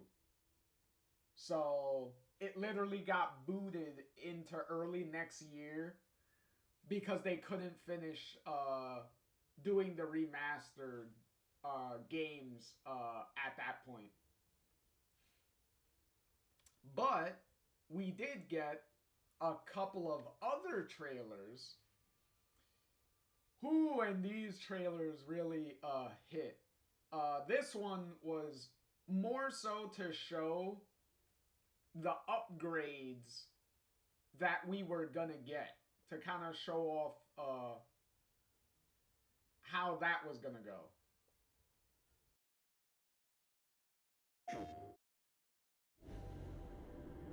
Feels so weird to be back. After 5 years, you're still Max Caulfield. What do you remember about us as kids? I think about us as little pirates, running and jumping through Arcadia Bay. We are awesome!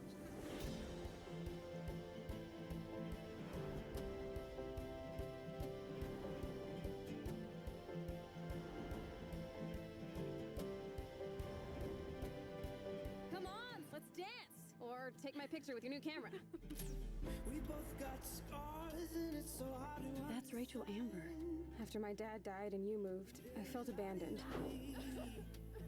Oh, good. You're here. Rachel saved my life. She was my angel. Something happened to her. We have to find her, Max. Holy shit.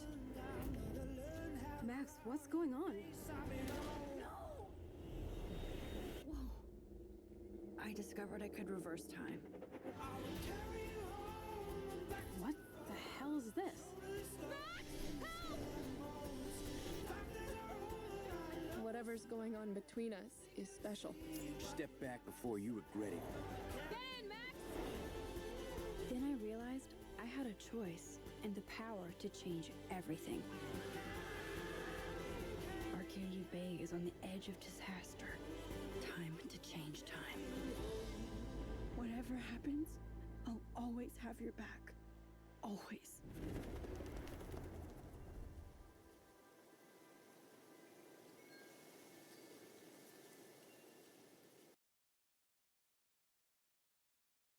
Oh, and yet again, we were not hitting this release date. Because this was, if I remember correctly, this was supposed to be the same day that Steph's DLC Wavelengths was supposed to come out the same day. So there was a lot of shit that was supposed to be happening when True Colors was coming out. You were gonna have this, you were gonna have True Colors, you were gonna have the Steph DLC a couple of weeks later, and then you were gonna have the Remastered Collection coming out at the same exact fucking time. Yo, Square Enix was fucking shoving work into Deck Nine's face, and it was like, bruh, you want them to work on a full game, a DLC to that full game, and then remastering 2 games on top of that. For one single studio. One single small studio, you wanted to do all of this. Obviously, they would have had to push something back. And obviously, the Remastered Collections was gonna get pushed back. Because it's like, okay, those are not the new thing. We could push these to the side and focus on the new stuff right now, and then focus on the remastered stuff once all of the new things are already out.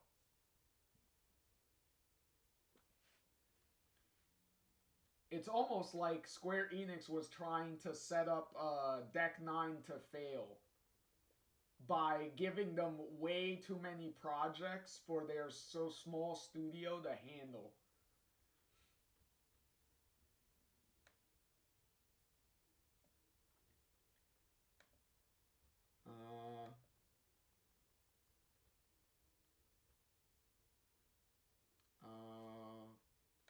Hey, I clicked on it. What happened? Oh, there you go. Chloe. There we go. Okay. And then this was the launch trailer once the collection finally came out. This is what we got to celebrate that.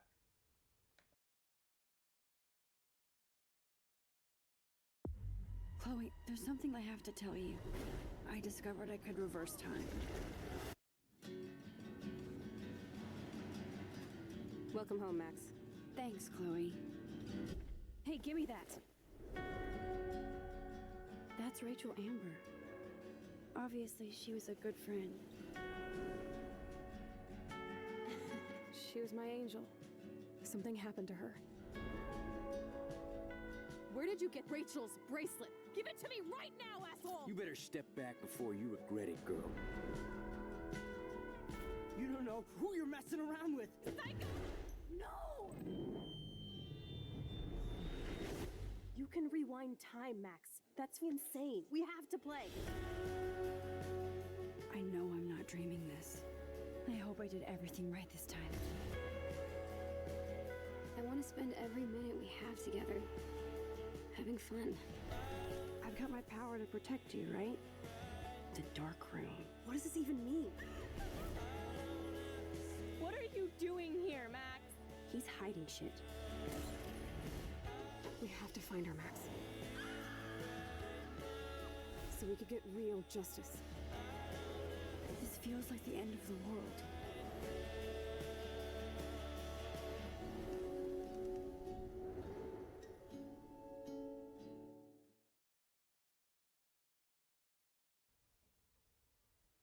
for me, I really,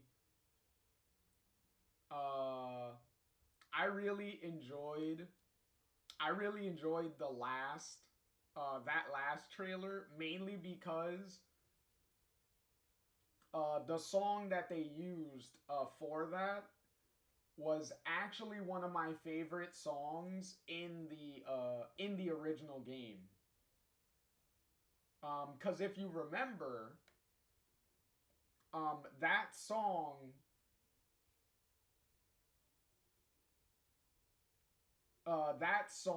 was actually used as the ending song of episode 2 of the original game.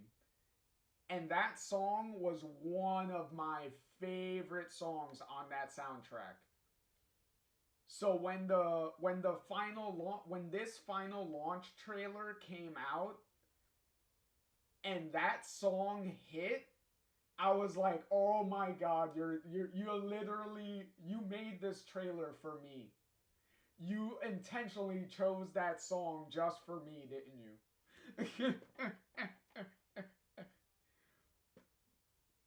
Oh, and try, to your point earlier with your whole, like, uh Before the Storm being like a flashback episode, if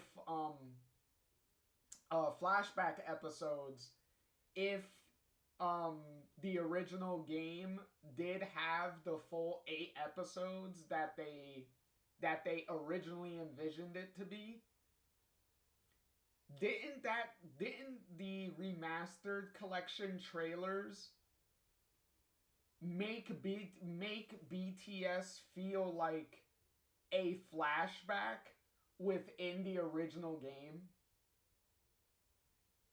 Didn't the trailers kind of present Before the Storm like a flashback within the original game? Yeah, exactly. Exactly. See, even the people that put together the trailers, they were like, you know what? We could make it feel like a flashback within the original game. See, even the marketing team had the same idea that you did. They called you on it. But yeah, where's hold on. Let me set up thing real quick. Oh, that's not what I wanted.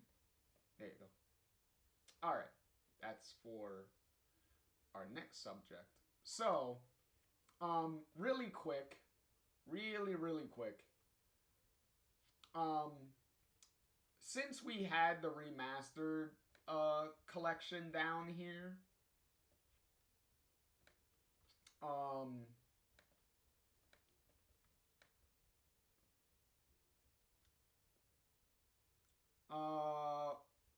we'll pretty much place the remastered collection. Every point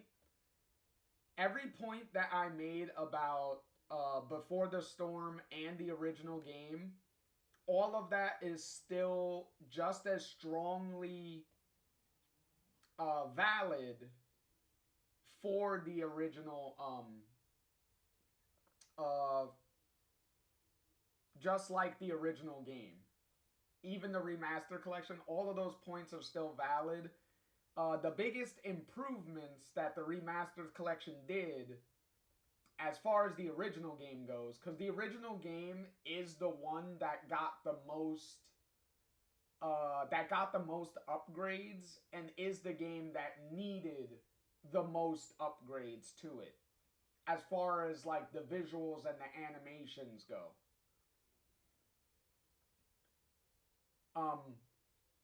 Is obviously the improved character models, the animations, The eyes and the facial animations are all like were done really well. Having actual lip syncing is really, you know, really nice to have.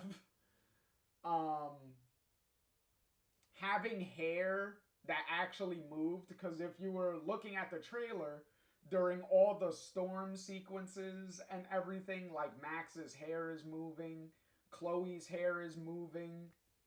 The storm effects are like way better, like with the rain, the wet clothes because of the rain, the stormy weather, the lightning, like all those effects are extremely well amplified in the remastered collection.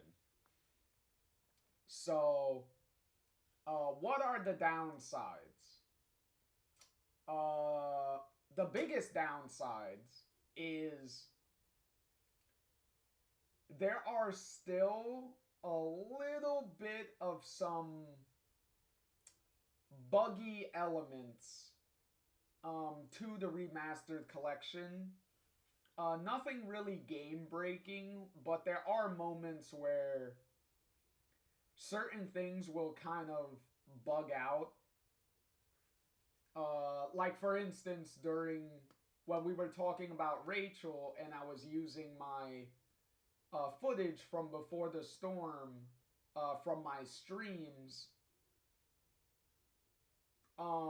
Rachel was stuck in like a idle pose that she was not supposed to be in during that particular scene, and she was just stuck doing that the whole scene and kind of ruined a lot of the vibe of the scene because of her like glitched out model. And then what was it, Max during episode 3 when she has like the flashlight on her phone, the light source for the flashlight on the phone, if you turn the camera enough, you could actually see that the light source is not directly connected to the phone, and it's kind of floating in the air next to the a little ahead of the phone, and they're not connected like properly. So there's like little like weird things like that in the remastered collection that there still is a little bit of like buggy nature to it. So with that, I will give the remastered collection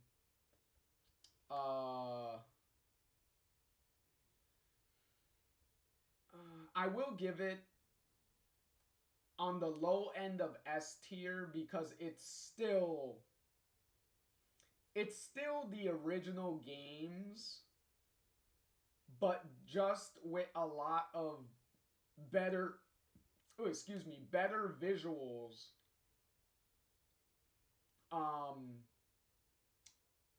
But there's still like some glitchiness to it. Plus, they do take out a couple of things. Because in the remastered collection, there is no previously on segments. So when you start the next episodes, there isn't a little recap in the beginning of each episode. So none of that is there. And at the end of the episodes, there isn't the little like the little preview of the next episode. There isn't none of that. So the remastered collection completely like deletes the next time on in the next episode thing, and then the previously on segments. They completely delete those. So that's kind of disappointing. Especially the next time segments where they show you the preview of the next episode. Because some of those previews were actually like not in the actual episode when it came out. Like, some of those previews do not play out exactly as they showed in those previews. Like, it's pretty funny how that, like, worked sometimes. Maybe that's another reason why they took them out, since they don't line up directly depicting what's actually gonna happen in the next episode. They probably felt like it was too misleading. So they were like, you know what, let's get rid of these and not worry about them. But yeah. So the low end is alright. Cause there's too many glitches. Especially when the remastered collection came out. When the remaster came out, when the remastered collection came out, if I was judging this based on when it came out, then I would grab this and I would probably put it all the way in F tier. Because the remastered collection had that many broken problems that it severely needed a lot of fixing. And keep in mind, they delayed this for a while. And when it came out, it still had a bunch of problems that they still needed to fix. But as of now, with all the updates and everything that they did, it's in a lot better of a shape.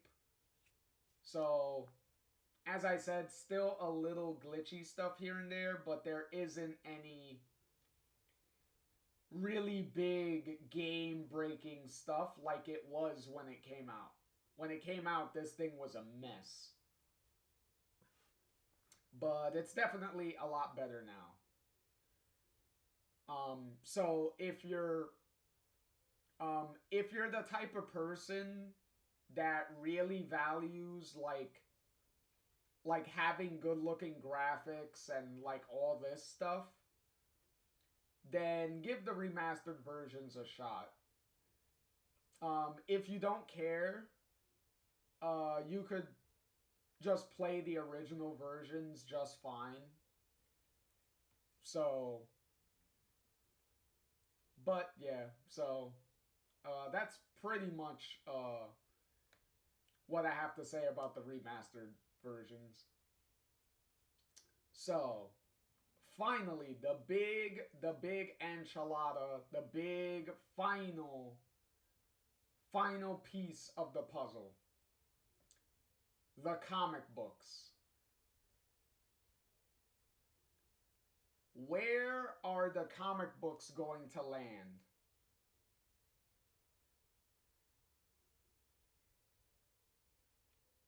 Oh, okay. So, Try says he has the remastered, that they have the remastered collection on their list of games that they have planned out. So I will definitely be tuning into those. So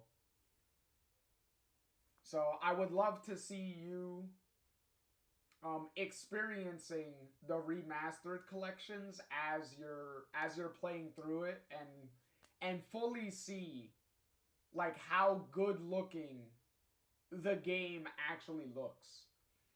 Because obviously my footage does not do the game justice, because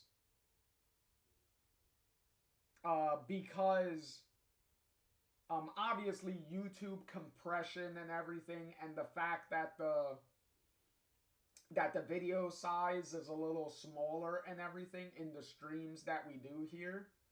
So it doesn't do justice the like how gorgeous the games look on the remastered.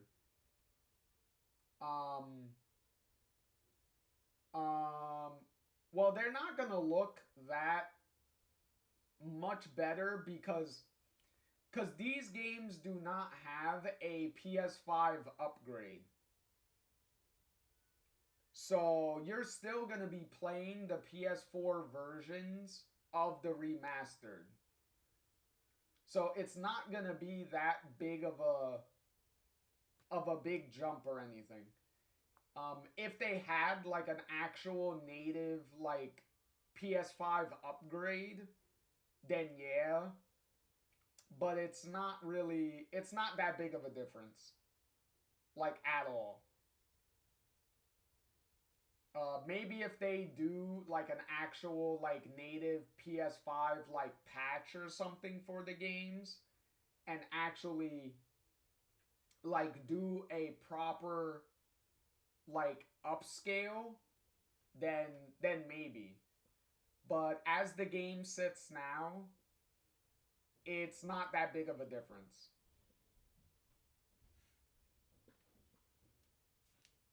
But cuz it's not a situation where you're playing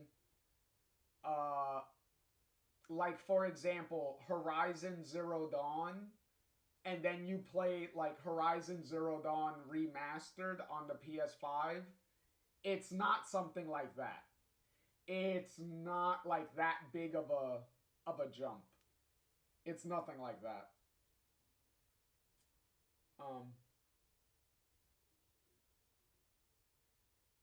I don't know. As I said, once you start once you like try to stream it, then I guess we'll see what it streams it at, I guess. Cause when I streamed the games, it was through my like capture card. So I wasn't streaming it directly off my PlayStation. I was streaming it through a capture card. So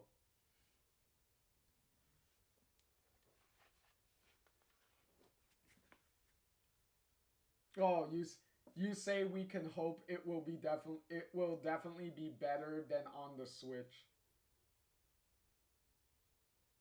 Yeah, cause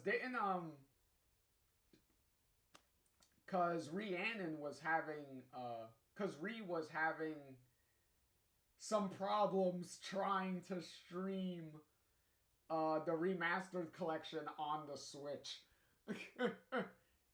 She was definitely having a tough time of it. At points where the game kind of like froze up, it kind of crashed and stuff at times. It was pretty rough. Poor Switch, it runs the game like a potato. Yeah, exactly. Try. Yeah, she was going through it. Yeah, she was. I was tuning into some of those streams, and I definitely saw the struggling that she was having, trying to get through the game. But yeah, it really sucks too, cause granted, she already played these games before, so it didn't really like ruin like a first time experience for her, but it would have really sucked if you were trying to play those games for the first time and that was the experience that you were having. It would really sour your enjoyment for the games. So I definitely would feel sorry for the people who would have to experience that for the first time. It would definitely suck. But in any event, let's bring this to its grand finale and address the comic books. And just so everyone knows, the comic books were 6 books long. So think about it as like each book its own episode. So you could kind of think as each book as its own episode. So the books would kind of be like 6 episodes long. So that's usually how I think about it, is that way. So here is a little trailer that Titan Comics themselves put together to promote the release of the comic books. So let's play this very quick, like 1-minute trailer real quick.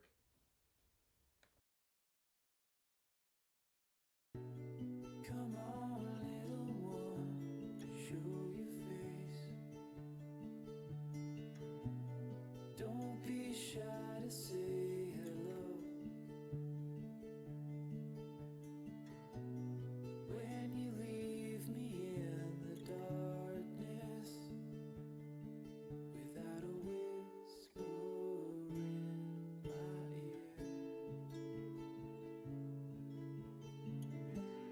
Come on over, let me hold you in my arms. I wanna spend some time with you. I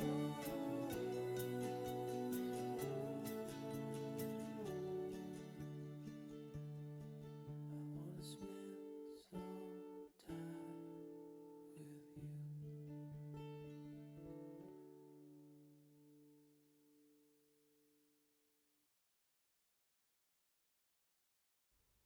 Oh boy, that that hits so much.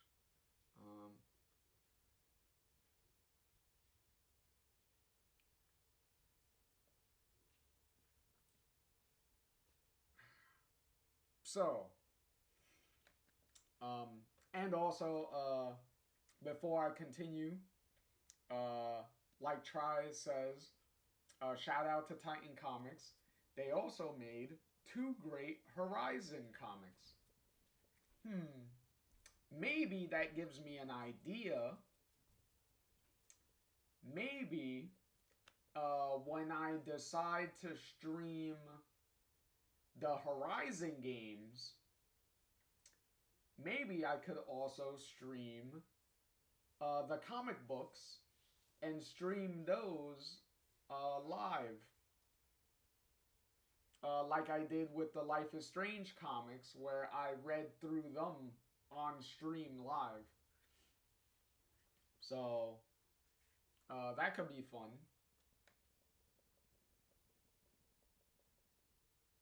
Yeah, exactly, Try. You said that would be tight. Yeah. Because I do want to do that too with the Mass Effect comic books. Because there's a lot of like Mass Effect like short story like comic books that are like bundled together in like an anthology like book. And I would like to do those like on stream also. So those would be fun to do also.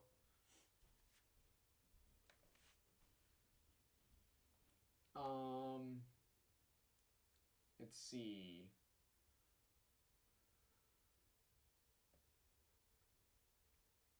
Oh, there we go. Okay.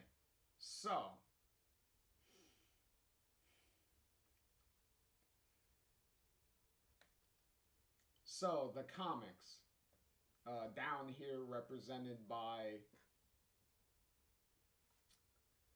represented by the hardcover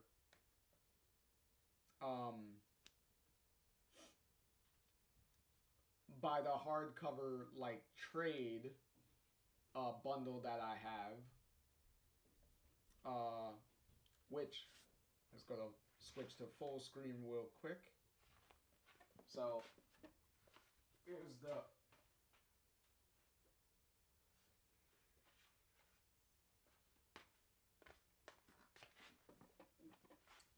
here's my representation for the comic books. And as you can see, whose lovely signature is that right on it?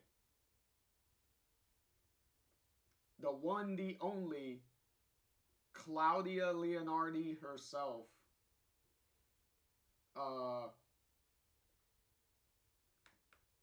Signed the comics. Oh, and if you notice inside the butterfly, you have Max here, and you also have Chloe right here. And who did she sign her name under? Obviously, she signed her name right under Chloe. Clearly, Claudia does not have a bias at all.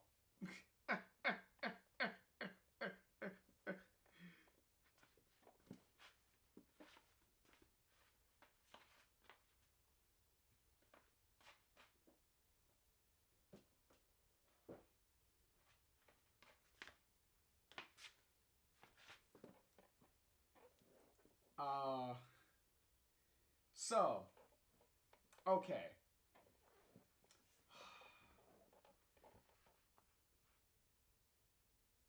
Base should be the canon option, just saying. Oh, actually, before I continue, let me share this message real quick.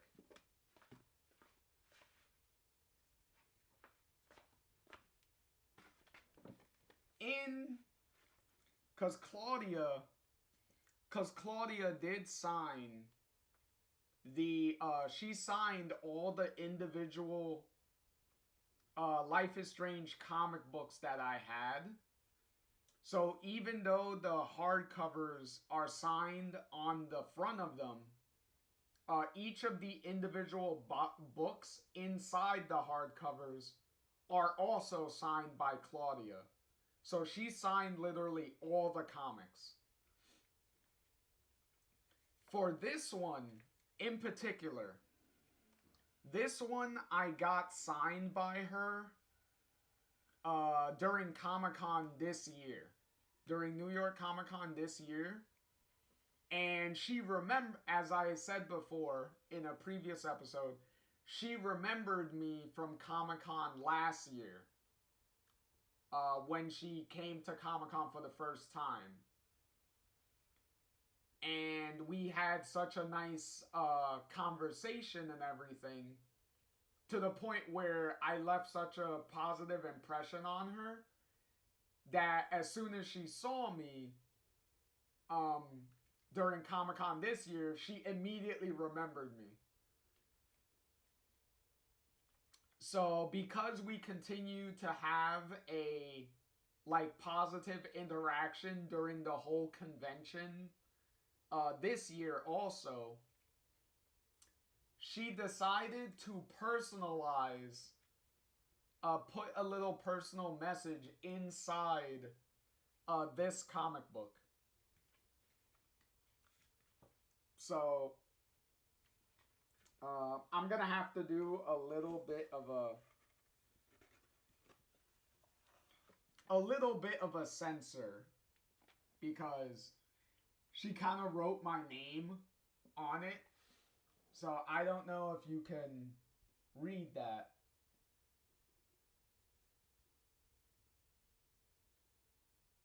She definitely shows her bias on what side of the fence she sits on. Yeah, but yeah, see? Cause what I'm covering with my finger is my like name. So her message is thank if you can't read it, thank you so much. Bays before bays always.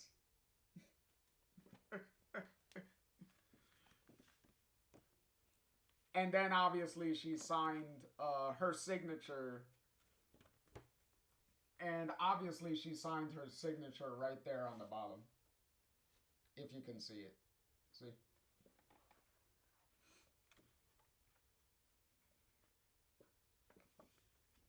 But yeah, she, considering what she wrote in what she wrote on the message, and considering the series that she drew, I think it's pretty obvious which side of the fence Claudia is a big fan of.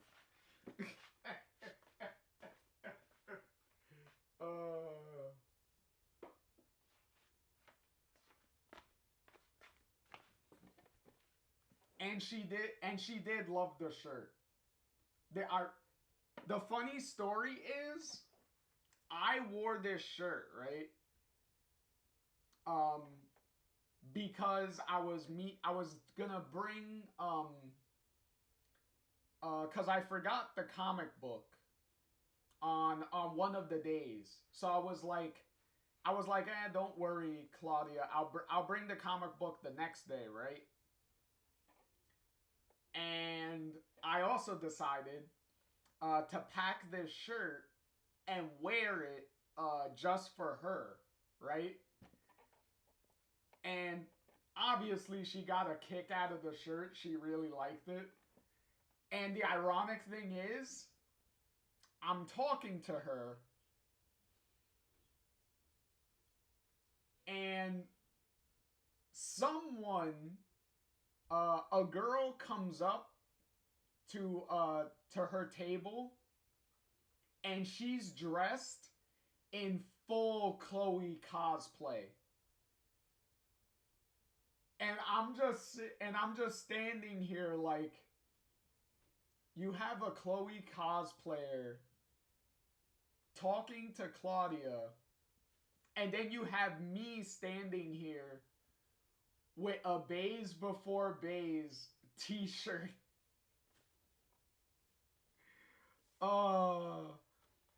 It couldn't be any more poetically like planned, even if I tried. I was like, that shit was priceless. I was like, bro, what are we doing?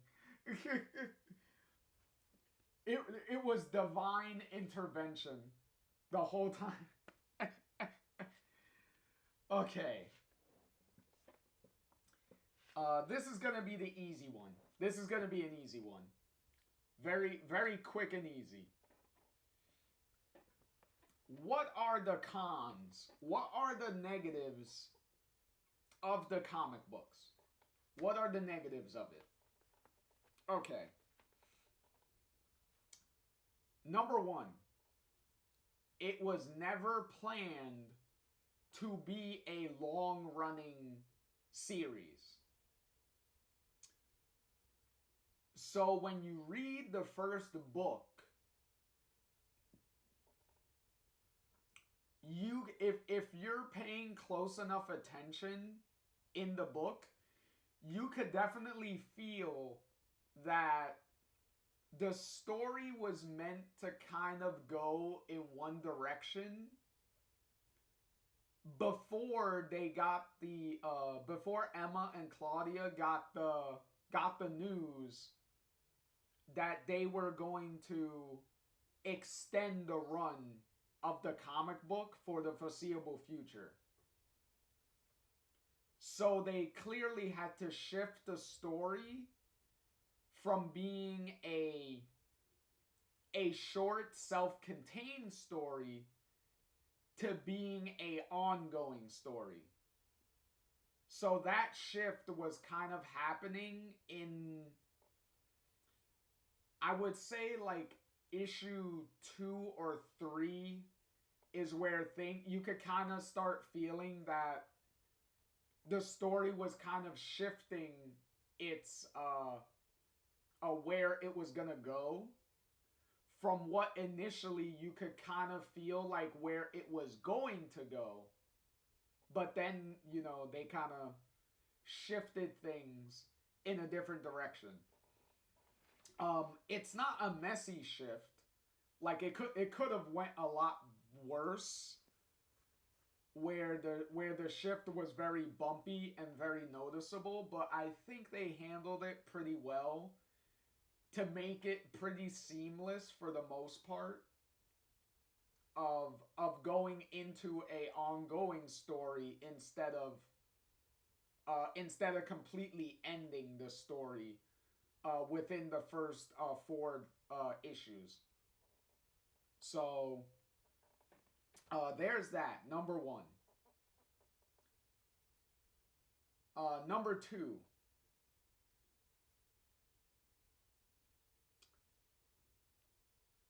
Square Enix's limitation on Claudia and Emma on not being able to use certain characters. So Emma clearly wanted to use certain characters, and she has stated this in interviews and stuff before, where she wanted to use like characters like Nathan and stuff in the story, but Square Enix rejected her and was like, no, you can't use this character, that character, or this. You can't use these people. And that was, pretty detrimental in a lot of ways, because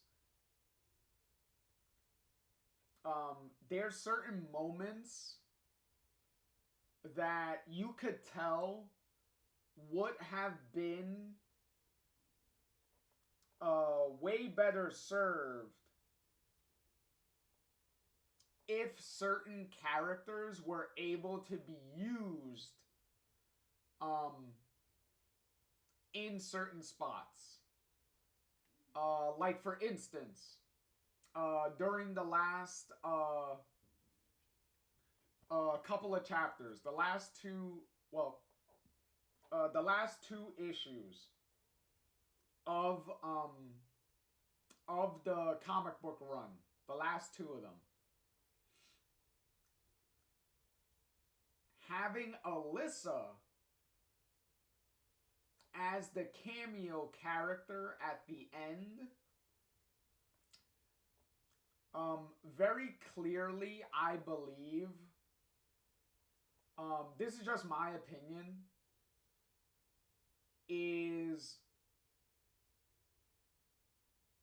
should have been Kate instead of Alyssa. So I'm pretty confident that Kate most likely would have been the character that would have cameoed at the end there. Because that moment with Max and Alyssa, as nice as it was, it's very clear that this was meant to be a much more personally stronger attached character to Max. And obviously Kate would have been that character. Which is probably another reason why they chose Alyssa to be in that spot instead. Because it would be a funny, cheeky meta callback to the fact that Kate and Alyssa are both voiced by Diane Hutton, So it's kind of funny. It's like, okay, if I can't have one character that she voiced, I'll just put the other character in that spot. And it also helps that both characters have a personal enough connection to Max that both of them can kind of work in the same situation. I just would have preferred Kate would have been a lot stronger of a connection there.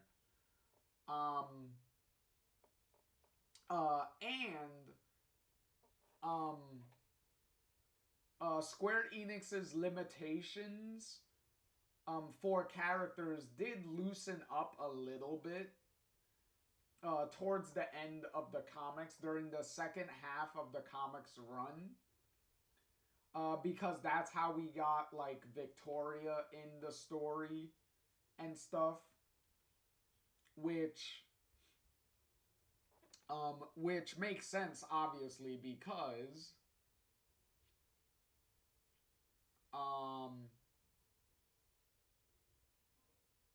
look at where comic book Victoria landed. Like, comic book Victoria landed in S tier. Granted, she's at, like, the end of S tier, but she still landed pretty in S tier nonetheless. So it really goes to show, for me, how much of a strong character that Emma wrote for Victoria to really build upon the end of the original game. Which goes to show for pretty much every character. Like, even Max and Chloe are stronger characters in the comic books compared to the original game. Because the comic books took everything that they went through in the original game and very expertly built upon it without contradicting and characterizing what came before. So it's a very perfect segue into where they were at the end of the original game and where they are going to be after. Which also sets up where they're at by the time the picture is taken in David's at David's mobile home in Life is Strange 2. So the comics even perfectly segue into where Max and Chloe are by Life is Strange 2's time. So it all kind of fits everything, like, full circle and everything. It's a really great moment. And the fact that also Steph makes a nice little cameo by the end of the comic book is also pretty sweet. So that is 100% appreciated. Yay. So yeah, it's really good, really amazing.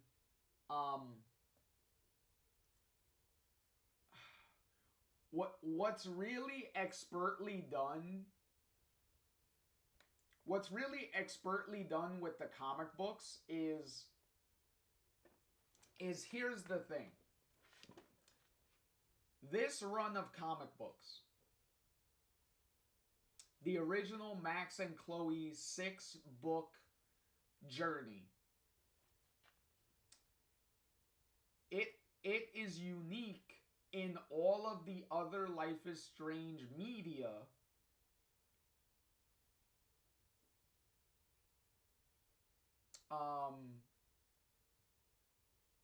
Is because this includes like the novels and the games and the other games. The Max and Chloe comic books do not have a antagonist, a real antagonist in the entire run of the comic books. They don't have any.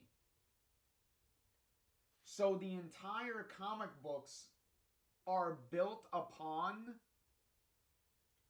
the characters and their dynamics with each other and them overcoming like the like supernatural situation that they're involved with, which is pretty much Max being forced to go into another timeline, which is, as the trailer showed, where Rachel and Chloe are together and they left Arcadia Bay several years ago. So they've been out of Arcadia Bay for a while. And then Max living with them for a couple of years and thinking that she can't go back to her own timeline at all. And then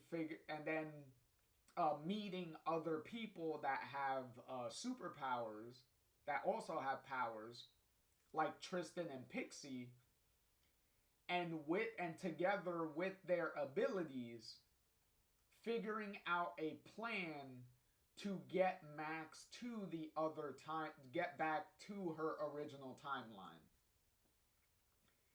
And by extension, back to the original Chloe, because the original Chloe is alone and and Max isn't in that timeline anymore. So Max wanting to get back to her, is pretty much the main driving force of the comic books. So there isn't any big bad villain or anything that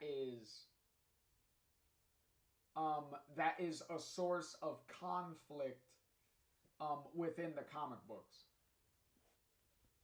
And that is very hard to pull off in the several years that Emma and Claudia spent on working on these comic books together.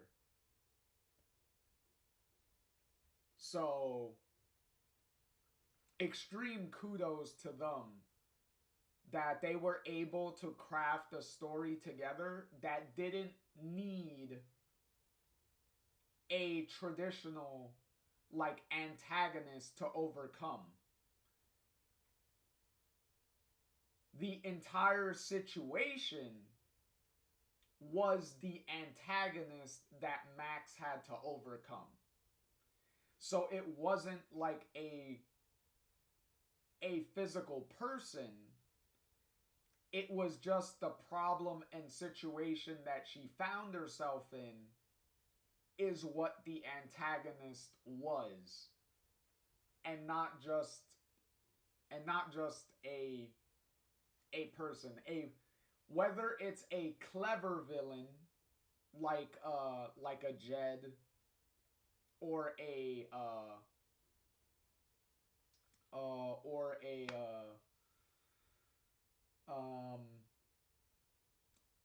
Jefferson or whatnot,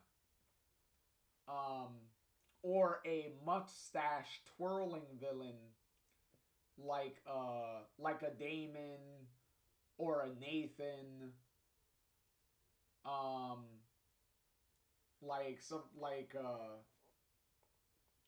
or a yeast infection cult lady, like nothing like those.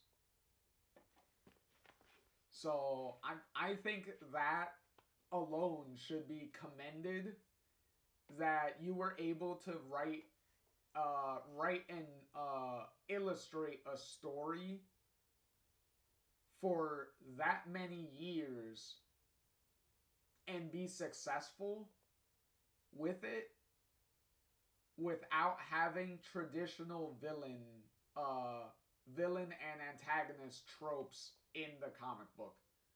I just find that like a pretty powerful achievement that they were all able to do.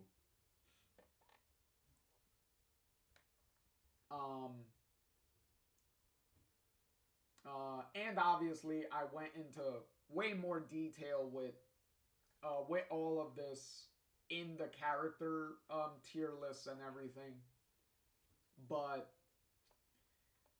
the dynamics between everybody with Rachel's Chloe and Rachel herself, and then original Chloe and Max with Rachel's Chloe and Rachel herself, especially the scenes with Max and Rachel were way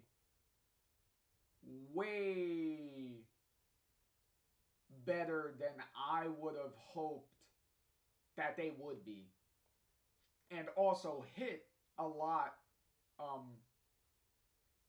stronger than I ever thought that they were going to hit when I was reading them.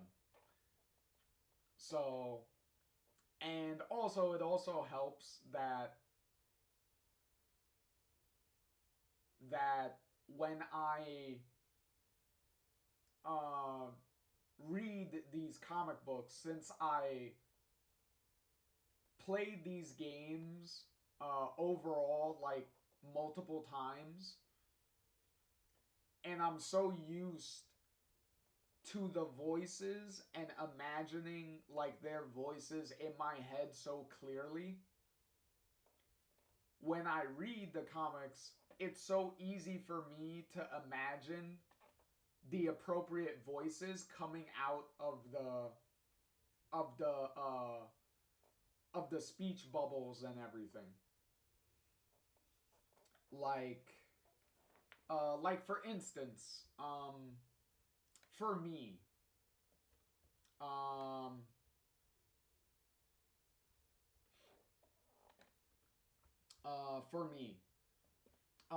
this is original Chloe right here from the comic books. This is original Chloe. So when I read, So when I read the comic books, right? When I read original Chloe's dialogue, Ashley Birch is who I imagine saying these lines.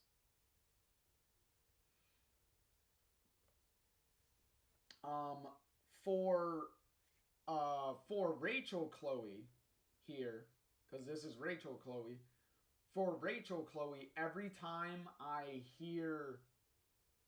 read Rachel Chloe's dialogue, it's always Rihanna DeVries's voice that I hear when I read her dialogue.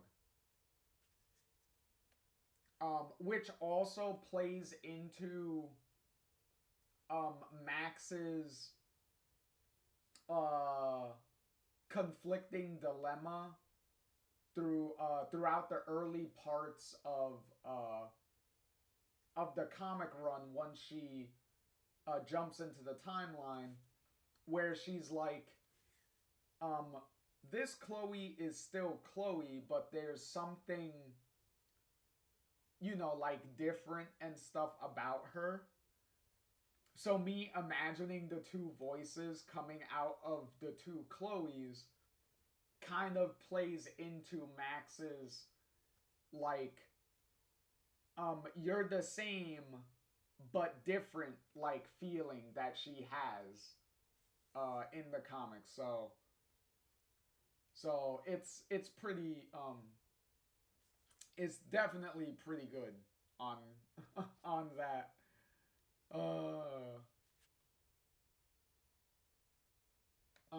So without further ado,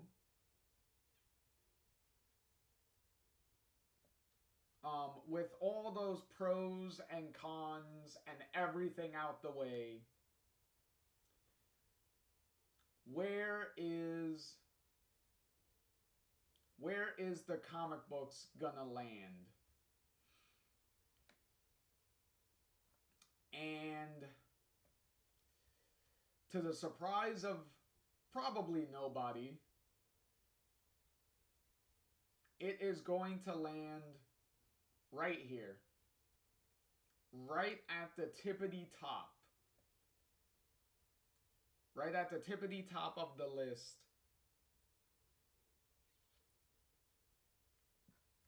Is where the comic books will land. The entire 6-book run is at the top of my entire Life is Strange ranking. It's long as fuck. But no, it's awesome. The action. So, nope, that is not what I want. But yeah, it's at the top of the list. 1,000% at the top.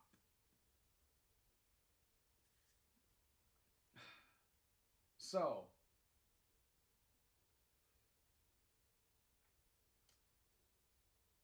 what happened, Try?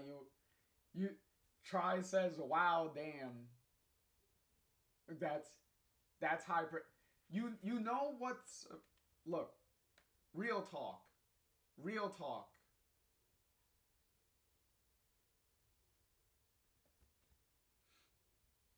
Real talk right here. Real talk right here. You know what's the biggest deciding factor of what tops the comics for me is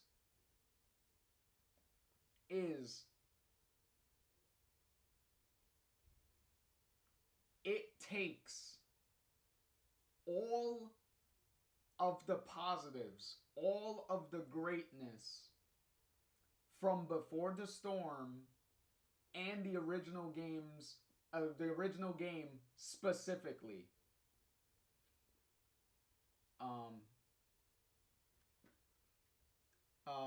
Hold on, before I continue, Try says, "I didn't think it would have been that high, like S tier, but I thought you would have had Life is Strange 1 higher at least." That's super cool. Yeah, like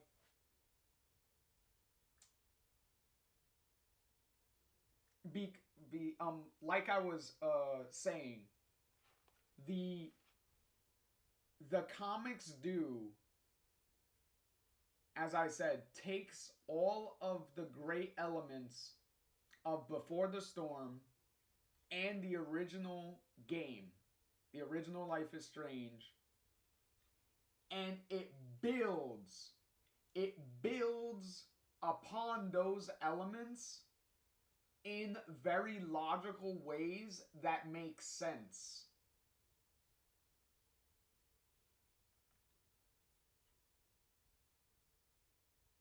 And it also continues to develop those characters in logical ways. It gives Chloe and Max all of the closure that they needed by the end of the original game. the comics give them like all the closure that they need. Chloe deals with her mother being dead from the storm. She confronts that and she addresses it. That's literally the first book, is Chloe overcoming that, addressing that. You know, saying goodbye to Joyce and stuff within like the flicker that Max can see and stuff, and giving Joyce like Chloe's like final message to her and all that stuff. You get that. You get the full circle moment with Victoria, with her resolution and her becoming a better person after all that she experienced in the original game, with the dark room and all that stuff, and surviving all of that and stuff. You get that full circle moment. You get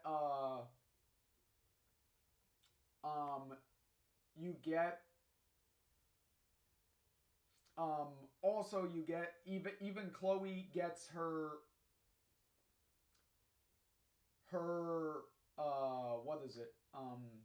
Her resolution with Rachel of at the very end when Chloe and Max find the envelope with the letter and the photos that Tristan brought over from the Rachel timeline, and Chloe sees the pictures of Rachel, Chloe, Max, and Rachel together and all that stuff, and she sees all those pictures.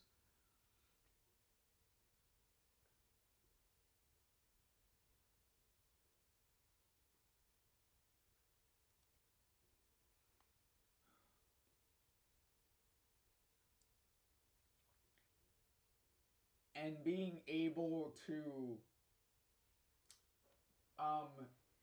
see that she even says in the thing that she's happy that somewhere in some reality, in some timeline, that she got to live her life to the fullest and actually have a life.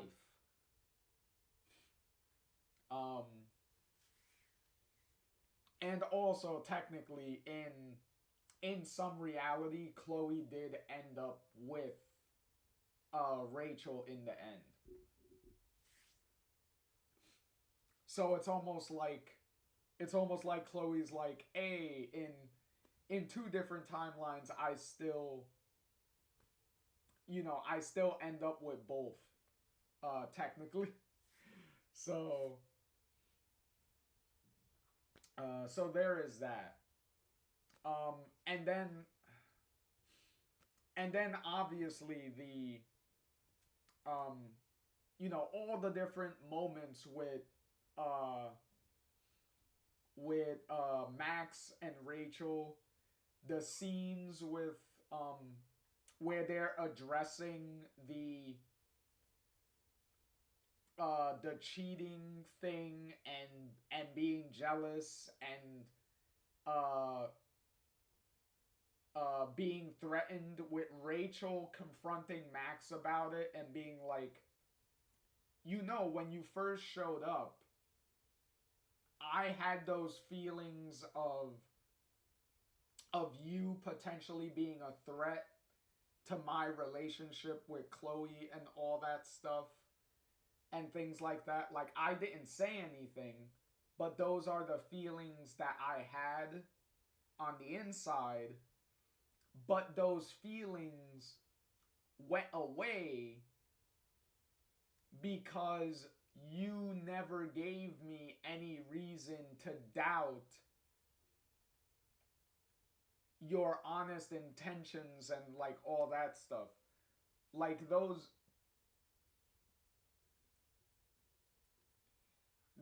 moments hit like so definitely so much. As I said, especially with how vividly I can hear like the voices of the characters and stuff. So it's so easy for me to imagine like Hannah Tell saying those lines, hearing Kylie Brown saying those lines, and obviously Rihanna and Ashley and all of the cameo characters, like all of those people. It's so easy for me to just hear them as I'm reading like the comics.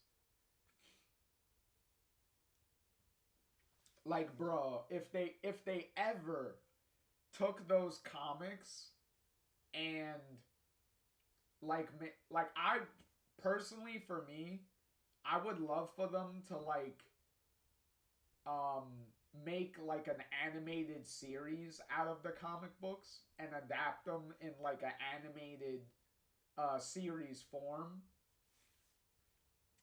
And in that way, because I would choose to animate it because that way you could bring back the voice actors to do the roles. So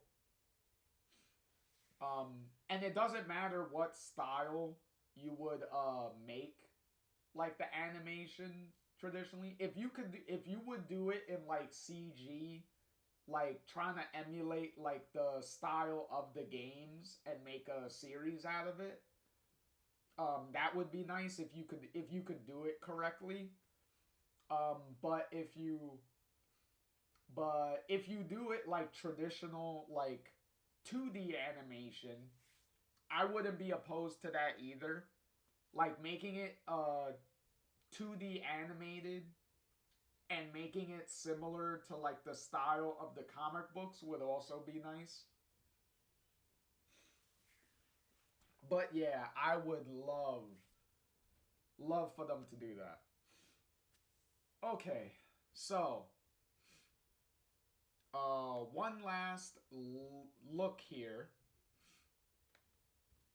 So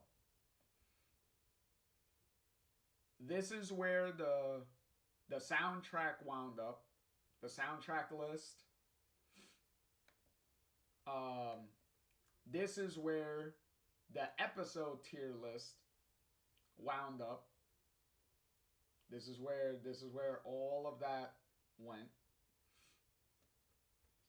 And then we have the big enchilada, the big mama here, where all the character tier list went.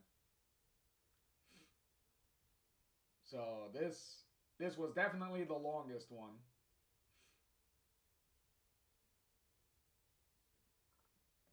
Which brought us to this final tier list of everything together. And this is what we got.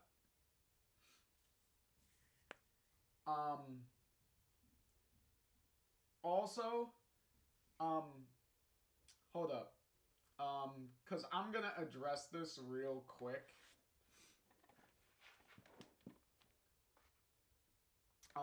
Let me go full screen for this while I search for this real quick. Do you all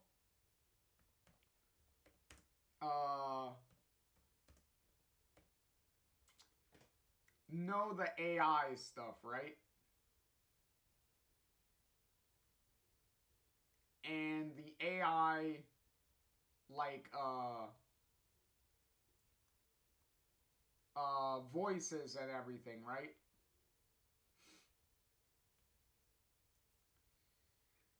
So there is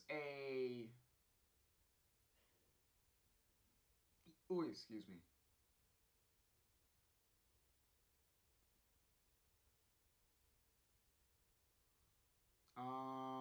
Let's see. I'm trying to see the an appropriate video to try to get everyone in one video. Probably this one. Okay. This one will probably be it. Because at least it has the three of them in it.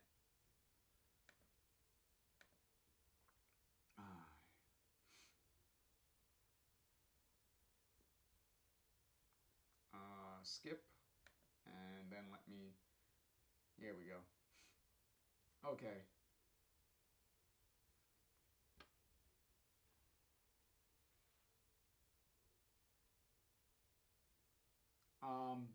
Okay, hold on. Before, let me see. Okay, so Try says, "You did it, my guru. I'm so fucking proud to have come along on this glorious journey with you. It's been such an amazing 37 parts. I'm proud of your commitment and dedication to this series we both love so much. I'm proud to be a member of your community and more so a friend." Like, hey, right back at you. I will say one of the more powerful things about this series is no matter what your gender is, your orientation, your race, your sexuality, this series can touch you and move you across all of that, and it doesn't care who you are. It does not discriminate at all.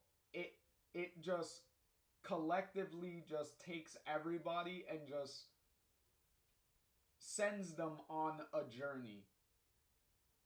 A very amazing journey. And I may not be the, you know, whether you want to call it like the target demographic or anything like that. Like, primarily, like, most of the games are starring a bunch of women. Clearly, I'm not a fucking woman. But that doesn't mean I can't emotionally invest and get attached to the stories that are being told. And the same thing with race and sexual orientation. Like, I'm a straight guy, and primarily most of the characters within these games are either like lesbians, they're gay, they could be bisexual depending on, you know, your choices and stuff that you could put in the game. Or you could just not go with anybody and just, you know, be completely free and clear of any relationships or anything for whatever reason. You could do whatever. But it doesn't change the fact that the series has still affected me in extremely positive ways and everything. And I'm the type of person that I do not see, as far as what it takes for me to judge a person or get to know a person or like a person or anything. I don't see race, sexuality, or anything in regards to that. I judge everybody by their own individual character for me, I don't care what your orientation is. I don't care what your race is. What matters to me is how you are as a character, as a individual. That's what matters to me.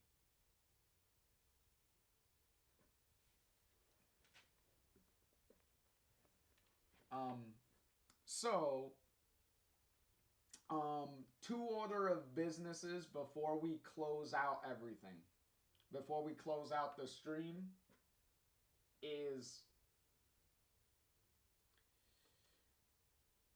this quick little AI comic book test that I found on YouTube. This quick little comic book thing. It kind of goes to show and illustrate what goes on, like what I'm hearing in my head, and potentially what I would like to see in an official, like, adaptation of the comic books. And this could get pretty creepy in certain ways, hearing this fucking little AI thing. So yeah, let's see this quick little see and hear this little part here. So let me unmute this. Okay, that's unmuted. Alright, so let's play this. This just sucks, right? Months of planning. And all these performers. I mean, everyone's in pretty good spirits for now, but... If we go out there and see our stage has blown away... Stage roof has been removed, sidewall vents open. We just finished storing any set and kit we could move into local cafes. So hand out provisions and rest. It may not make landfall. And if it does, nothing we can do about it. Not like we can tell a storm to please go away, I guess. It's all about heat and air pressure. I think if I can just rewind those elements, then it'll be like unpicking stitches. Won't affect anything around it. This is straight up crazy, but in the cool way. Well, the selfish part of me is grateful you might save my Shakespearean debut. The other selfish part of me keeps thinking that this really might be the one, the actual goodbye. I wish there was a... Nuh-uh, Max. Stop. We coped for years without a Max Caulfield in our lives. We can cope again. It's not all about you after all. Right. Difference is, now we have amazing memories of a life with you in it. And I wouldn't change that for the world. Get in here. Thank you for everything. You know I'm coming out there with you, right? I think you kind of have to be there for it to work, honestly. Oh yeah. I almost forgot how important I am for a minute. I'm stuck with this, Max. You love it, really. And hey, this next bit is all you two, so I'll be waiting here. You're sure? This isn't my story. It's yours. So, you gotta finish it.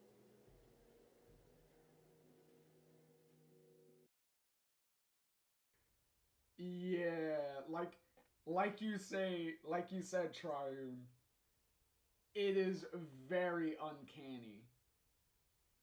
Like, you could tell that it isn't entirely 100%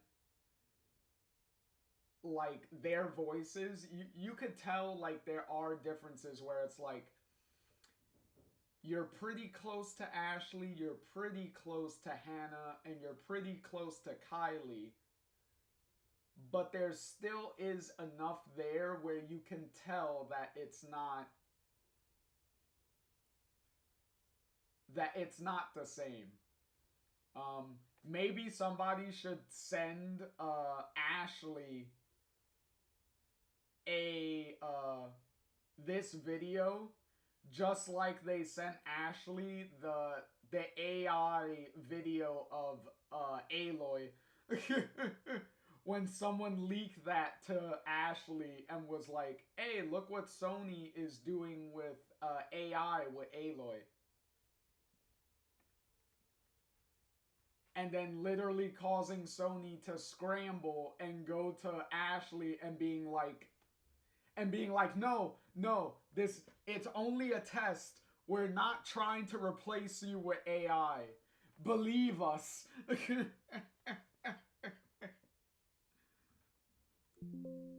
So yeah, you have to...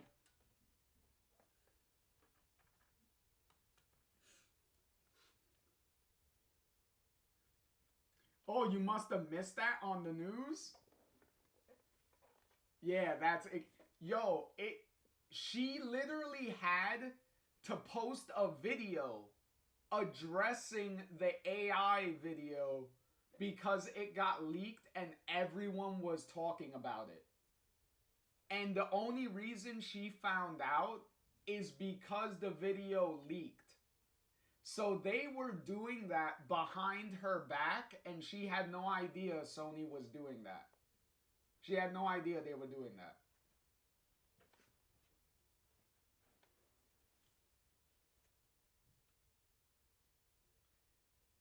Yeah, look. Let me go full screen again real quick. This is how much of an amazing person Ashley is.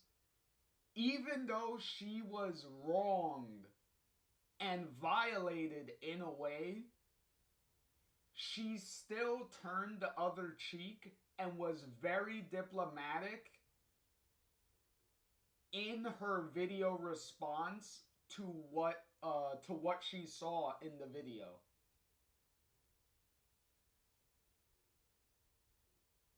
So she is definitely a G. She was very diplomatic. She chose the right words to say and everything.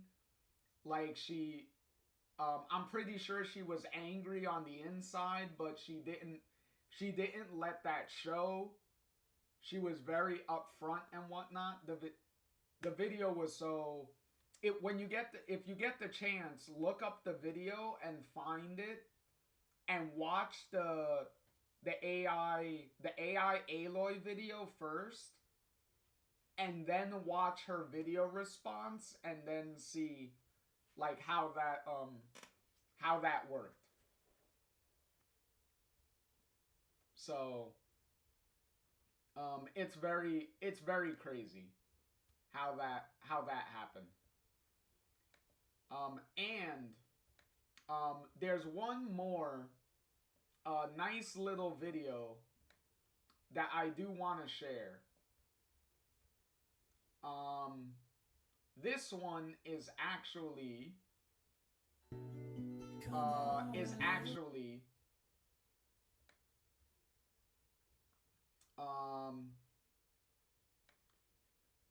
a nice video Max? that fans made. And fans made it for the 10th anniversary. And they released this video. And this video is it's so powerful. When I saw this video, I was literally like crying with how amazing this video came out.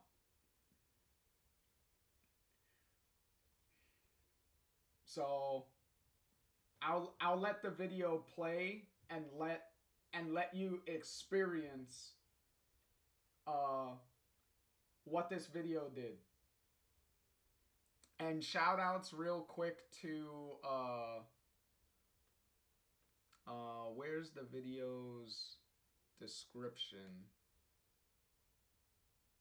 There you go. Life is Strange fans. Because they released this on the same, I believe they released this on the same day that episode 1 came out back in January. So they released it right on the 10th anniversary celebration.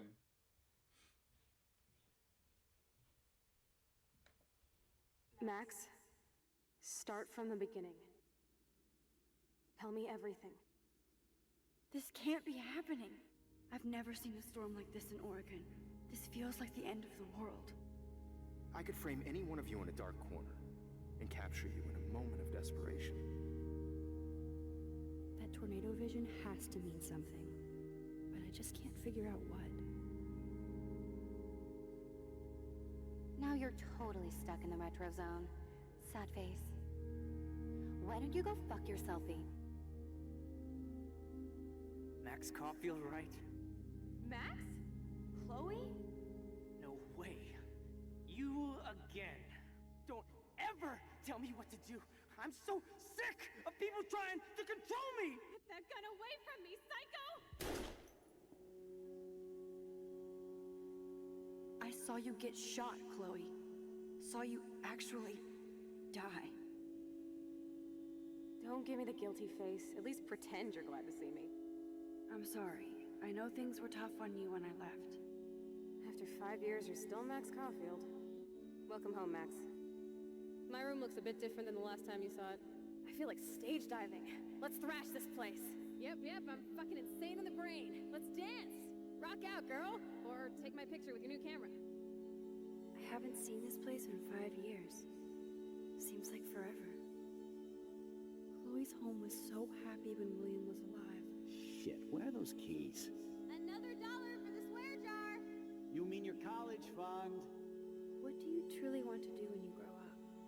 I would be like Lara Croft, except real. That would be majorly cool. Travel. That would be awesome.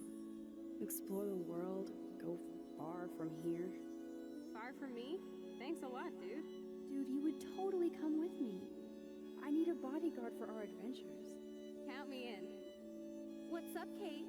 I think it's awesome you set a tongue record on video. You're going to be sorry someday. What are you doing here, Max? Kate, don't do this. Please. I don't believe in justice, Max. I don't believe in anything anymore. Cowabunga! Why, look, an otter in my water. You look cute with your hair soaked in chemicals. Photobomb! Photo hog. Rachel left a bunch of her clothes with me. She's your size. Ready for the mosh pit, Shaka Bra. I dare you to kiss me. I double dare you. Kiss me now. We'll be best friends forever. And when we grow up, we're taking over the world. This is seriously the best view of the sunset. What do photographers call that? The golden hour. What? What are you saying? I want this time with you to be my last memory. I know I'm just putting off the inevitable. This isn't how I want things to end. Kate, there are so many people who love you and want to help you. We're getting so close to Rachel Amber. I know that you care about Rachel too. Look. Rachel in the dark room. Rachel in the dark room. Over and over. What the hell is this? Oh my god. Rachel. Kate. All these files. This place actually feels evil. She was my angel. Rachel saved my life. The junkyard! Max, we have to find that spot now! Rachel! Oh, Rachel, no, please not her! How can she be dead? What kind of world does this? Who does this? Chloe! I can't make this choice! You're my hero, Max. You're the only one who can. My powers might not last, Chloe. That's okay. We will. Forever.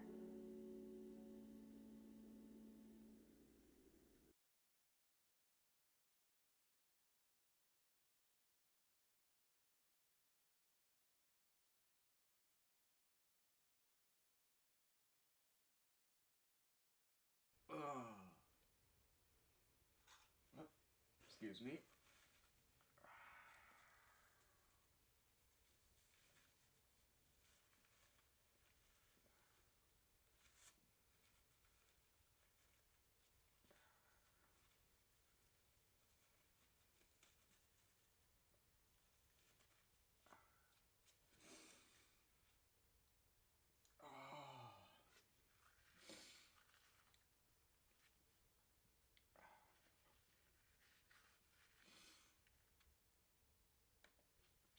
Oh.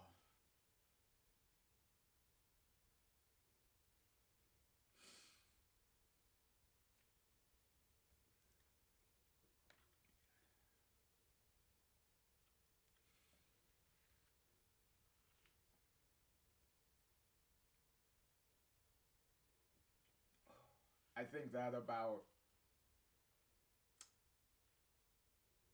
sums up how powerful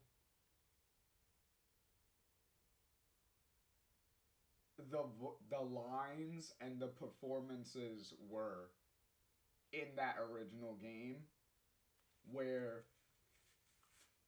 all they needed to do was just do the panning shot of all those different locations and just hearing the voices, and that's all you needed. You didn't really need to see like any of the characters. Just hearing the voices was just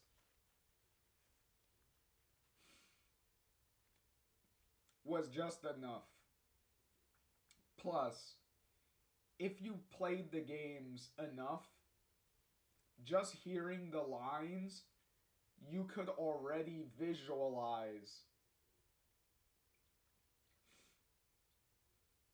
the entire scene in your head without actually having to see it. And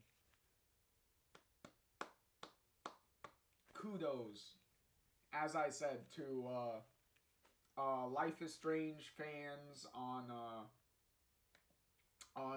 YouTube here, because they're the ones that made that little video. And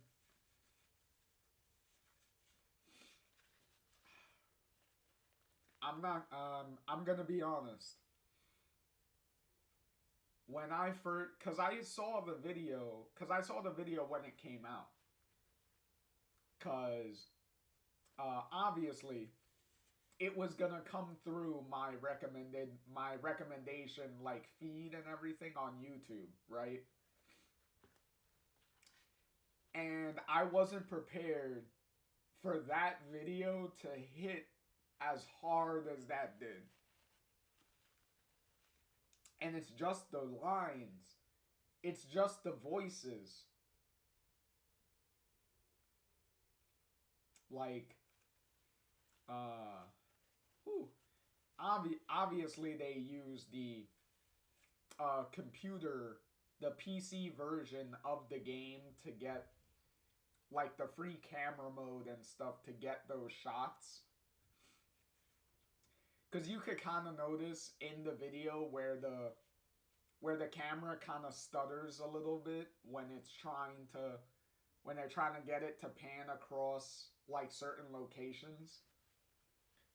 But I would say the effort really paid off with that video. Especially the buildup of the music in the background, which I don't know if you noticed the music in the background that started crescendoing and ramping up as the video was reaching the end. Like, just amazing. Amazing what they did there. And for the record,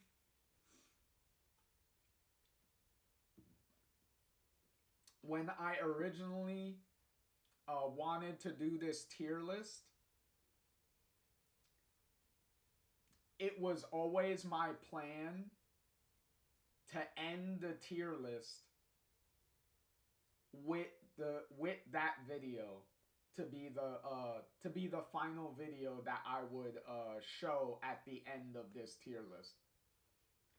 Cuz I think it was appropriate. I believe it pretty much cemented how much this series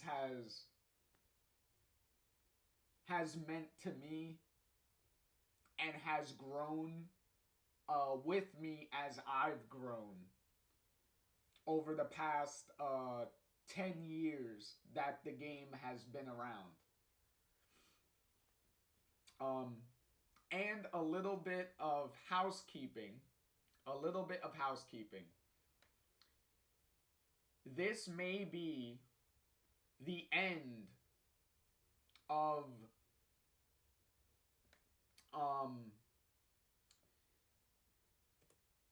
the current tier list right now.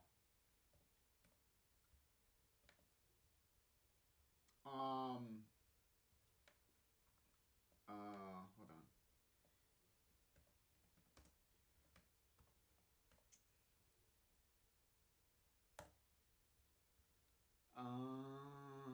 Where? Okay, here we. Is this the press release? No, I'm trying to find.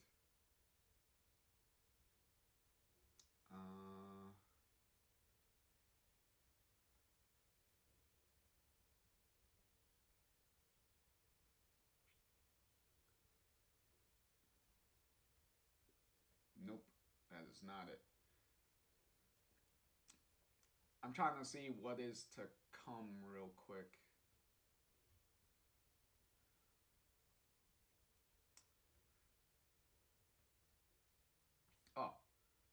Oh, now that I know the name, I might as well. There we go. There we go.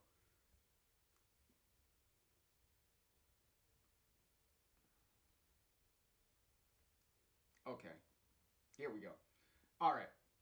So, this may be the end of the tier list as of now. But this tier list will be revisited as new Life is Strange material and stuff comes out. So as a new game comes out, or a new comic, novel, whatever comes out, we'll revisit this tier list and add to it as the new stuff comes out. So it may be the end for now, but it's not the end of the tier list forever. So there is that. Also, speaking of novels, they did announce that there is a new Life is Strange novel that is coming out. And it is, does it have a date? No. No, it does not. And it doesn't even have a cover, but it does have a title. It does, yeah, Triune, this is only the beginning. It does have a title. The new novel that's coming out is called Life is Strange Out of Focus. And it is going to be written, by Rosie Thor. The same Rosie Thor that wrote the Steph Story novel. And it is going to be a sequel to the Steph Story novel. What is it specifically going to be about? Well, luckily, they have a handy description, a summary of the basics of what the novel is going to be. And I will read that for you right now, so that way you have a taste of some of the new stuff that is in store. So, let me move this to the side real quick, so that way I could see the chat while I read. Okay, so here we go. Hold that thought, Try. We're about to see what we're about to read what this is going to be about. Okay, here we go. In the years since the split in Haven Springs, Izzy has recruited a full band to bolster her energetic sound and heartfelt lyrics. Chasing success and fighting for greater recognition, Drugstore Makeup find themselves on the cusp of their next big break. So when their new manager kicks them out of their comfort zone, Izzy and the band enter a tornado of activity, writing and rehearsing fresh songs as they prepare to record an album, embarking on a tour of grimy live music venues to grow their fandom, mosh pit by mosh pit, and vigorously debating the optimum ratio of band merchandise to sleeping bags in the back of their shared touring van. But with a drummer who can't keep time, debts that won't stop piling, venues that never live up to the photos online, and a manager who seems more troubled than the band, will this year and this tour see Drugstore Makeup reach the next level, or has Izzy finally bitten off more than she could chew? Dive into an unseen side of the Life is Strange universe with this captivating and original novel.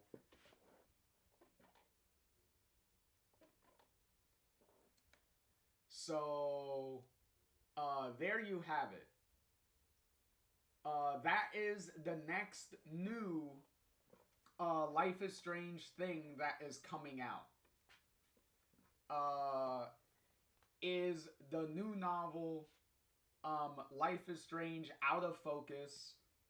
And as you heard me read the little synopsis of the novel before it comes out,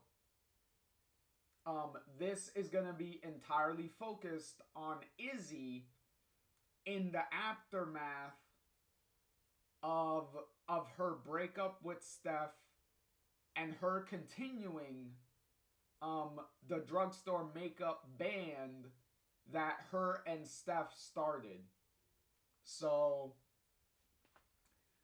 it's going to be interesting to read a novel that is going to be completely centered on Izzy herself. So this is going to be the very first Life is Strange property that is going to star as the main character a trans person.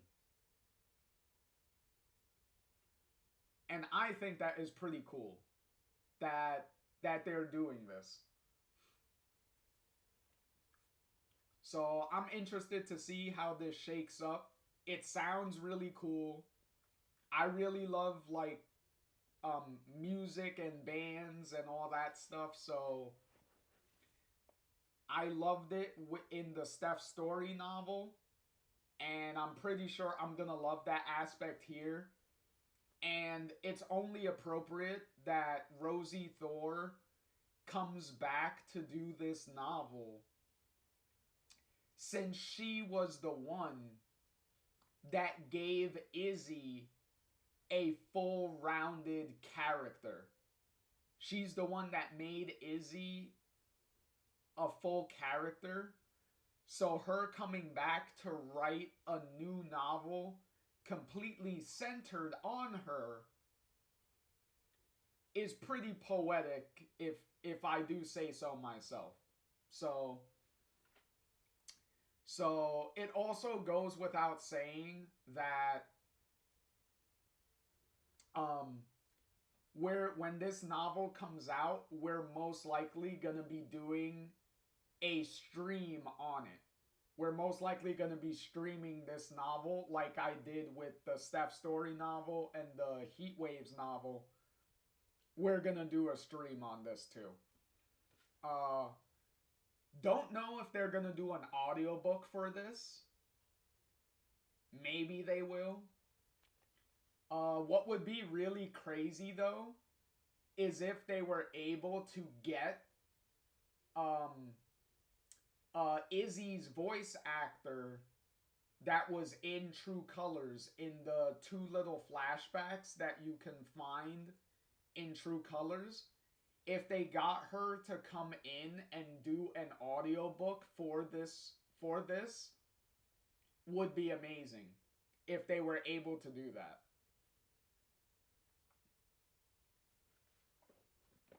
But yeah, so far it's still early. I would show you a cover of the book, but it's still early enough that they don't even have a cover for the book right now. So there's really nothing really to show you, unfortunately. So all we know is the synopsis, and the book is going to be called Out of Focus. So that's going to be interesting. So with that preview of things to come, I would like to thank everyone that has tuned in to these tier list videos. If you've been around since the beginning or you joined along the ride, I thank everyone who has tuned in to see any of these videos, and anyone that has watched these videos on the VODs, even on YouTube and all that stuff.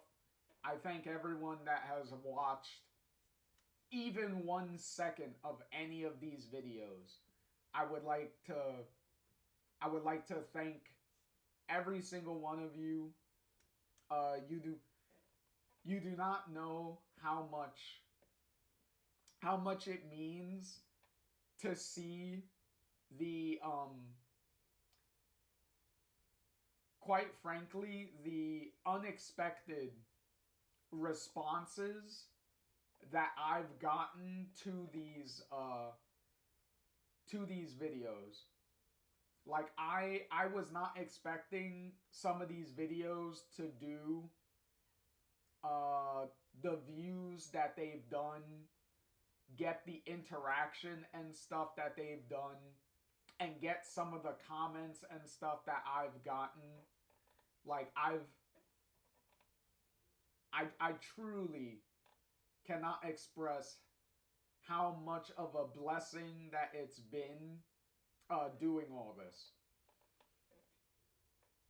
Especially considering this tier list was supposed to have been done months ago. But the only thing that prevented it is because this is gonna get a little personal.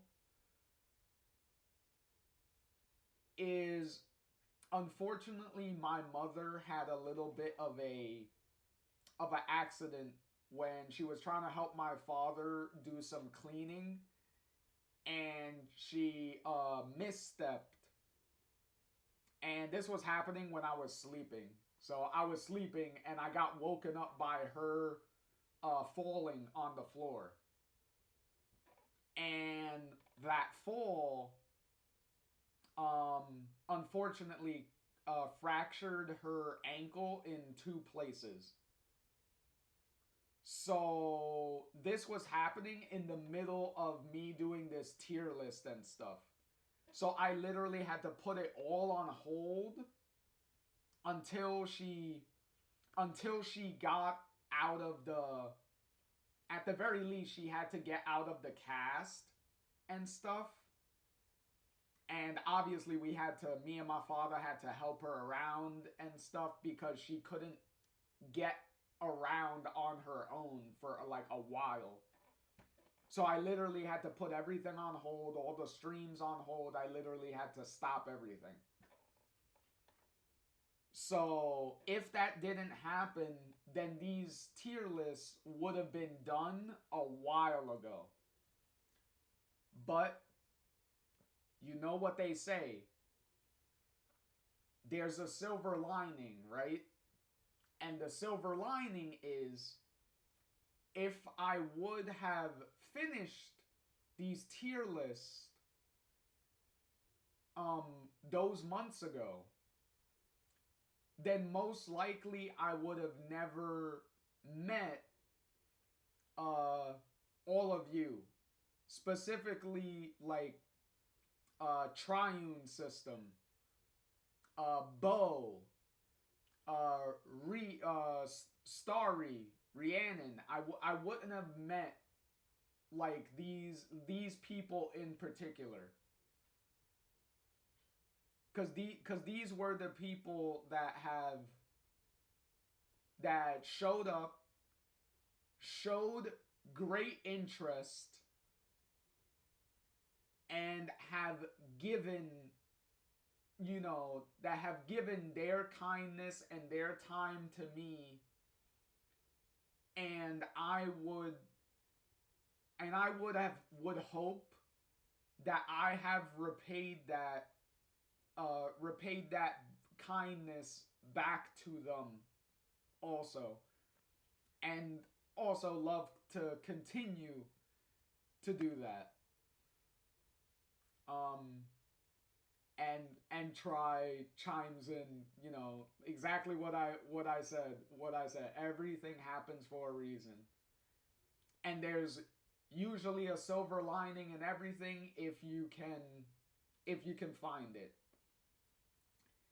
And Try continues to say, we found each other through the Life is Strange community love. And I'm pretty sure you're responding. This next one is a response to me saying I hope that I have repaid your kindness that you've given me to all of you. Like obviously Try, Bo, Rhiannon, like cause you say you that I always do. Yeah. So big hugs. Big hugs to all of you. I'm sending you like the biggest hugs around, okay? So with that, before I start crying even more than I've already have throughout the closing moments of this tier list and stuff.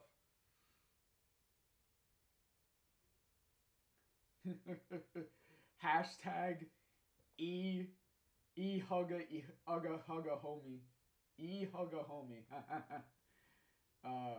Print it, press it, put it on a shirt, and we'll set it up on the merch stand.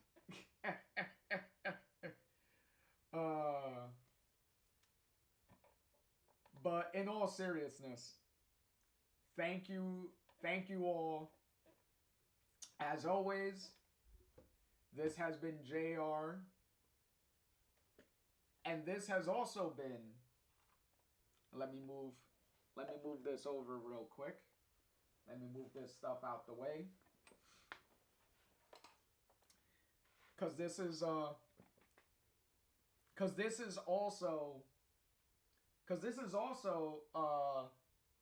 the last time, the last time for a while, until the occasion calls for it. But this is also going to be the last time for a while that Max, Chloe, and Rachel, and little Chloe and Rachel here, are going to be joining us on these streams. And also, let's not forget Alex here. So this is gonna be the last time for a while that these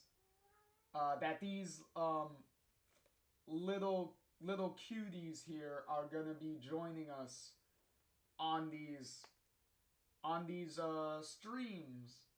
So I would like to thank them for all the judging that they've been doing, staring at me during this whole time. So with that, I've been JR, and I thank all of you for tuning in. Once again, can't thank you enough. And I will catch you all in the next one. Later, all.